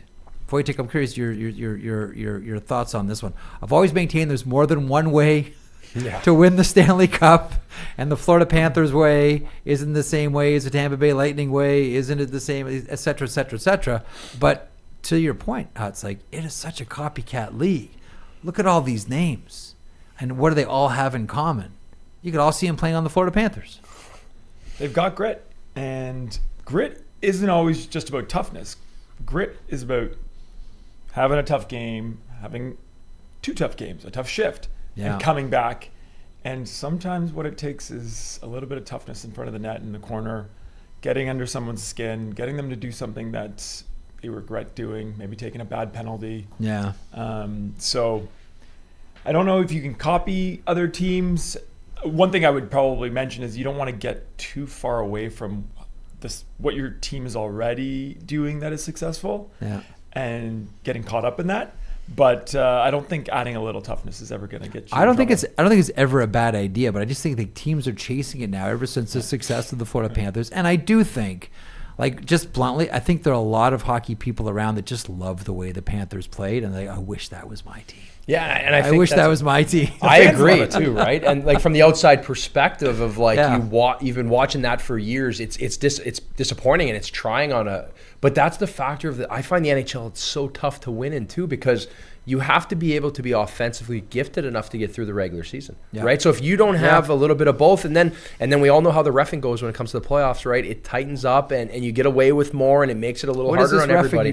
Well, I don't want to get fined here. I know we're not supposed to say anything, but I'm still an alumni here, Jeff. But that being said, right, it's that happy medium of how do you build your team when you got to win, you got to score in the regular season, but you got to be able to be gritty in the playoffs. Let me circle back to something that the DFO panel was just talking about, because I think it's particularly salient too, specifically considering the sniping match that we saw last season between Dylan Larkin and Steve Yzerman, where Dylan Larkin, at the end of the season, his closeout interview, complained that Steve Yzerman at deadline didn't do anything to help the Red Wings, and Yzerman, of course, was asked about it afterwards and essentially said they didn't deserve it. Well, this year the Detroit Red Wings deserve it. Yzerman has tried on some defensemen, Quinn Hughes, we've talked about, Rasmus Anderson, Tyler Myers, but hasn't been able to close. Is this situation critical right now for the Detroit Red Wings? They've moved out Elmer Soderblom and all 6'8" of them, now a member of the Pittsburgh Penguins, a third-round pick going back the other way. Is this situation critical for Detroit? Like, even not just for the team, but also like for your captain, who last year was very vocal. The team got themselves into a position where they're in the playoffs, looking to finally put playoff butts in the seats in Detroit. And so far, we're 28 minutes away from the close, and there's always trades that trickle in afterwards. Nothing. I think from Detroit. You get upset about it as a player. We just talked about Joseph betting on himself. Yep. And when nothing happens, management doesn't make any moves, you start to look around and say, what, do they not believe in us? Are they not betting on us? And a Larkin, if he's already expressed that feeling last year, and this happens again, I'd be curious to see what happens after the season, going into free agency and saying, okay, what's going to happen this year? Yeah. And it's, he's getting older. Each year he's getting 1 year older, and I'd like to see them make some moves. Yeah, and sometimes the best trade is the trade you don't make too, but I don't think that's a situation here. I think this is a factor of, it's different if you're just a powerhouse and you're rolling and it's maybe something tinkering on the outside with the David Perron move. But when I look at this team and you look at John Gibson, who hasn't really done a lot in the playoffs, and Cam Talbot, you have a good core goalies that can get it done. And then you also have Patrick Kane, who just became the leading goal scorer in United States history, passing Mike Modano. And you also kind of owe it to him, too. And I think you owe it to your fan base. And again, you brought it up earlier in the show. Like, Little Caesars Arena hasn't seen any playoff hockey, right? And this is a fan base historically known for being... I grew up a Red Wings fan. We were annoyed. Stevie Y, that's like the winning culture, and it's been gone for so long. I think it would be powerful to a city that needs it and to a group of players that have earned it. Even Mo Sider, Lucas Raymond, these guys have played so well during this run. Yeah. I think it's time to reward them. Mo Sider's getting Norris votes. Oh, he's unbelievable. Like, he's getting a lot of Norris votes this year. And first of all, he hasn't missed a game. It's remarkable. He plays maybe the hardest minutes of any defenseman in the NHL, and it's been that way for a few seasons. Now the whole world has sort of turned around and realized just how good he is. This is going to sound harsh, but I'll ask it anyway. If it wasn't Steve Yzerman as the manager in Detroit, would it still be the same general manager? Like, that last name buys you a lot of currency in Detroit for the obvious reasons. But you guys know the Ilitch family. That is going to extend for so long. And you mentioned fan base.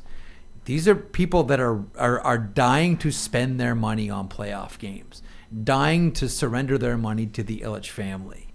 And again, there is still time here. But as Tyler points out, it's not like it's 11:15 Eastern and we're going, well, we'll see what Yzerman has up his sleeve. We're starting to have a look at our watches here. Yeah, and I think that is the concerning factor here of he's run out his leash, right? He's at the end of her at this point. I would consider that Steve Yzerman had his grace, and the way that he built it in Tampa and moved on. And so I think you give that a little bit of a grace period, and I always heard that with Syracuse. That was kind of his lab, right, where they would try new things and grow this team, and that's what happened. And that's what he built. So I think when you hire Steve Yzerman, you expect that, like, hey, this is your runway. You're going to get some time, just kind of like what Kyle Dubas walked into in Pittsburgh. Now, for Yzerman, I think he's at his leash, right? If this year isn't a playoff year, a successful year, something that they can have a little more substance to as Detroit Red Wings ownership group, management, players-wise, I feel like it's at the end of the road for him. Because he's had his coaching change, right? Like, this is, McLennan came in. This is the end of it for him, in my opinion. Yeah. Any GMs impressed you so far today? Right now, I think it's still a little early. Like, I still think there might be something coming down. I am more, other than who's impressed me, the lack of movement from certain teams is more concerning. I think about Seattle. I think about, that's one that comes top of mind for me. And Carolina, what is that move in the East where Is there a big fish? Is there a Trocheck? Is there something you can add? So it's concerning. I think now as we start to get closer to it, we're 24 minutes out, it's concerning. I'm surprised by St. Louis that they haven't made some more moves. I thought maybe there might be a little more movement from Nashville as well. That's an interesting one. Quiet. That's an interesting one. Nothing's really happened. They probably could have got some great picks. I don't know if maybe the feeling is that they've got a tinker in the offseason and they still think they got something. So they don't want to move too many pieces. They made moves before and just after the game the other night against the Columbus Blue Jackets. Yeah. There were, by the way, other teams in on Michael McCarron. Minnesota ended up paying the second-round pick, and they got their big bottom six center, who's not shy and can win faceoffs. To the Tim's insider cam, Dave Pagnotta standing by. Dave, what's the latest?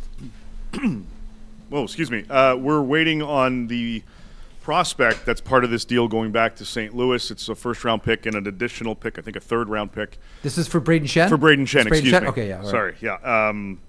We're still also waiting on the final details with respect to Bobby McMahon and where he is going as well. There's also some talk out of South Florida that AJ Greer might be getting to the finish line on that. Nothing is done yet with respect to Greer. The Panthers are also happy to hold on to him, but there's been some movement on that front in the last hour. Well, it's funny too because we're just sort of running down the list, whether it's Delorier, Perry, Shen, Foligno, Stanley, the other Shen, Sam Carrick, and Vancouver claims Curtis Douglas. It seems as if tough/robust players are the call of the day here at deadline, Dave. Yeah, I mean, everybody wants to have those types of pieces, especially going into playoffs, right? Ryan Lomberg. That's another one. Do you expect him to go? He's on expiring. That's a great name. Yeah, Have you chased any of that today? I thought so. I thought that he was going to be. I considered him and Blake Coleman to be prime candidates to be moved ahead of the deadline. Mm-hmm. I know we talked about earlier between the Canadians and the Flames regarding Nazem Kadri. I don't know if that's going to get to the finish line here on this one. Seems to be a little bit too complicated on that front. Although I should mention, and I know we talked about this off here. I don't know if I mentioned this on here, but Zach Whitecloud, a lot going on today. Zach Whitecloud has been a target of the Canadians as well. I would imagine he'd be the target of a lot of teams. Excellent defenseman, excellent citizen. All right, great stuff. Back to the Tim's insider cam, Dave Pagnotta and his thumbs and his phone, and the information that comes out of both. All right, let's get to Tyler Yaremchuk. Interesting, Tyler, just I don't know if you have a thought on this one yet. We've seen Minnesota make moves today. Colorado has made moves. I am really curious about the Dallas Stars. They made the move for Tyler Myers, but it is not like Jim Nill to not push all the chips in every single trade deadline. Whether it's Maverick, Bork, or draft picks, it's not as if they don't have things to offer. I don't know if you have a thought on the Dallas Stars so far. In the division of death, the Central. He's muted. You gotta unmute your phone. Nope. Well, we can go. Okay, we're going to get Tyler's phone all corrected. Do you guys have a thought on the Dallas Stars? I'll put the same question that I put to Tyler to you guys. Quick thought on Jim Nill. We're used to see him push it all in. Last year was the massive deal with Mikko Rantanen, but Granlund and CC, and every year we're just used to Jim Nill going all in. You have a thought on what we can expect in the next 20 minutes? I think the transition for this team is going to be interesting, right? Because they've been on a franchise run, right? Mm-hmm. This is without the likes of Roope Hintz and without Rantanen during that run, and now you add Myers and they add Michael Bunting, he can be a pest, right? He is a good player. I think he is a player that can just transition into that. But for Jim Nill, I think right now means everything, right? Because again, this is with expiring guys like Jamie Benn. I think they owe it to him.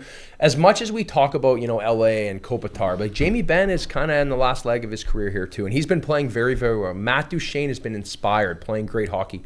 And you have one of the best back ends in the league with Jake Ottinger. So I wouldn't be surprised if we don't see anything, but if they were to do something this Central, there's a good chance that Dallas Stars could be sitting here holding the Stanley Cup at the end of the year here.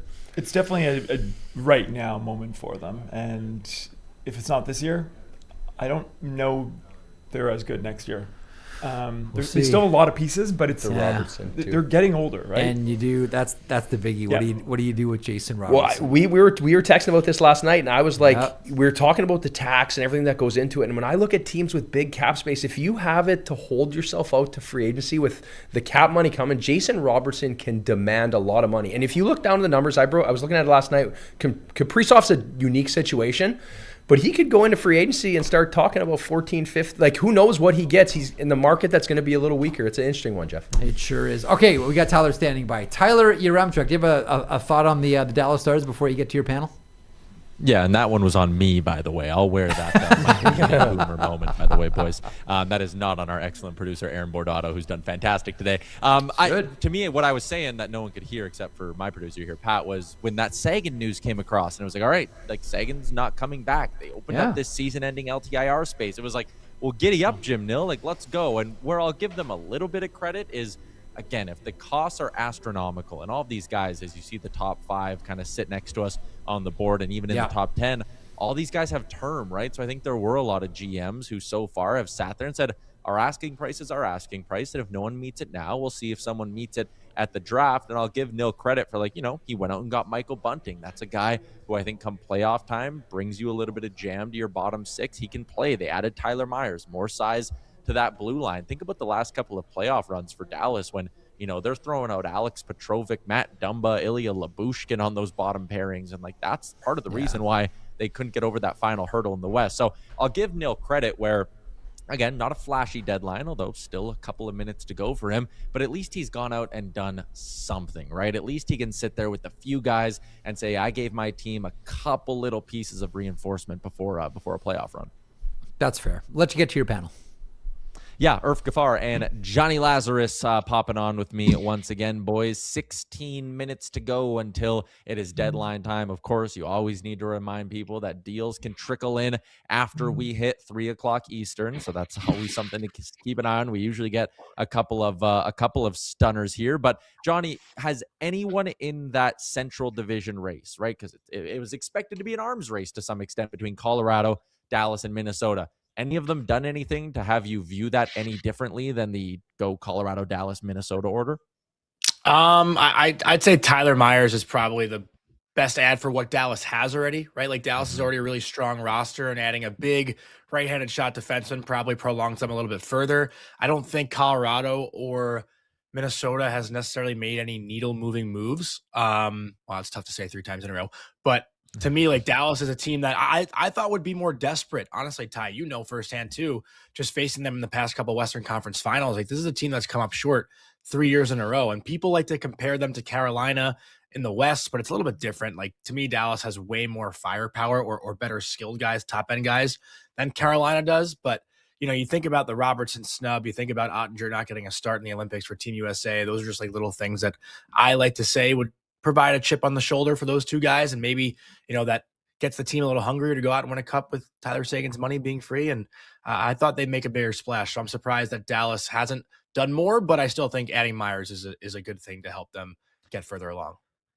Yeah, and of course, Minnesota made that obviously massive splash earlier in the season, but adding Quinn Hughes, I kind of viewed that as pushing them into the Dallas and Colorado conversation, not necessarily putting them above those two teams. Irf, those 3, do you think maybe there was even a little bit of, they were kind of all watching each other being like, okay, if Colorado makes a big splash, then Dallas will do something? Because the other part of this is, if you're going to go there and spend big, especially spend big potentially on rentals, like, one of those teams is going home in round 1. Yeah, and that's the crazy thing, right? It's, do you think that you're good enough to just get through the first round and then kind of roll with what you have? And obviously you hope that nobody gets hurt here in the final 20-something games of the season. But I look at the Colorado Avalanche, like, if Bobby McMahon does end up going there, I think there were some reports out there suggesting that Colorado could be the team that, you know, does end up acquiring him. The fastest team in the league, or at least one of, gets even faster with that guy. And their lineup top to bottom is going to be very, very difficult to stop. They have ridiculously good skaters on their back end as well. The Minnesota Wild, I mean, it's a great story. We talked to the Foligno brothers, obviously, you know, reuniting there and getting to play and go on a run. But beyond that, John, you mentioned that 3-headed monster of Boldy, Kaprizov, and Quinn Hughes. I'm still looking at the Dallas Stars. Like, I know we have, 14 minutes now until the deadline, and we always see ones trickle in after.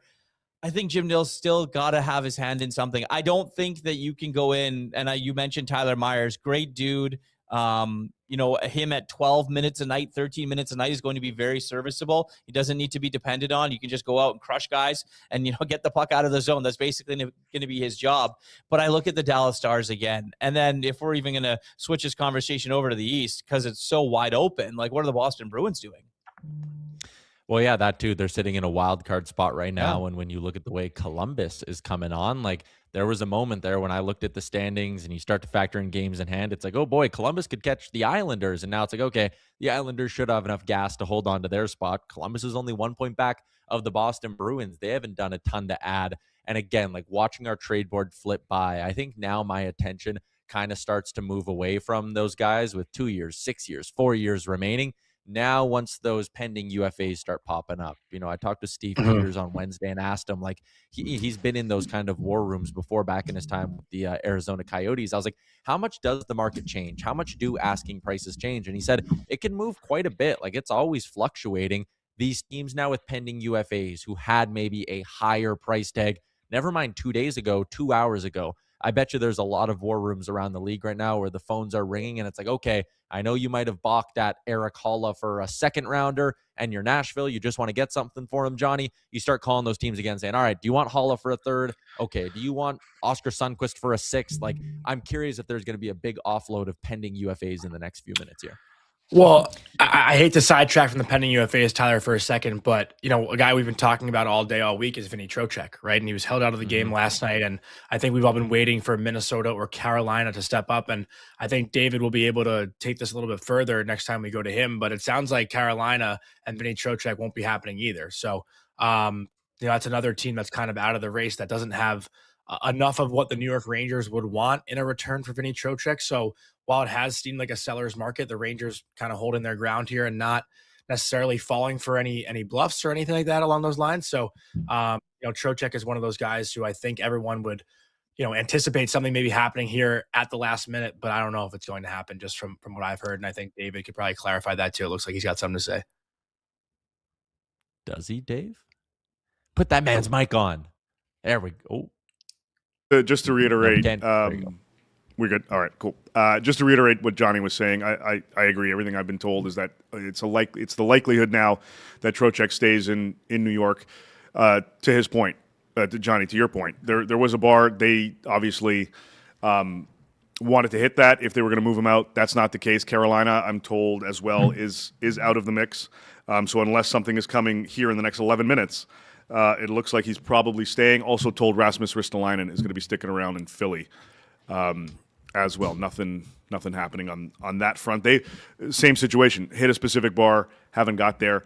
And just like Falk in St. Louis, unless prices dropped for him, as we talked about this earlier on in the show, it didn't look like it didn't look like he was being moved unless that was going to happen. So. Little sad trombone for all of us. Not these big deals kind of happening, but that's baseball. Irf, I mean, you talk to a lot of guys in the league, and this is something that Wojtek and Carter talked about earlier on in our show, but I wonder with the Falks and these guys with term and trade protection, does it get a little bit easier come June at the draft when these teams approach them to say, hey, is your list expanded? Are you more willing to waive now when it's not middle of the season, uprooted, leave your family for 2 months, go somewhere else? It's like, all right, we'll trade you in June. You got 3 months to move, get settled in, all that stuff. Like, do you think the difference of when you're asked to waive has an impact?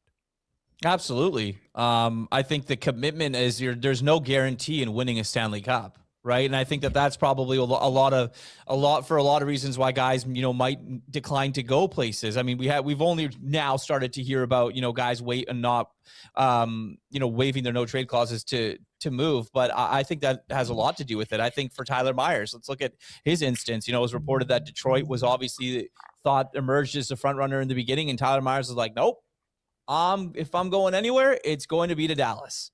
And the Canucks and obviously the Stars made it work because he gets to go somewhere where he's going to be comfortable and for the next couple of months. And then it's the year after, right? So you move your family in the summer. You can get situated. You know where you want to go. It's a place that you feel comfortable. Guys that are getting traded, if they don't want to be moved and the team doesn't want you and they kind of paint you into a corner to have to waive your no trade clause, you're going to be miserable on your new team if you don't want to be there. So for these guys that have these no trade clauses and they're the ones that are picking their destinations, it's like, okay, if I'm going to go there and my family's going to be happy wife, happy life, my kids are going to be happy, everything's going to work for me, this is where I'm going to play my absolute best. This is why these guys have it in some of their contracts. But you look at other guys that don't want to be moved and things like that. Like, how do you think John Carlson's feeling right now? Right? And especially in that situation, the guy gave everything he ever had to that organization, gets traded at 1 a.m. How do you think he's feeling right now for a guy that didn't have any trade protection, now obviously is a member of the Anaheim Ducks? It's just wild.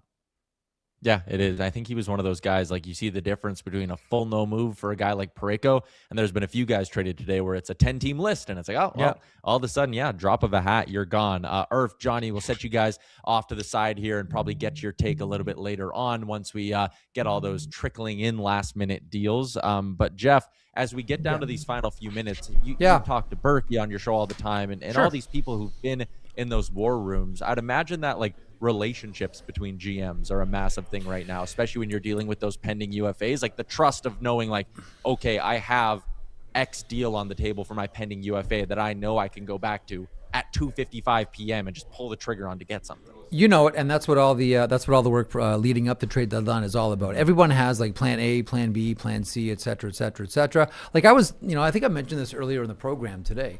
Like there's sort of like tip-off points where you start to see, okay, does this mean that this other move is going to happen? And like very quietly last week, the Minnesota Wild made a depth move, American Hockey League defense move, right-hand shot, which set up them moving David Yaremchuk today. That was set up before. These dominoes fall. So I do think that, I wondered if, like Dallas, for example, okay, like if Dallas was, and they still might, like there's still time here and trades can still trickle through. If Dallas was going to make a move, the sort of signal that they were going to do something big would be moving someone like Ilya Lyubushkin, which would free up cap space for them to make that move. Okay, and so far that hasn't happened, so I'm working under the assumption that the Dallas Stars are not going to make a big move. Cue 3 minutes from now, and I go to the Tim's Insider Cam with Dave Pagnotta, and he tells us that Blake Coleman is a member of the Dallas Stars. But a lot of it too, Tyler, is all based on relationships as well. Berkey would always talk about relationships that he'd have with certain people. And sometimes you can do business with some and you can't do business with others. Like Brian Burke was always great friends with Darcy Regier and could never get a deal done. Great friends with Doug Wilson in San Jose, could never get a deal done. For some reason, I'm always great with Bob Murray, could get deals done there. For some reason, some managers just click and some managers just mesh. But I think over the past 30 minutes, teams are going to plans B, C, and D at this point. So essentially what I'm saying is everybody watching the stream, everybody in the chat, don't go anywhere because trades will be trickling in here soon, we suspect. Yeah, and another thing that, like, as trades kind of have gone down over the last couple of days here, the sticker shock on some of them, I think, was noticeable, especially the sticker shock on some guys who were pure rentals who got moved over the last couple of days. And again, for these teams who have guys with 2 years remaining, and I think this is definitely apparent for someone like Ristolainen, if they're sitting there and it's like, okay, we're looking for X package for Ristolainen because he has term, well, I'm sure the Flyers know to some extent next year they want to try to be competitive, all of that stuff. You want to be competitive next year, but then what if you can keep 50% of Ristolainen at next year's deadline? Well, again, you're probably going to get a decent haul if the market stays similar to what it is this year. I'm glad you mentioned sticker shock because I think that applies for a couple of different areas too. One, contracts. Until like Kaprizov's number ultimately shocked. Like to me, this has been because we're going through a transition phase here in the NHL now for the first time with the salary cap starting to significantly rise. Like we've lived in a flat cap universe going back to COVID, and that's just the way we've existed. Like that's just the way that we've all lived, and that's the oceans that managers need to swim in here. But we're going through a transition now where everything is going to change and is going to feel really different and really bizarre. Like there was a while ago, like remember when Nathan McKinnon, Johnny Gaudreau, Morgan Riley, there were a lot of players that were signing contracts that were $6 million or right around there. And everybody went, wow, that's a lot of money for these guys. And then like half a year later, we looked at it and went, these are the biggest bargains in the NHL. And then by the time, Nathan McKinnon's contract expired, we all went, this is how many millions of dollars has Nathan McKinnon left on the table? Now that the salary cap is going up, I think agents and players are looking at this and saying, hold on a second here. The salary cap is going up. We're not so much interested in the number as we are the percentage of cap. And that's why I think there's a shock. And now with the market being what it is, I think managers are surprised because of how expensive things are. Like, I don't know about you, Tyler, but when I saw that Nashville, Minnesota deal for Michael McCarron, and it's a second rounder, I kind of said, what are we looking at for Friday? Like, what are we looking at for Friday at trade deadline? If Michael McCarron, wonder if, like, tough guy, bottom six, good face-offs, but he's Michael McCarron, and he goes for a second-round pick. What are we looking at for Friday? We're looking at what we have now, Tyler, and that is, I still think a lot of fans and certainly a lot of general managers right now are shocked about a lot of things going on in hockey because we're in a transition. Yeah, and back to your first point, like the currency has kind of flipped, right? For the last number of deadlines, and I know they closed off this loophole, if you want to call it that, with the double retention. Yeah. But the last few deadlines, no one had cap space, but everyone for the most Bingo. part had assets. And you basically wouldn't see a trade that didn't involve double retention because teams would say, yep, I'll give up a 4th round pick because it's the only way I'm getting this guy into my salary cap situation. And now we're back to maybe where we even were a decade ago where, like the one trade that always sits rent-free in my head is like, oh yeah, Paul Gaustad, he'll get you a 1st round pick at the deadline. Why not? Like those kinds of trades happened all the time. So yeah, the market's kind of corrected, I guess. It really has. Hey, quickly here, as we're gonna, we got 2 minutes left here. Okay, so let's you and me cozy up here for 2 minutes until we get the sort of final bell. I don't want to do winners and losers because we don't have the full snapshot here. But to me, the theme of the day is teams loading up with tough players, right? Teams loading up with size. And, Carter and Wojtek here are talking about this is the Florida Panthers effect. And I believe that. Everybody is trying to out-Panther each other, forgetting the fact that Panthers ain't going to the playoffs. But in spirit, there's going to be a lot of teams that have designed themselves like the Florida Panthers. Do you agree with that? Do you agree with that point? It's always a copycat league until someone kind of bucks that trend, right? Yep. Like we had a run of Stanley Cup winners who did it with a ton of skill, right? And again, it'll probably take someone winning with an abundance of skill for a bunch of other managers to go, ooh, actually, I do want to build it that way. But think back to the final moment of the 2024-25 season. Who did Paul Maurice put on the ice for that last shift before they threw their gloves up in the air? He threw Gadjevich, Nosek, and Greer on the ice. And the first thing he said in his on-ice interview was like, I wanted to give those 3 the moment because they were so important to us winning the Stanley Cup. And I think exactly that, what you're seeing is teams load up. And I also think, again, it's a comment on the market where GMs are sitting there and saying, okay, I'm not going to be able to get this guy for my top 6, this guy for my top pairing, whatever it might be. So you know what? If I'm going to do anything, I'm going to add some toughness to the bottom 6. I'm going to do at least something to give even just my room the feeling that reinforcements are coming. And you know what? A great point about those players that you mentioned specifically. Jonny Gadjevich comes to mind right away. Every manager and every coach wants to go out and get tough players, but the key is go get me tough players who can play. Jonny Gadjevich, very much one of those guys. AJ Greer, very much one of those guys as well. The bell is next. Oh.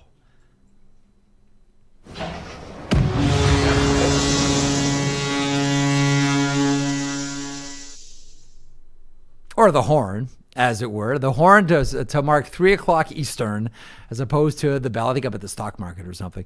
So that's it. So officially, the time has passed for teams to get trades into Central Registry. Now, as we've seen before, Tyler, trades can trickle in, sometimes whoppers. I think we can all remember, I remember sitting on the set at Sportsnet when Bob McKenzie broke the news about Tomas Hertl, and we all almost fell off our seats at that one that seemed to come in from nowhere. So I'm not sure that I'm necessarily expecting it, but history does say, I believe the Mantha Vrana deal, which was a shocker result, that might have trickled in. Am I right about this one, Tyler? That trickled in that was after the 3 o'clock Eastern bell, or horn in this case. So I think that there's still an expectation that we could still see something happening here. I do wonder, like you guys were talking about 20 minutes ago, I still wonder about what Detroit is doing here. Like, especially like, after what happened last year with Larkin and Yzerman. Not that that's going to fuel Steve Yzerman to do something, but give your team a hand. We'll see what happens, but help your team out. And the Soderblom thing just makes it all the more interesting because, like, what, you just really wanted to dump him off for a third-round pick instead of keeping the forward depth when you think you're going to the playoffs? Like, to me, that just screams like, hey, we're trying to open things up a little bit, and there was another shoe to drop. So, yeah, we'll see. I think the one you just mentioned with the Mantha for Verana, if I remember correctly, wasn't that like 45 minutes after the deadline? Like, I think it was like shows had all wrapped up. Yeah, I think you're right. People were driving home and it was like, oh, they just traded Jacob Verana. Like, it was so out of nowhere. And again, this is also the point where fans are going to their favorite beat reporters' Twitters to see, are you getting the okay, they're done? Like Rashog tweeting that Edmonton is done for the day. So yeah, the tip off is fine, and this is for everybody watching, like in your local markets. Find out when your general manager is doing his press conference, because that's the indication that they're done. And the first question always in the presser is, are you done? But generally, and all the Canadian teams sort of, like in Canada, we're used to it being staggered and sort of dominoes that fall across the country. But that's always the tip off here. Hey, do you have a thought? And I want to get back to our panels here, and we're keeping our eyes on we're going to Dave. We're going to Dave. The Tim's Insider Cam, Dave Pagnotta. Something trickling in, Dave. Yeah, you guys were talking about Detroit. Justin Falk is going to the Red Wings. Waiting on details on that one, but as you said, it's 3. Everything's going to start trickling through. Yeah. Still waiting on details regarding Bobby McMahon, but all indications here, Detroit Red Wings have acquired Justin Falk from St. Louis. Excellent. Dave and the Tim's Insider camera. So, not to be too cynical here, but the Detroit Red Wings went from Quinn Hughes, which is a big price tag, to Rasmus Andersson, to Tyler Myers, to Justin Falk, who's been out there all season long and maybe even longer. Back to Dave. Oh, back to Dave. He's got more. Tim's Insider Cam. Back to Dave Pagnotta. Yeah, Bobby McMahon. Now we know Seattle. He's been traded to the Seattle Kraken. So Jason Botterill gets some work done. I'm still curious to see, and excellent work. Thanks, Dave. I am curious to see if there's any more from the Seattle Kraken. Bobby McMahon goes to Seattle, standing by to see what the return is on that. I think the Maple Leafs were hoping for a first-round pick. Not sure that's going to happen. 1 second, 2 second. Would that make some sense here? Tyler Yaremchuk? I fired up our good friends at Puckpedia. So they have 2 first-rounders. They have Tampa's first this year and Tampa's first next year, Seattle does. So maybe that's something that they could send over. They also have 3 second-round picks in 2027. So they have a ton of picks in that first or second round. So you can kind of see why that would make sense. But again, like McMahon, I view him as a guy who's not a driver, like all on his own. I wonder how effective he can be in Seattle without having like a playmaker and a bunch of high-end skill pieces around him. You know, the one thing that I'm not sure how much do you watch a lot of Seattle games? Because the one thing I know you're right in tune with, like, you know, what's happening with the Oilers, etc. And I don't say that to sound condescending. Not everybody watches Seattle Kraken games, and I don't watch a ton. But the thing that I notice about Seattle is, like, when they're playing at their best. And this is all Lane Lambert. When they're playing at their best, like, they don't surrender odd man rushes. Like, they don't. Like, when you want to talk about like premium on foot speed, like they don't surrender odd man rushes. Yeah, and if they get like competent goaltending, it's a goalie who can sit in there and he'll face 24 shots and maybe 2 of them are high danger, right? Yeah. So again, in a best of 7 series, like how much is that? How difficult is that for another team to get through, to beat them 4 times in a series? I totally get it. And McMahon's a guy who's going to play really, really hard, and they're deep. Like, I mean, I'm again looking at their roster. Man, Lambert can just roll 4 lines, can he? Like, there's just almost no difference from line 1 to line 3. You're right, and he does, and I think that's been part of the strength of the Seattle Kraken. I think that's why Lane Lambert, even though he's not going to win it, should be in consideration for the Jack Adams Trophy this year. Have a thought on Justin Falk joining the Detroit Red Wings blue line? I know it's not the headline maker that Red Wings fans want to hear. I mean, listen, anytime you're in the running for Quinn Hughes, anything else is going to feel like a consolation prize. But then they went through Anderson and Myers as well. You have a quick thought on Justin Falk finding his way from St. Louis to Detroit? Yeah, I mean, a little bit of puck moving, that'll help. I know there's a Wings fan in the chat saying, that doesn't help our 5-on-5 scoring. I think if you're a Wings fan who spent the last 2 hours, rightfully so, complaining that your team's doing nothing, what has Yzerman doing? I don't know if you can really bitch when he finally does something. So I think it is a good ad, especially when you look at the lefty-righty balance on that blue line. Oh, we got Dave back. We got Dave back. Tim's Insider Cam. Sorry, Dave. Yeah, no, all good. 2 draft picks going back to Toronto. I believe the highest is a second-round pick, and there's 2 picks going to Detroit. St. Louis. Thank you. Yeah. It's a first-round pick and another pick. I don't know what it is, and anyway, 2 picks on both sides. A second-round pick being the highest going to Toronto, and a first-round pick being the highest going to St. Louis. And there's an additional pick on each deal. What did I tell you about using your new tongue on the big show? You break that in during the regular season. This is the playoffs, man. You can't use the new tongue. I got to step up here. It's just Bush League. Bush League. All right, thanks, pal. We'll look for the wave and the Tim's Insider Cam from Dave Pagnotta. Tyler, excellent stuff. We'll let you get back to your panel. In the meantime, Carter Hutton and Wojtek Wolski. Just right down the line, Bobby McMahon goes to the Seattle Kraken, so they add a little more foot speed. And some goal scoring in their lineup. We all know that Seattle has been goal starved all season long. We had the conversation about struggling to score goals and what that means for a team. And Justin Falk finds his way to Detroit. Who wants in on both of these first? Well, I can jump in on Bobby McMahon. I think it's a good ad for Seattle. I was kind of interested to see what they would do, right? Because they have a few expiring assets, right? I think when we saw Eberle get locked up, it kind of set the table for... Hang on, we got Dave again. This is good. This is going to be a theme. Yeah, there's going to be a lot of this going on. We talked about... Excuse me. We talked about the Anaheim Ducks moving a couple pieces. Ryan Strome has been traded, and he is off to, I think, Calgary. Yes, he's been traded to the Calgary Flames. All right, Ryan Strome goes to the Calgary Flames. We wonder if there is another move coming out of Calgary. We'll stay tuned for that. I have a feeling we might just want to take our set out to where Dave is. By the way, and just put bring him right in. Just put Dave in between. Pull his chair up here. Right? Dave Pagnotta, the Tim's Insider Cam, will pay attention to the wave when he has more information. But that phone is burning. Sorry, you were saying. Oh, no, Carter, you were in. Well, Bobby McMahon in Seattle and where he's at, I just don't think this team is done. I thought Jamie Oleksiak might be a guy moving out, but obviously they're valuing where they're at. And I think they have a legit shot, I think, in their opinion now, is to try to make the playoffs. But this is the team for me, I think, that's going to wait till summer, and they're going to be active. Because, again, like I touched on earlier, when your leading scorer has 42 points and you have one guy in the top 100 in the league, you have to make a difference in a division starred with superstars. You know what Bobby McMahon got in this trade? What's that? A raise. Yes. No tax state he goes to from the Toronto Maple Leafs. That matters to players, right? Oh, does it ever? I got traded from the New York Rangers to Florida. Half your paycheck to full paycheck? My first paycheck, the 2-week paycheck, yeah. I looked at it, I was like, there has to be a mistake. This is like a car. And that didn't even take into account the fact that I was paying half the amount for my rent when I moved. Right, and I had a house on a golf course all of a sudden and a little bit of sun. Not bad. So it is a big swing. You have a thought on either McMahon or Falk? Falk. I like that Detroit did something.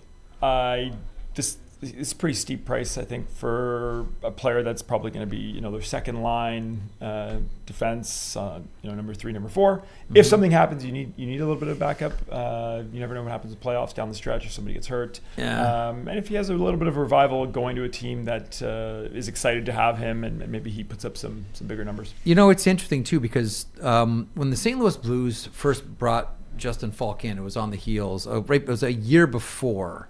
They ended up losing Alex Pietrangelo. And I think we all looked at this and said, okay, is this Doug Armstrong saying we might lose Pietrangelo? He did.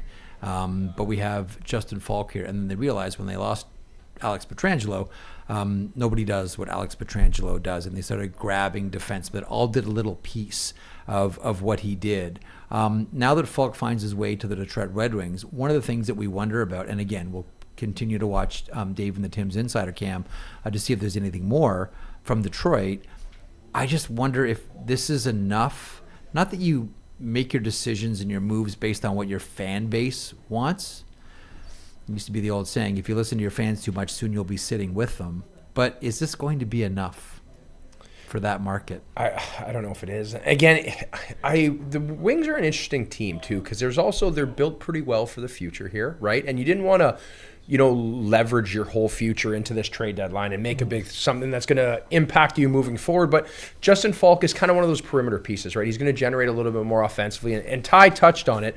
It doesn't necessarily help their 5-on-5 scoring, but Mo Seider is their leading D point getter, right, with 7 goals. And I think adding Falk to that power play, a little bit of that, and a little bit of the veteran leadership is important in this room. And I think what Stevie Y is probably telling to his team is, I guess, this is the group we got, and I think they believe in what they have, and they believe that the future is bright in Detroit, in my opinion, Jeff. Okay, from Dylan Larkin's team to Matt Larkin on our team, presented by GMC Truck Month. Truck Month is on now at GMC. If you want something reliable, tough, and ready for whatever the schedule throws at you, that's the 2026 Sierra 1500 Pro Graphite Crew Cab in a nutshell. And it can be yours for 0% financing for 72 months with a factory 2-inch lift, off-road suspension, and a 5.3-liter V8. This is one ready for anything truck. Don't miss out. Get to your local GMC dealer and take advantage of Truck Month before it ends. Matt Larkin, what are we dealing with here today? Trading trades. Oh my goodness, Jeff! It's been a while. It was a slow afternoon. I felt like I had to shave again. I grew some more facial hair during that time. You've grown a mustache since the last time we saw each other. Somehow. I know. Well, let's start with Bobby McMahon. Okay. It's a C+ for the Toronto Maple Leafs. I understand that the way the market went today, clearly that was an 11th hour deal, and they didn't get the price that they were hoping to get. Right. A second and fourth. It's a glorified Michael McCarron return. We got to pause 1 second. We go to Dave. Boys, so there's some word that. Sorry, guys. There's some word the Islanders have traded Jonathan Drouin. Okay. Any idea where? No clue. That's okay. Trying to find that out, but sounds like Drouin is moved. Okay. Well, also, Eric Holla not traded. Trocheck not traded. AJ Greer not traded. Okay. Eric Holla, by the way, has the best nickname in the NHL. Does anybody know what it is? Hall of Famer. Come on, Matt. I know you like that one. That's a good one. That's pretty good. That's pretty good. Okay. All right, so I pick up where you were. Yeah, so it's a C+ for the Leafs. I think they hoped they would have gotten more for him, but we saw the way the market went today. So many GMs sitting on their hands and so many other players out there that had term left and they didn't have to budge. I think the Leafs were still wise to get something from McMahon. I think people have to remember he's a late bloomer. He's 29 years old already. Big time. People are going to remember the trajectory of Zach Hyman and think, oh no, are we going to see this happen again where he blossoms somewhere else? But Hyman is an extreme exception as someone who played his best hockey in his late 20s, early 30s. We get to Dave again. Just on the Drouin situation, Drouin is part of the Shen trade, so he is going to St. Louis. Very good. All right, so there you go. St. Louis Blues picking up Jonathan Drouin in that process. I apologize on behalf of my colleague, but that is the information. That's why we're all. That makes sense. I wonder if that means we're not seeing money retained on Braden Shen instead if it's Drouin going the other way. Seattle, it's a B. I mean, I don't like what Seattle's doing as a franchise. I think they've been stuck in the murky middle. I've said it over and over. Making the playoffs in that second year was terrible for them. It screwed up their expectations. They re-signed Jordan Eberle today. Back they to don't Dave. move off the bench. Pause 1 second. Yeah, guys. We're gonna get you through this. Don't worry, Matty. I swear. Sounds like Toronto has traded Scott Lawton. I don't know where. Okay, but Lawton, Gonzo, nothing on Oliver Ekman-Larsson, just to close the loop? Nothing on him. I'm waiting for full confirmation, but I don't know either way, 100%. Okay, speaking of the Maple Leafs. Okay, Matty? Good for the Leafs. I mean, it means they moved off another one of their pending UFAs, so those are the guys they had to make sure they moved. It would have been a disaster not to. We'll see what the return is going to be there. But Seattle, again, I don't like what they're doing, but the price they paid was pretty minimal. I think Bobby McMahon is worth a second and a fourth. That's totally fine. He's someone who's going to get 20 goals this year. Got 20 goals last year. He's really fast for a big guy. And Seattle is in a playoff spot, so they have to go for it. And if you accept that context, it's a good return, a B for Seattle. All right, so a B for Botterill, Seattle Kraken general manager. Matty, thanks so much for these trade grades. Thank you, Jeff.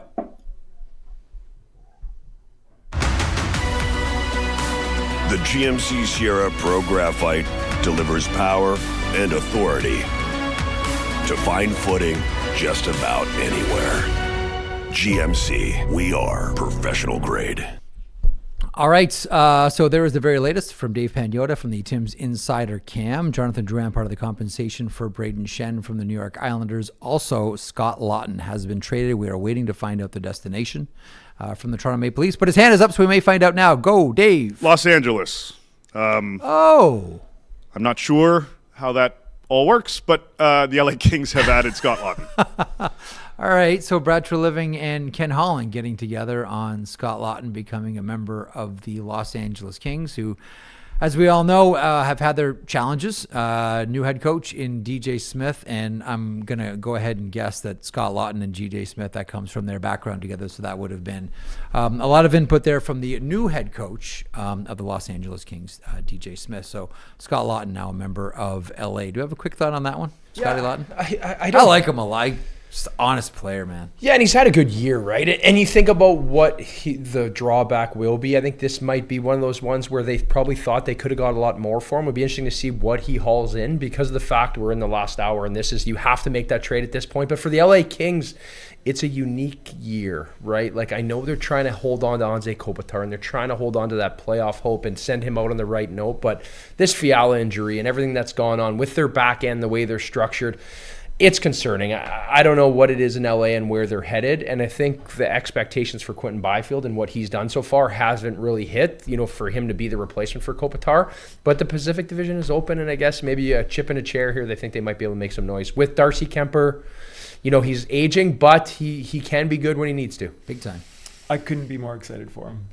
For Scott Lawton? Oh, with everything going on in Toronto and how tough it's been. The minus 30 weather, to be it's able getting to warm now. Get out there, go to LA, hopefully. You just came back from down south, so now you're in love with the sun. Yeah, go try to make the playoffs and have a good year, and I wish him the best. You want to hear something arcane about Scott Lawton?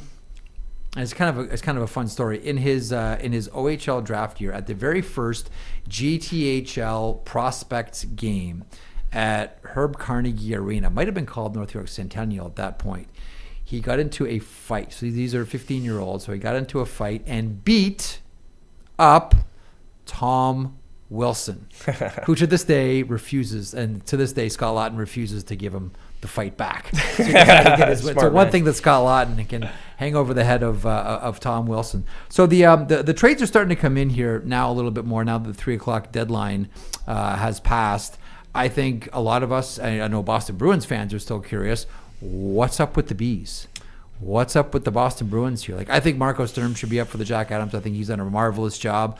I think we all look at Don Sweeney differently now. I mean, listen, last year it was torches at the Castle Gate, and everybody was like, gotta fire Don Sweeney, gotta fire Don Sweeney. And they have not just turned themselves around, but turned themselves around. I know Columbus is just 1 point shy of a playoff spot and jumping over them, but who had the Boston Bruins in the playoffs at trade deadline? And who had the Boston Bruins in a playoff spot at trade deadline?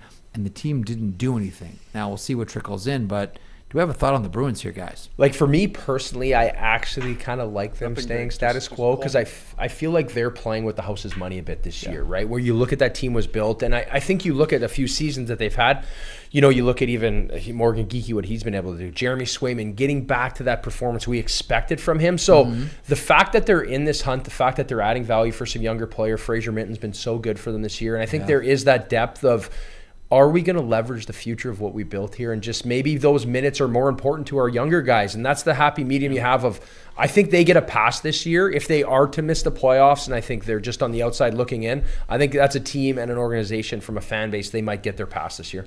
Wojtek? I'd agree on that one. I'm not surprised that they didn't do very much. I think if they do trickle into the playoffs, they might have enough to be able to attract some players in the summer and say, hey, we still have a good team. We're not rebuilding. Why don't you come sign in Boston? It's a great place to play. It's interesting too because you look at the Boston Bruins, and I think we wondered, and at some point James Higgins is going to join this mix, first round draft pick from last year. I think with the Boston Bruins, we've looked at them and said there's no reason why they can't turn this thing around quickly. I know it was trending the wrong way for a number of years, but when you look at every single key position outside of center, they have defensemen, and they have elite defensemen in Charlie McAvoy and Hampus Lindholm. They have an elite goaltender in Jeremy Swayman. They have one of the best goal scorers in David Pastrnak. You mentioned Morgan Geekie and how he's been able to fill the net. And with Geekie, I always some guys thrive not knowing what their future is. But then there's some guys like Morgan Geekie that the minute he got the long-term contract and could settle and knew he was going to be in one place, all of a sudden, and we're just talking about like Seattle had him and didn't qualify him. And now he's shooting the lights out because he's got that comfortable contract and he's just settled. I just don't know that it's enough for the Boston Bruins or their fans. Like, I don't know that Bruins fans look at this and go, oh, we're playing with house money. They might be looking at, to what you guys were talking about half an hour ago, there's no Florida Panthers here. Why aren't we going for it? Yeah, that too. Panthers are out of the way. I also think there's value to this time of year where when you are one of these teams that is a cusp team, I think you can add value to your squad of just minutes. Let's get to Dave. Oh, sorry, guys.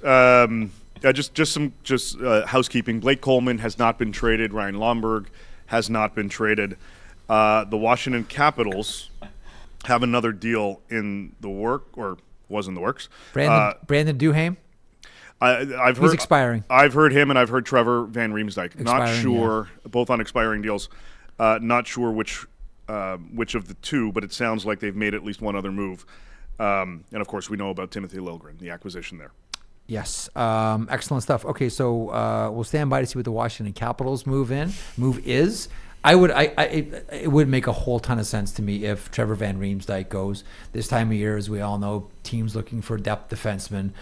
You have Trevor Van Riemsdyk on a bottom pair. You have Trevor Van Riemsdyk as a depth defenseman. Like, your team is going places. Yeah, and I like that defender a lot. Affordable, right? And again, I think Washington's that surprise team for me. I don't think a lot of us, as we prep for this week and got ready to see some of the pieces they've moved out, to say that we're hands off in a Metro division where, Washington could go on a run easily. We talk about great goaltending in Boston Bruins. You got Logan Thompson, arguably one of the best goalies in the league, and where it's at. And I think there's some expiring guys. And if you didn't make those trades, though, what I was saying, though, is this time of year, those minutes for those other guys are so valuable. I think Morgan Geekie's a great situation where he went somewhere, he got more minutes, and he proved what he can do. Now you're setting the table if you're a team on the outside.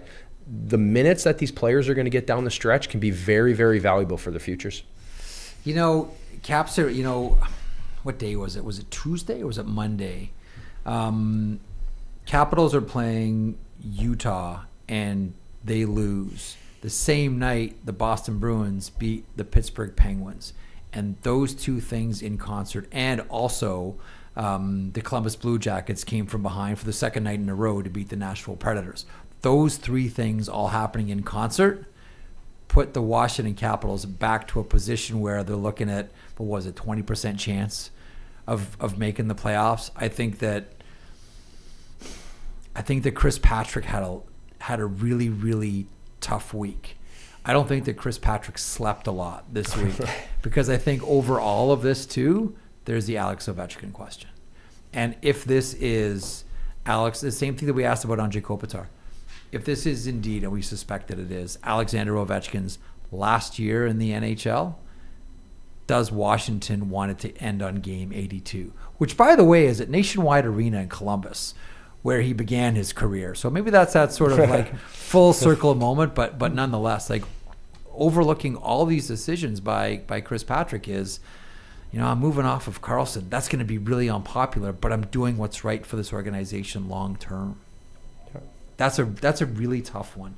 That's a really tough slog for the Washington Capitals. I don't know if you have a thought on that one. What do you think they do? So Ovechkin retires.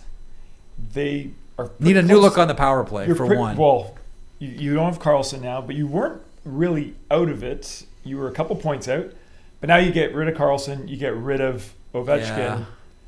That's a big hit. To the team. It's a huge hit. It signals that. I wondered if the Washington Capitals, and ultimately he ended up going to the Los Angeles Kings, I wondered if Artemi Panarin was going to end up in Washington. Ride shotgun with Ovechkin. Oh, we got Dave back. Okay, Dave, the latest. It might not be somebody leaving Washington. It might be somebody else coming to Washington by the sounds of it. So, again, we know they've added Timothy Liljegren. They've got another trade in the queue, and it looks like by all accounts they've added somebody else. So we're waiting on that. As to what exactly the Capitals have up their sleeves here. Okay, so we're not sure if they're subtracting more, but nonetheless, Wojtek, to your point, this is going to be a different. I wondered about Artemi Panarin, sign a short-term contract, becomes the Ovechkin replacement. The power play has a different look. And then by then your Ryan Leonards and all of your prospects will have had a couple of more years to mature, and then the real transition starts to happen. Now Ovechkin sails off, John Carlson's already gone. Your power play needs a completely different look. Yeah, I think it's concerning too. And I think when you're talking about... We get to Dave. Sorry, yes, they have added. The Capitals have added David Kampf from the Vancouver Canucks. Okay, Dave Kampf comes in center for the Washington Capitals now. Sorry, Carter. Yeah, I think when you look at this team, I think there's got to be a little bit of a panic when you look at what the New York Islanders are doing and you look at how good the future looks for them too. So if you're the Washington, maybe just last year was kind of that year where Ovi had his run. He broke the goal scoring record. There was so much, I guess, flair around that team. Spencer Carberry, how he's done such a good job and he's built that. I think there is a good future. And the other positive thing I take away from Washington year after year is Hershey's always good. Hershey's always producing players and they're bringing guys in. I think that's an important factor in confidence as you kind of start this semi-rebuild. They just re-signed Ethan Frank, 2 years. We saw, here's the interesting thing. We'll leave on this one. We'll get to our DFO panel. It has to be challenging being Timothy Liljegren going to a Washington Capitals team after John Carlson's been traded. And now David Kampf goes to the Washington Capitals after Nick Dowd was just traded. The two replacements come in. That's an interesting dynamic I want to pick up with you guys in a couple of seconds. But let's get back to Tyler Yaremchuk and our DFO panel. Tyler. Yes, thank you very much, Jeff. Back with Jonny Lazarus and Irf Gafar. Boys, for the people watching along, if you watch DFO Live, you know I love myself a good fill-in-the-blank question. So I got a couple to throw to you boys to put a bow on our side of things at the deadline. And again, we're going to go to Davis. Trades trickle in, and one is trickling in. So back to Mr. Pagnotta. Yeah, not a trade, a signing. The New York Islanders, 3-year extension with Jean-Gabriel Pagnotta. So here we go. Wow, good for them. Yeah, good for them. Good for him. Yeah, good for him too. JG Pagnotta, and I guess with the momentum the Islanders have built throughout the entire year, he was the big question mark, and it would have been a failure for Matthew Darche to not move on from Pagnotta or re-sign him 3 weeks ago at the deadline. And now you got him re-signed. All the vibes on Long Island are great. You bring in Braden Shen, who wants to be here. And the Islanders, while they gave up a lot for Braden Shen, they actually might come out as the winners of the deadline, right? They're a team that nobody expected to be in this position. Again, I'm not saying Braden Shen is the needle mover, but they got their team better. The fans wanted to get rid of Jonathan Drouin. This is kind of a win for the Islanders on the day. They didn't really risk anything heavy in their future. They didn't get rid of prospects that are highly touted. I love what Matthew Darche did today. Yeah, I think, again, they are going to probably be pretty close to the consensus winner when you consider the fact that, again, there's no Atchison or no one like that out the door. Yeah. You got Shen, you kept Pagnotta. Do we want to go to Hart Levine? I'm just seeing here, he sent me a nudge that he has the terms on Jean-Gabriel Pagnotta's extension out on Long Island. Hart, are you there?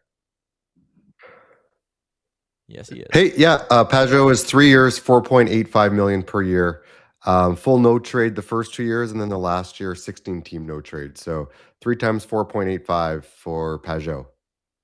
All right, thank you very much, Hart Levine of Puckpedia. Those are the terms on that Pagnotta extension out on Long Island. But like I was saying, Johnny, let's do a little fill in the blank here. I think the story of today for a lot of fans, and listen, I'm watching the YouTube chat. If the sentiment is like, oh my God, why didn't more happen? So let me ask you, Johnny, the player you're most surprised to see stay put is blank. I mean, it's got to be Vinny Trocheck, right? We've been talking about him all week. I hate to be unoriginal, but I think it's got to be him. Maybe Binnington, I guess, would be a second after all the reports too about him and the momentum from the Olympics and the direction St. Louis is headed in. I don't know, Irf, do you have another name? I can't think of another one that's a total surprise. Well, I think the interesting one, just locally here for me, I know we're talking about big names, but the Canucks not getting anything for Teddy Bluger. He's going to remain a Vancouver Canuck. There are 2 deals where David Kampf to Washington. They've also traded Lucas Reichel to Boston for a 6th-round pick, just a minor league deal for them. But them not trading a guy like Teddy Bluger, obviously we talked about it yesterday with Dave, indicates to me that they're going to sign him, like we talked about the center ice step. That to me is a big one. Among the big names, I think Robert Thomas was just tough to happen today. I think that could be more of a summertime move. The thing is about some of these deals is what interests me too is for teams that are looking to get rid of players and players that are looking to, or teams that are looking to acquire players, you're only dealing with contenders right now for the most part, or teams that are on the precipice of that are going to make the playoffs. You try and make a trade in the summer, there's 31 other teams that you can deal with. The book just opens a lot more. You have so much more flexibility in what you are looking to do. But Doug Armstrong, I mean, good for him. He did get a couple picks for some players, but I bet you in the summer they'll definitely revisit Jordan Kyrou and Robert Thomas. The one guy that does surprise me, because again, it's easy to point to the a lot of the UFAs. Like I see Line on the screen right now. Yeah, I thought Montreal would just dump him somewhere, give him a fresh start, right? Montreal ultimately doesn't seem like needed the cap space, but right below that was Jonathan Marchessault, and there had been enough smoke there that I was like, man, I thought a playoff team, I guess maybe even like an Anaheim who moved Strome to Calgary. Even that, I was like, okay, did they just free up $5 million to go add a better piece up front? Johnny, we talked about the Ducks at the jump. I thought they would have been a great fit for March. So I thought they would add more to that forward group, thought they would dangle a young defenseman. Didn't do any of that. They actually, weirdly enough, subtracted. Yeah, but I mean, John Carlson is probably one of the better trades of the deadline too, right? Yeah. I meant like we talked about Carlson and said they were going to do more. Yeah. I guess it was a bit of a surprise just with all the cap space that Anaheim has available too. And the position they've put themselves in. Like I think if you're a Ducks fan, you believe you could beat the Oilers in the first round. I know we all think differently, and I'm sure you think, obviously Edmonton will be able to get through them. But, again, Anaheim was a team that has not necessarily been so successful over the past few years. They're probably ahead of their schedule right now. Like, not everyone predicted the Ducks to make the playoffs this year. Like it was rare. And, Leo Carlson's had a massive jump. I think Cutter Gauthier is kind of ahead of where they thought he'd be. Beckett Seneca, obviously having a phenomenal rookie season. Lucas Dostal has been incredible. Like, I don't think they needed to force anything today because they know they're young. So I do love the fact that they went out and got John Carlson, but there still is a lot of questions now on their back end. Like I said earlier today, Ty, and Irf, I don't know if you heard me, but their whole right side of the blue line is not signed. So they're all upcoming UFAs and they're all a little bit older. So, we'll see here, but it seems like we have news. A lot of people on that right side that can hurt a lot of people and go deep in cup runs. Trouba, Gudas, Carlson, like those are some big boys as well. That's a beefy blue line and also a blue line with a lot of experience as well. Yeah, and the other thing too, Johnny, like they don't have any of those guys signed, projected $41.3 million in cap space, and I would imagine pretty easy to keep guys in California as well. That maybe they don't have the tax advantage that Jeff's talked about a few times here, but they certainly have the lifestyle advantage out in SoCal. Let's give out an award here. Again, you talked about the Islanders being winners, doing a lot, but the best trade of the day was blank to blank, and we'll keep Shen out of this. Again, we're talking about not a lot of major moves here, but is there one trade, Johnny, that you think will walk away, let's call it 2 months from now, and go, whew, that was some nice business? Does the Sabres count for Logan Stanley and Luke Shen? Does that count as part of it? I think that's a good trade to bolster up their back end. The Sabres went out and added depth pieces, which I think they needed, especially for, what could be north of a first round playoff run. I could see them winning one round, maybe even two. And I don't think they necessarily gave up much. So for Buffalo, I think it's a win. Granted, it's one of those smaller deals, but we didn't see many deals today. So it's not like there's one grade to me that really one trade, that really stands out. But I like what Buffalo did, even though it wasn't necessarily the sexiest. Yeah, the best with what they kind of could end up doing is what I would say. I love Perry to Tampa Bay as well. I think that's a nice little veteran boost for them, help on the power play. Irf, who do you like? Tyler Myers to Dallas. I think they went in, addressed a need. They really did. And that right shot defenseman, I know he hasn't had the best season here. It's been all sorts of chaos with him on the blue line, and that Marcus Pettersson and Tyler Myers pairing was a disaster at some points this season. But for him to go to a place where he's familiar with, obviously lived from the Houston, Texas area, grew up there till he was 10, still has family there. He wanted to go there. I think you're going to get a guy that's pretty motivated if you're Jim Nill, and, hope that they can try and do some damage in the playoffs. Islanders fans probably fired up. Your last fill in the blank, boys. The fan base that should be the most disappointed right now in what their team, I guess, didn't do is blank. And listen, this was probably the Detroit award here up until the last minute there. Maybe it still is, but Irf, what fan base do you think should be disappointed? Sorry, Johnny, the New York Rangers. I think it's just the way that things kind of unraveled there I think that the fan base has to be upset with it. Like, you can't go public with something and say something and then not act on it. And I understand the coaching and everything like that. But for me, it's the New York Rangers and that fan base. They're going to try and retool this thing as opposed to rebuild it. And I think that that's probably the biggest thing. I mean, you play at the world's most famous arena. You're going to want to be competitive night in and night out and every single year. But in order to try and get something, once you saying that you were going to rebuild or try and tear this thing down a little bit, it's the New York Ranger fans for me.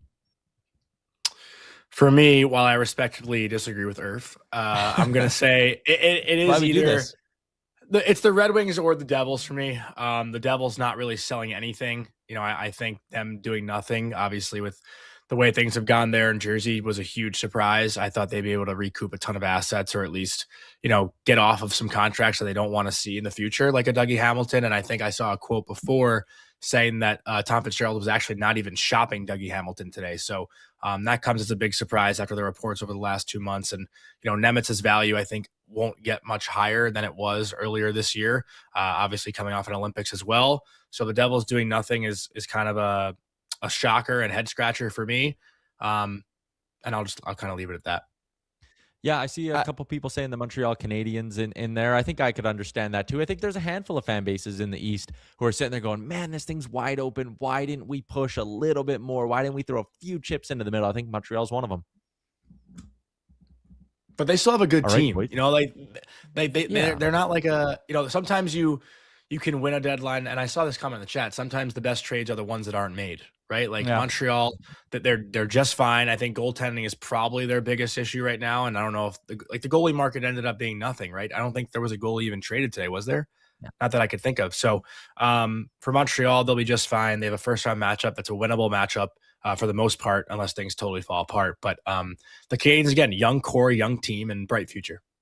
Yeah, I think sometimes when you look at it for a team that's ascending and will be, I don't think the Montreal Canadiens are going to push for a Stanley Cup final this year. I just think that, you got to go through Carolina and things like that. But they're a team that you don't really want to mess with the juju. Like, things are going well for them and the vibes are good in that room. And there are other teams as well where they're younger and they're okay. You might not want to bring in a veteran guy because you're probably not ready for a Stanley Cup yet. You're not ready to make that leap and fully become a contender. But for the Canadiens, yeah, your team's good. You're going to make the playoffs and see if you can do some damage in your first and second round. I mean, hopefully they go on a run. It would be incredible in that market. And obviously, if you've ever been to a game at a Bell Center in the playoffs, it is absolutely spectacular. But I think that they're well on their way to doing some more damage in deadline day deals for years to come. Irv Gafar from the DFO Rundown Insider Edition Rink-Wide Van. You were tremendous. Jonny Lazarus, one half of Morning Cup of Hockey, Mondays through Thursday here on the Daily Faceoff YouTube. Your co-host Colby Cohen was with us earlier on. He was great as well. Had a blast with you boys. Enjoy the rest of your Friday. Enjoy a weekend that will not be filled with trade rumors and trade talk, but will be filled with some good hockey. Thanks, boys. Thank you, Ty, and thank you, guys. everybody on the panel. Awesome day. Absolutely. All right, Jeff, as we throw it back to you, I guess the one piece of news to clean up. I'm stunned Scott Lawton only got a third. When you look around at the prices that other centermen got, that one blows me away. What did Michael McCarron get? A second. If I told you we'd be sitting here, Tyler, and Michael McCarron would fetch more than Scott Lawton, what would you say? You'd say, Marek, you're eating space cake. There's no way that you're right, and you don't deserve to be in that chair. Now beat it.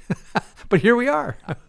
Yeah, I mean, that one is, again, like a stunner. And listen, the Leafs did, like, getting a first for Nick Waugh, I thought was good work. The return for Bobby McMahon, I mean, the deal happened late. You did the best with what you could. They still have OEL that they could move at the draft if they want to get more futures. Like, I don't think it's a bad deadline by the Leafs, but that's one where I go, like, did you maybe overplay your hand a little bit if you're Brad Treliving? Yeah. Oh, hang on. I'm getting the look at your phone from the crew here. Okay. Becomes a second if LA makes the playoffs. There's a contingency on that one. But still, so then it's point, it's a late second instead of an early third. Like, so, all right.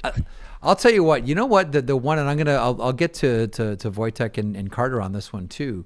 The manager that I'm most surprised at is Nashville with Barry Trotz. I'm going to get there in a couple of seconds because we thought this is his swan song. We're going to get there in a couple of seconds. I want to get a trade grade in here. And Tyler, you and your panel, excellent work. The swap out, Colby and Irf, alongside Jonny Lazarus, excellent work all day long. Bravo. Put your feet up. You've earned your beer today, son. I have. Nice. That's good to hear. I got clearance. You got clearance. Go for it, kiddo. There you. he is, the great Tyler Yaremchuk from DFO Live and also Oilers Nation every day. Trade grades with Matt Larkin, presented by GMC Truck Month. Matty, what do you have a number to choose from? I don't know that any of them are overwhelming, but nonetheless, what do you think? I think the Braden Shen one is the most fascinating to me. Okay. For me, it's a C+. I'm going to have to go against Johnny here. I know he was pretty enthused, and Tyler as well, about the Islanders, but I don't fully agree. Yes, Braden Shen is a Stanley Cup winner. He's physical. He's great on faceoffs. He can play center or the wing, which is great because it gives you flexibility with Matt Barzal. He can stay on the right side, or you can put him at center. You can move Cal Ritchie down the depth chart. I like all that.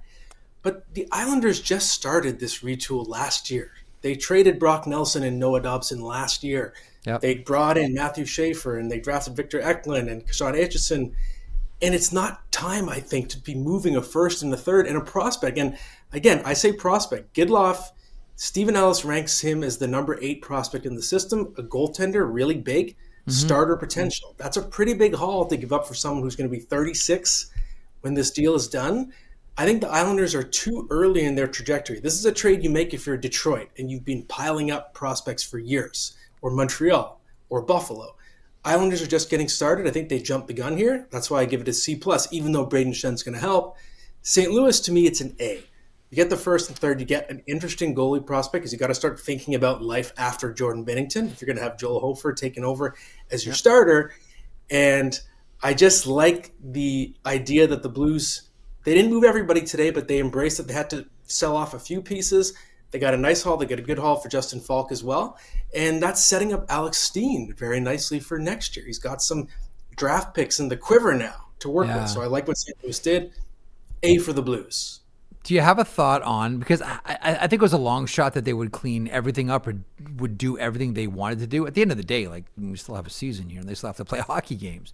Colin Parayko, Jordan Kyrou, Robert Thomas, Jordan Binnington still on the team. Every single player goes back to that room after having heard their names out there publicly, attached to teams, some to the point of, being asked to waive to go there. All those names have all been out, and now they're going back to the team. Does that pretty much cast the die for all of them?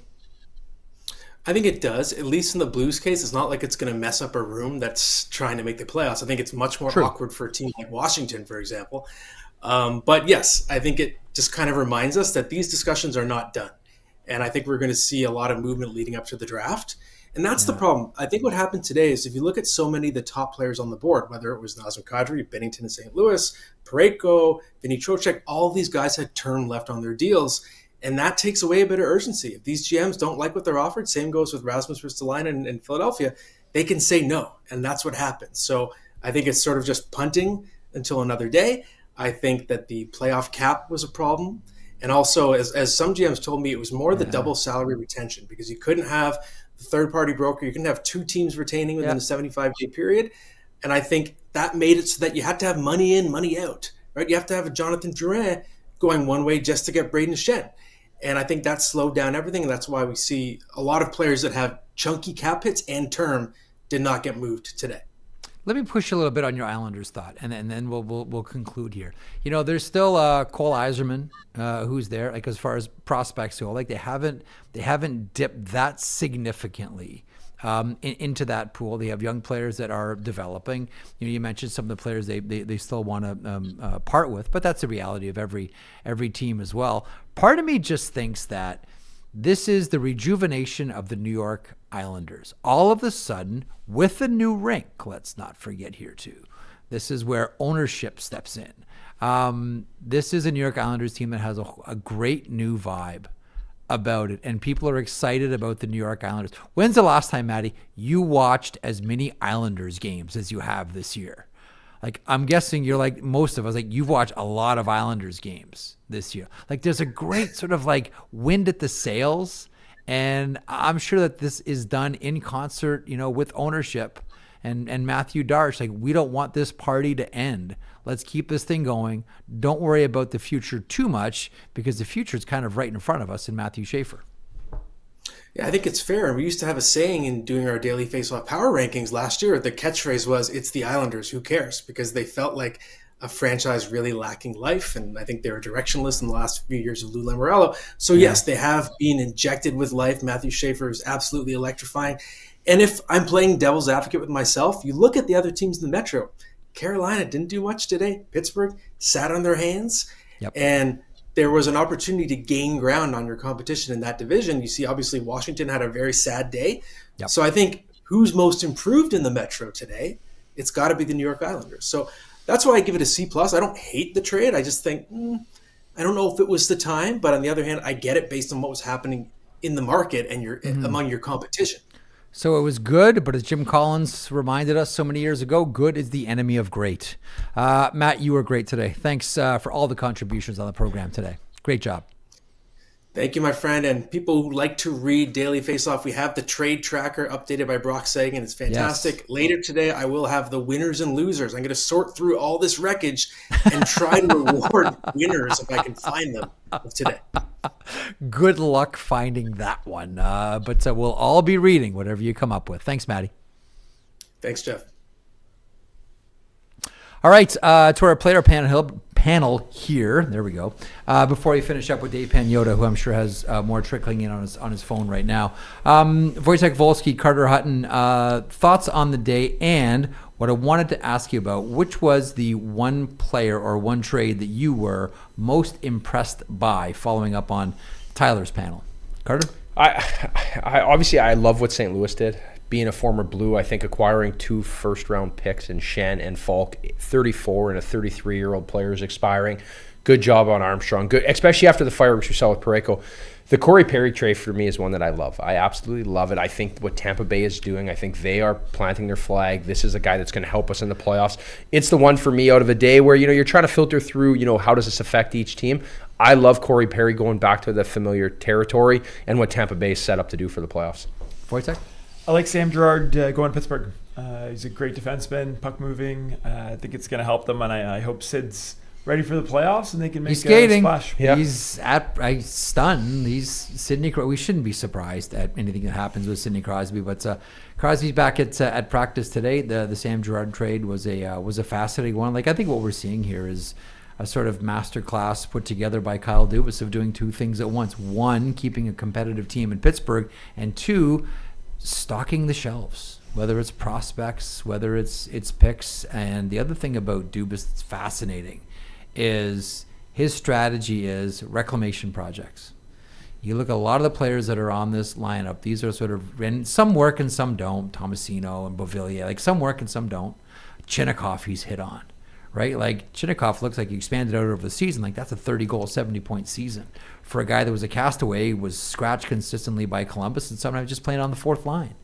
Dubas has done a really good job of finding where teams are missing on other players. So I'm with you on Sam Girard. I think what we're seeing from Dubas is really interesting here. One of the teams that we haven't really talked about, and I'm a little bit surprised, considering this is the last hurrah for Barry Trotz as general manager of the Nashville Predators. His last deal will go down as Cole Smith and Michael McCarron. We thought it could be Ryan O'Reilly. We thought it could be Steven Stamkos, Jonathan Marchessault, et cetera, et cetera, et cetera. Instead, this week brought Cole Smith and Michael McCarron.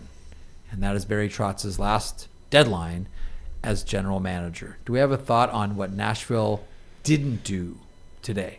I think this last stretch of hockey for the Nashville Predators, they've been good enough to be relevant and be in the hunt and manage, to work their way up the standings, which has been important. But I also think it kind of handcuffed in the sense of we've saw the way these older stars, and again, this is a great example of trying to play fantasy hockey, and we look back to that free agency show where Nashville added all these pieces and it didn't fit, right? So I think a buyer beware of teams that are in a good spot. If you're going to move on someone like Stamkos or someone like Ryan O'Reilly, where do they fit in your top 6, and do they? Does it rock the boat? Does it change that perspective? So I think from a standpoint where they are, I'm not totally surprised they were not totally active outside of just moving some perimeter pieces, because I think teams are a little scared to add anyone who's going to try to jump into your top 6. I also think they all get paid a lot of money, and you didn't see many trades happen today with big contracts, and that may have been something that kind of tripped some of the GMs up. Okay, guys, excellent work. Really great working with both of you. Great stories, great analysis, great insight, great outfits as well. We should mention that as well. Enjoy your night on the town here as we bask in the afterglow of NHL trade deadline. One of the other things, and maybe we'll do this actually before we let you guys go, the futures segment. So the futures brought to you by Bet365, proud partner of Daily Faceoff. Whatever your bet is, it's never ordinary at Bet365. Download the app and get in on the game. Use the code NATION. Bet365 must be 19 or older. We sort of did this at the beginning of the program, had a quick little chin wag about it, and as the day has come and gone now, trades have been made. We wonder if things have changed. And have a look here. It's still the Avs and the Bolts, the Hurricanes, the Golden Knights, Oilers and Stars. Any thought on this one, guys? You know what? For me, it's really hard to. I like the Oilers at plus 1,000, just the way the Pacific is. Like, this is a division where it feels like who is going to stop the Edmonton Oilers to get to that conference final. And yes, I know everyone's talking about the Central Division, but you got to get through the Central Division first to get to the conference final. And at the end of the day, I know there's lots of question marks about the Oilers' defense and the way they defend and their goaltending and everything that goes into it. But you still have the trump card in Connor McDavid and Leon Draisaitl that can win you anything and win you hockey games 6-5, 7-6, whatever it takes. So that's a team for me, I think. And then the West are still very, very scary. I want Connor to do well. I think we all do. We all do. As a hockey fan, seeing him. We don't want to see that 1,000-yard stare anymore at the end of games. It like kills me. I can't even believe it. But I'm a Colorado Avalanche fan. That's where my heart lies. And the Rangers are having a tough time. So those are the two teams that I usually cheer for. And I can't cheer for the Leafs right now.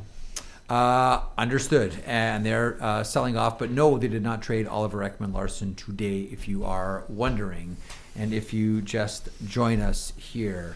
Gentlemen, excellent work. Nice to work with you. Much appreciated. Enjoy your night, and thanks so much for the contributions today. I want to get to Dave Pagnotta here, the Insider Cam.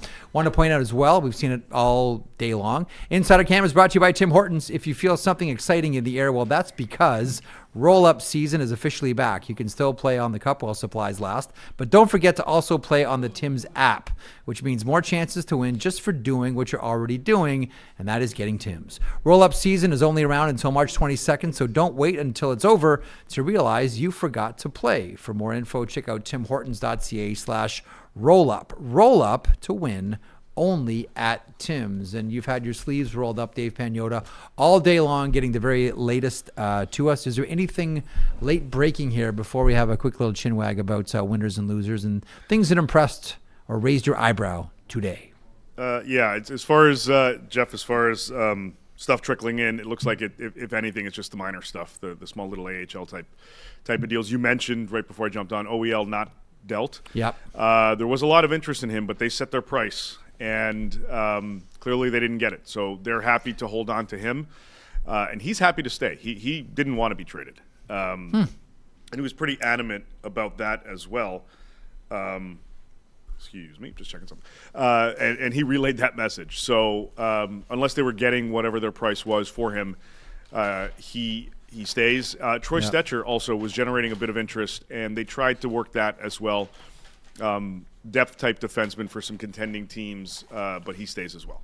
Anything surprised you today? We were just talking about the Nashville Predators and how, at the end of all of this, Cole Smith is the last deal for Barry Trotz. There'll be a new general manager once the search is over. Take your picks who that may end up being. But that one was a little bit of a surprise. We heard some big names and have, all season long, pretty much since the beginning of the season. But I don't know if you have a thought on Nashville or any other teams that surprised you by way of inactivity, Dave. Yeah, well, with the Preds, coming into today, it looked like the market softened quite significantly on Erik Haula.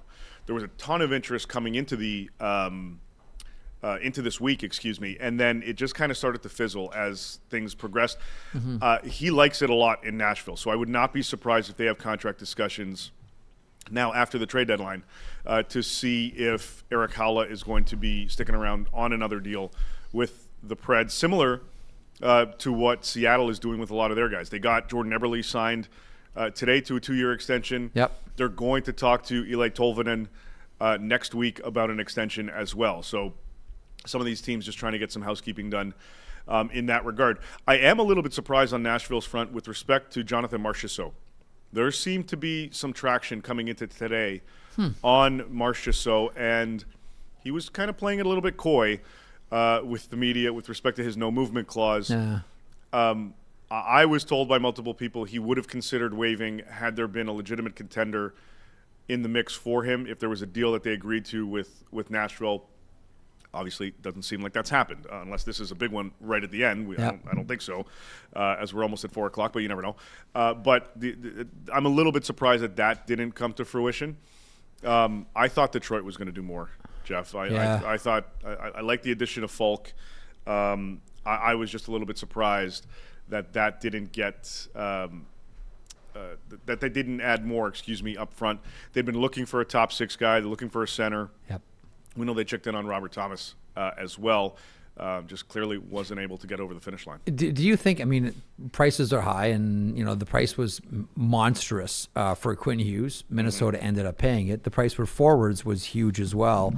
I know it hasn't been the best of all possible seasons based on what we saw last year for Marco Kasper, but I would imagine that any team that's calling on the Detroit Red Wings are just bluntly trying to steal him because everyone knows how good a player. And I just wonder if that's Steve Yzerman saying like, oh man, like I can't give you Marco Kasper. I can't give you Nate Danielson. I know teams always fall in love with their prospects and fall in love with their players. Like, do you think that was a situation here, coupled with Steve Yzerman is just so patient? He always has been, and that goes a long way in Detroit. Like I was making the point earlier, if it wasn't Yzerman, who's the manager of this team, is there a new general manager in Detroit? You know the Ilitch family, and you know what the expectation is and how they'd like some playoff butts in seats, etc. We all know what happened with Dylan Larkin last year at the closeout interviews and how we talked about the team needed something and deserved something, and Yzerman said, no, you didn't. I know they went out in the offseason and got John Gibson. Now they bring in Justin Falk. I just don't know, to your point, that that's enough for this fan base or if it's enough for the organization. I think the fan base is a little bit disappointed that something else wasn't done from that regard. Quick note, trades trickling in. Yeah. And we talked about Buffalo looking for another bottom 6 guy even after making a move yesterday. Tanner Pearson is now a member of the Buffalo Sabres, Winnipeg Jets, sending him over to the Sabres. So another nice little – they got Shen, they got Stanley, and now Tanner Pearson is a Sabre. We just talked about a couple of seconds ago the great vibes with the Islanders right now. Everything feels different. You and Irf did that great interview with Matthew Darsh earlier this year and talked about the marketing of the team and how it's got a new fresh face and new coat of paint and the whole deal. There is an excitement there, and they're talking proud. Sorry, grab the old line. They're talking proud in Buffalo again. About time. Right? Like, holy crap! It's been so long, I'm jacked for them because that fan base is.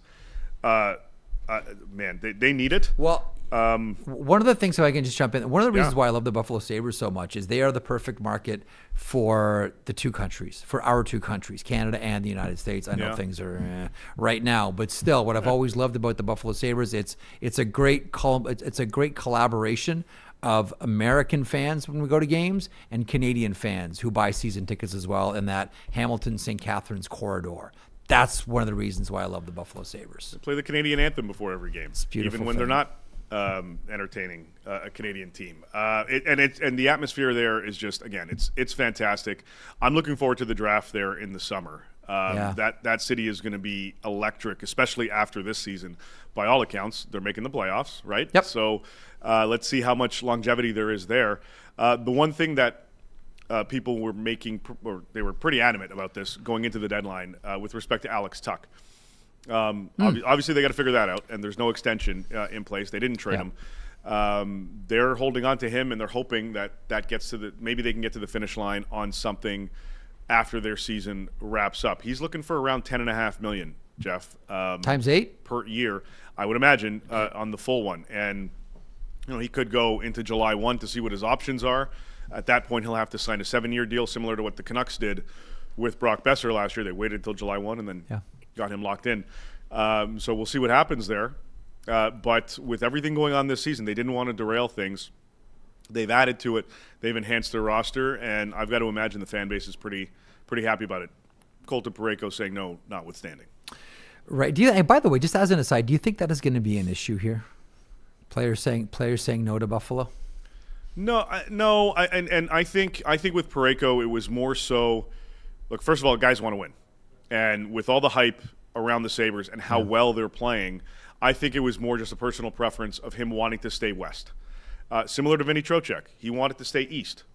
Yep. And he said no to L.A. and Utah, but it wasn't because he doesn't like Salt Lake City. He doesn't like, L.A. It was regarding just his personal preference. We might have something else coming. Oh, yeah, I think we got a pretty big one here. Yeah, this is a wow. Holy jeez. Nazem Kadri, not to Montreal. They circled back with the Avs, and he's back there. Colorado getting Nazem Kadri. Okay, let's park a couple of minutes here. Can we get a couple of minutes here, boys? Okay, this is chewy here. Just when you think the Avalanche are done. Now, we don't know much by details. This is just happening. We don't know if the Calgary Flames have retained. Dave, you had indicated earlier that the Calgary Flames were not interested in retaining on Nazem Kadri, and this one goes right down to the wire. Dave, we're going to let you get at that. I want to bring in the players panel here and get some thoughts here. I know that Dave, back to Tim's insider cam. We'll get back to you in a second. Wojtek, you were just talking about cheering for the Colorado Avalanche when we signed up for you. Welcome back after 5 minutes. Your Colorado Avalanche just got Nazem Kadri back.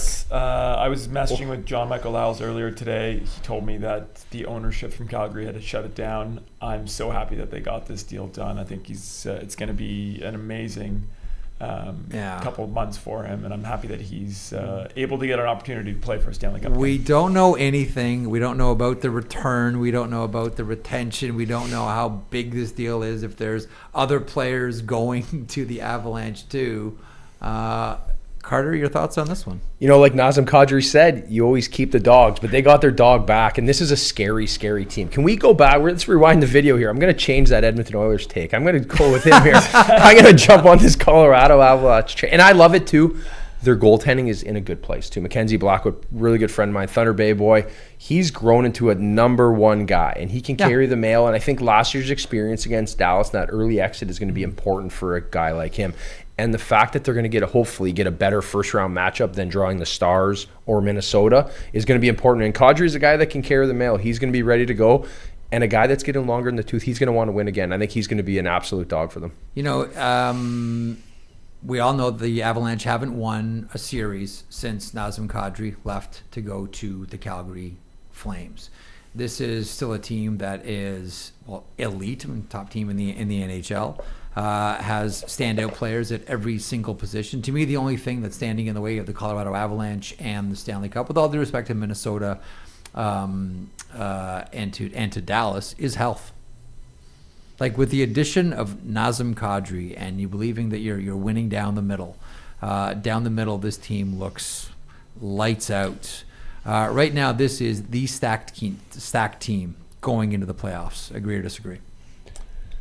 They're the number one choice by the fans, by me, by the league, by their play. And Nazem Kadri, we talked about all day about toughness, about grit, teams wanting to add that.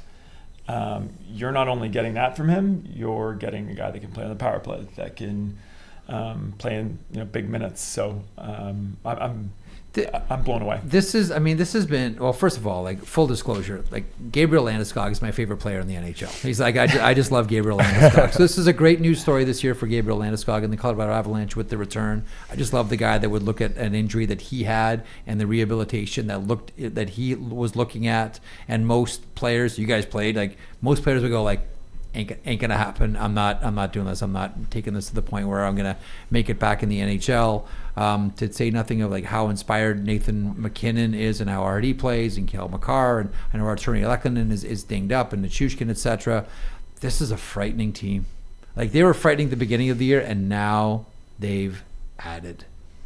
Nazem Kadri. And then you think about what else they added, right? Like even the Brett Kulak trade. Like this is a guy that can play good minutes in the playoffs. You look at Nicholas Waugh now. Does he drop down? Jack Jury gets pushed down. Like where does he play up the middle? Because you have think about McKinnon, Nelson, yes, Nazem Kadri. Those are your top three. So think about that center. centerman. That is a wild lineup to try to match up against. And if there's one thing we tell you, right? Every year we look back at this might be the trade, the blockbuster that we talked about last year with Brad Marchand. Came in the last hour. He pushed that third line over the top for the Florida Panthers. Similar, obviously different in the sense of contracts and terms that goes into it, a big blockbuster deal, but it's late. Yeah. And this might be the third line. We're sitting here when the Stanley Cup is handed out being like, Nazem Kadri pushed them over the top. It's interesting too. We talk so much about how when you get down to like the Stanley Cup final, even just in the playoffs in general, top sixes can wash. Right, and we've always talked about Tampa's third line because you mentioned the Florida Panthers third line, which helped them win the Stanley Cup, and that line was just miserable to play against. But I always go back to Anaheim 2007 with Sammy Paulson, Travis Moen, Rob Niedermeyer.